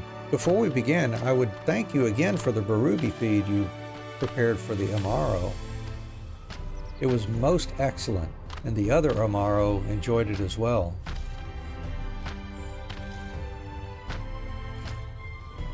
But I digress. Now, as you may or may not be aware, Nem is the stable master here at the Rookery.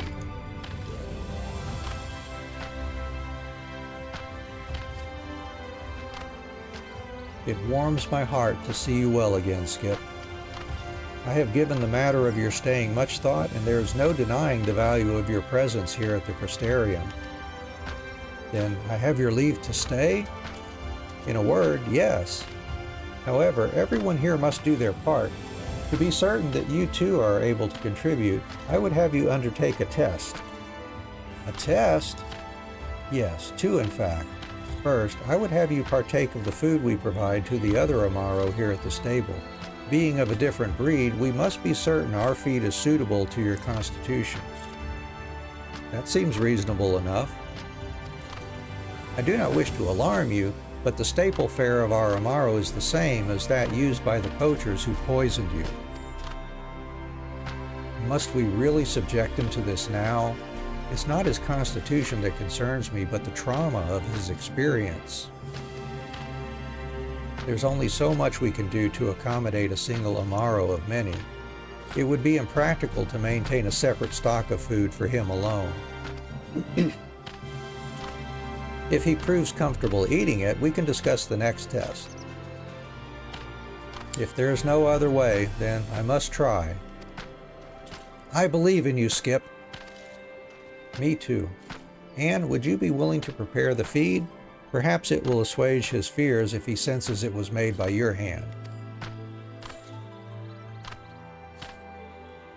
Thank you. If you have need of supplies, you need only ask. When you have finished, bring the feed to Bethric. Sounds good, so we'll crank out another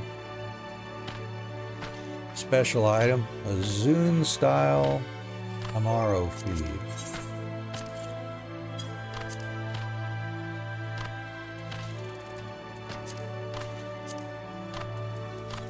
Alright, let's see if our, we'll have to, let's do a test here. We get my macro set up here on Alchemist here. Let's see if this one's sufficient for, oh, I've already got that on Alchemist.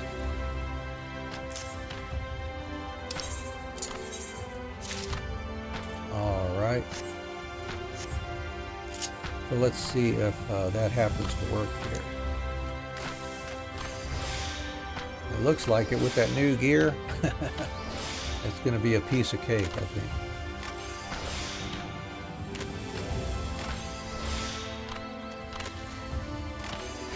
We can just use that simple macro for these too.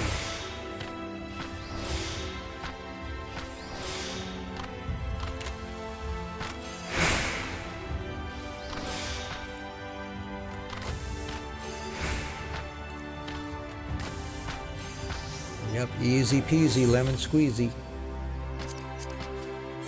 Go ahead and do the real deal now.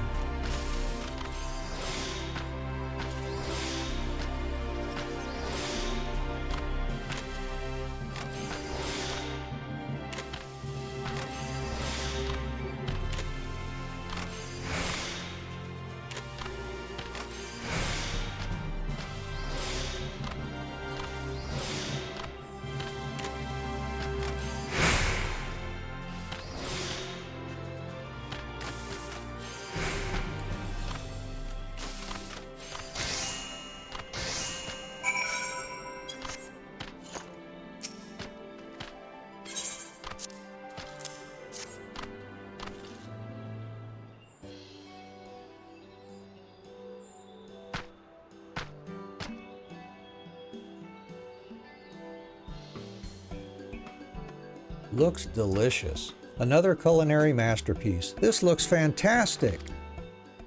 You are quite skilled to master our recipes so quickly. Such quality would normally require years of training. Are you certain there is no other way? Already I can feel my stomach turning in protest. You can do it, Skip. Remember, Anne prepared this especially for you.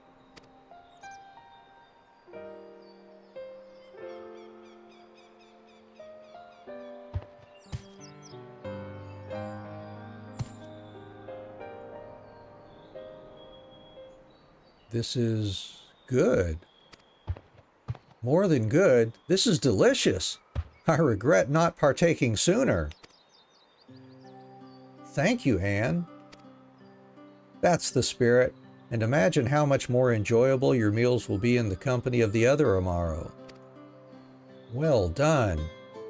We may move on to the next test then. Yes, of course. What would you have me do? You must fly from the belt to the Amaro launch, carrying a passenger. Ah, of course, to prepare him for the work of the other Amaro carry-out. Yes? Precisely. All who live here at the Crystarium must do their part to support our community.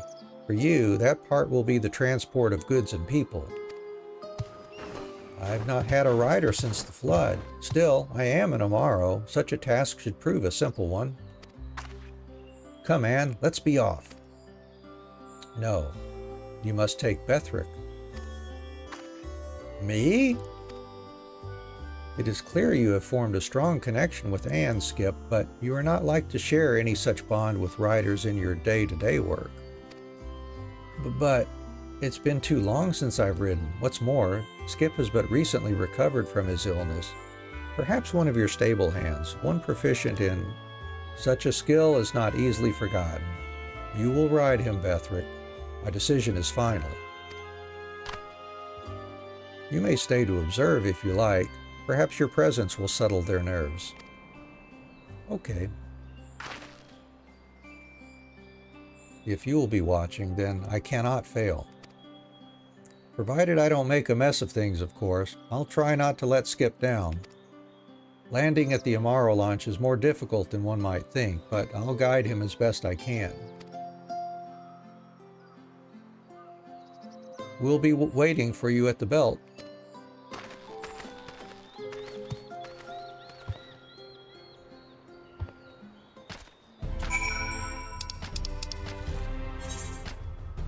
We gotta step outside, it looks like.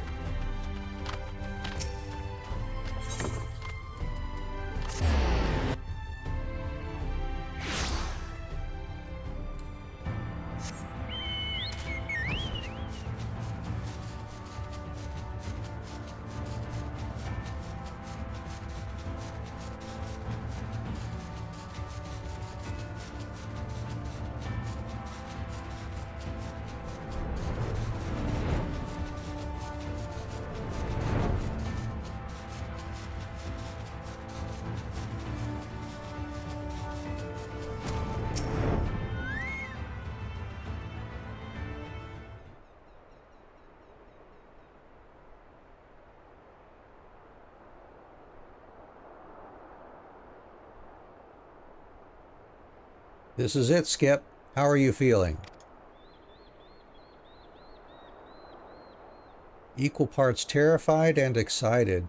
It was here that I was assailed by the poachers, but as we take to the sky and fly back to the Crystarium, I intend to leave those painful memories behind.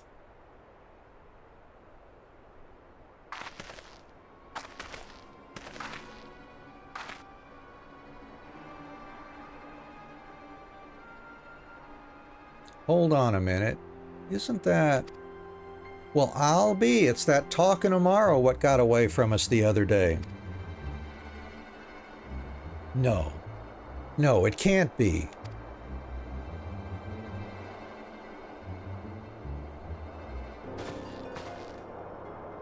Don't you two move, you hear? We don't want any trouble. Just your feathered friend there. They say the tongue from an Amaro like that can cure any illness. Should fetch a nice price from those overfed prigs in Yulemoor.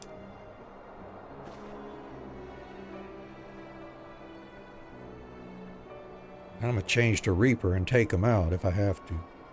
Tupac Amaro tongues have never been proven to possess such curative properties.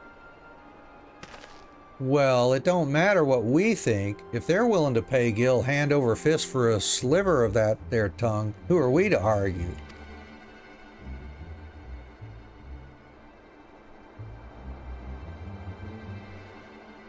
We need to alert the guard somehow. If they can be apprehended and questioned, perhaps we can locate their hideout and put an end to their entire operation. It's somewhat of a gamble, but I have an idea.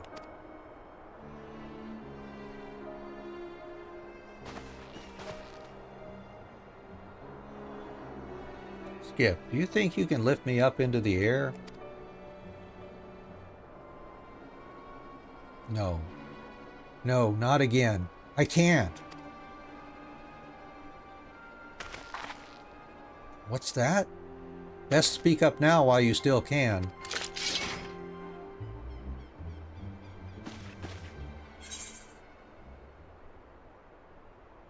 Chin up, Skip. We'll get through this.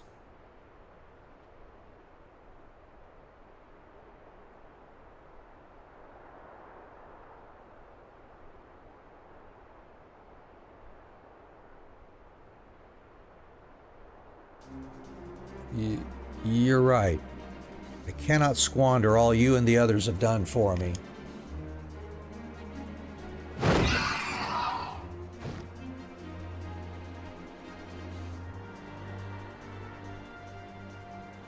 Bethric, quickly. Wait here, Anne.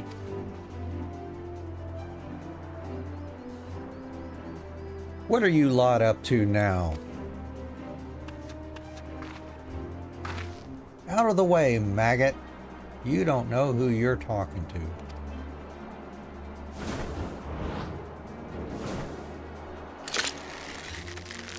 For having that tongue.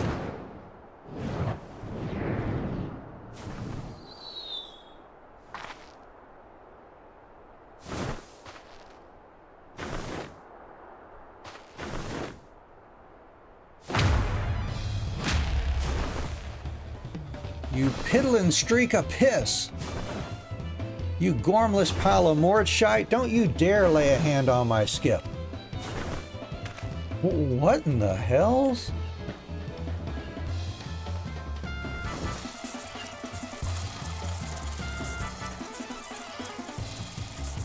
Let's go. All right.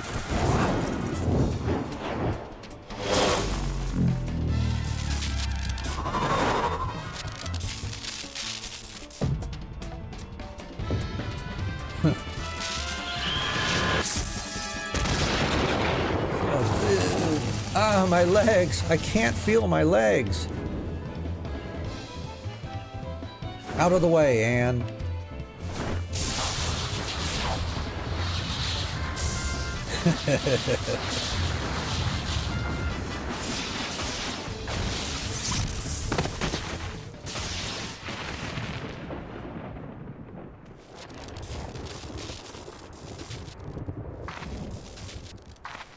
Damn it all. You'll pay for this.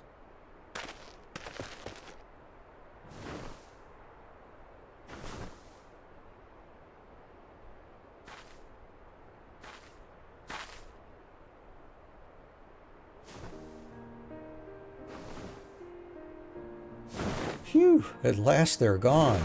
Are you all right? I suppose so. The plan was a success, and it's all thanks to you, Skip. You were so brave up there.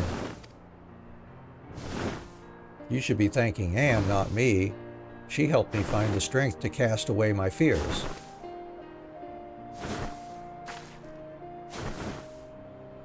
And now, I'm ready to complete Nem's trial. To the Crystarium!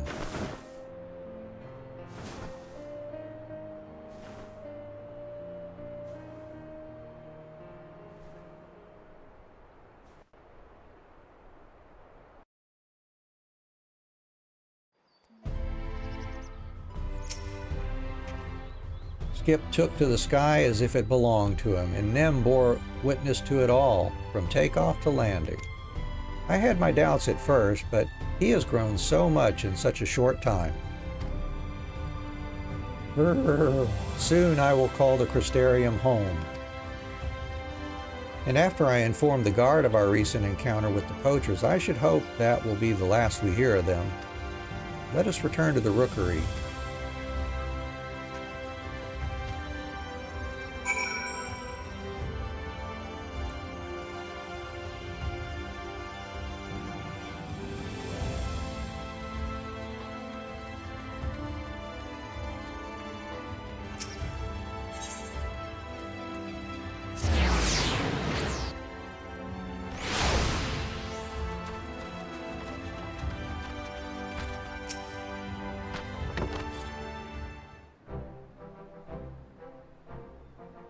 There you are. I insisted we wait for your arrival before Nem announced her decision. After bearing witness to Skip's flight from the belt and his outstanding bravery in the face of danger, I hereby declare him fit to join the Amaro here at Temenos Rookery. Thank you. Thank you all so much. I promise to do all I can that my gift might bring man and Amaro closer together as they once were in the days of Ronka.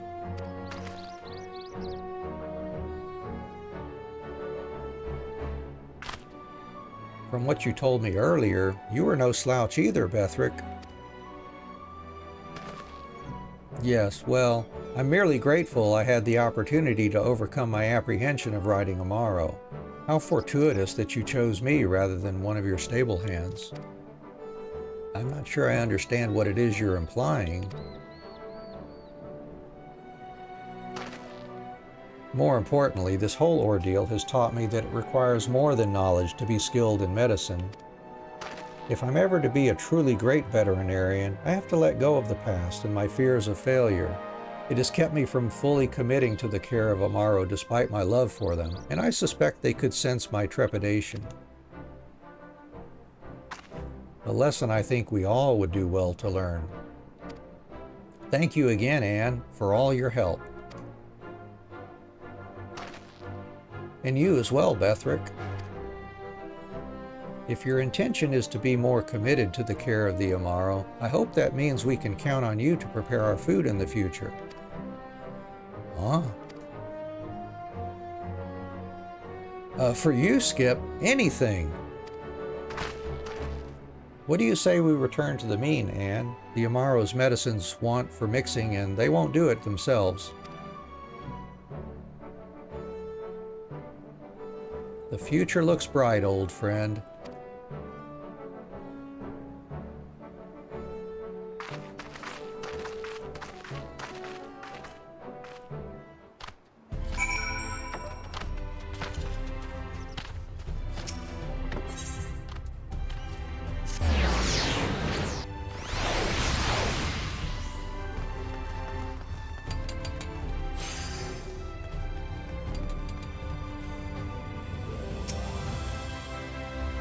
Oh, Anne, you've done so much for me and the Amaro. I'm at a loss as to how to repay your kindness.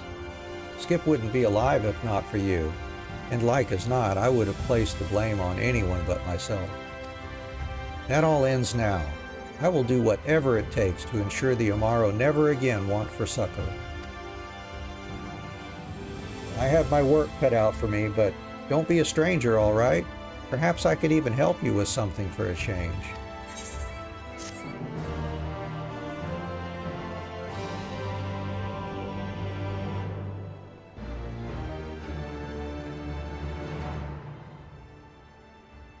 Savior of the Amaro.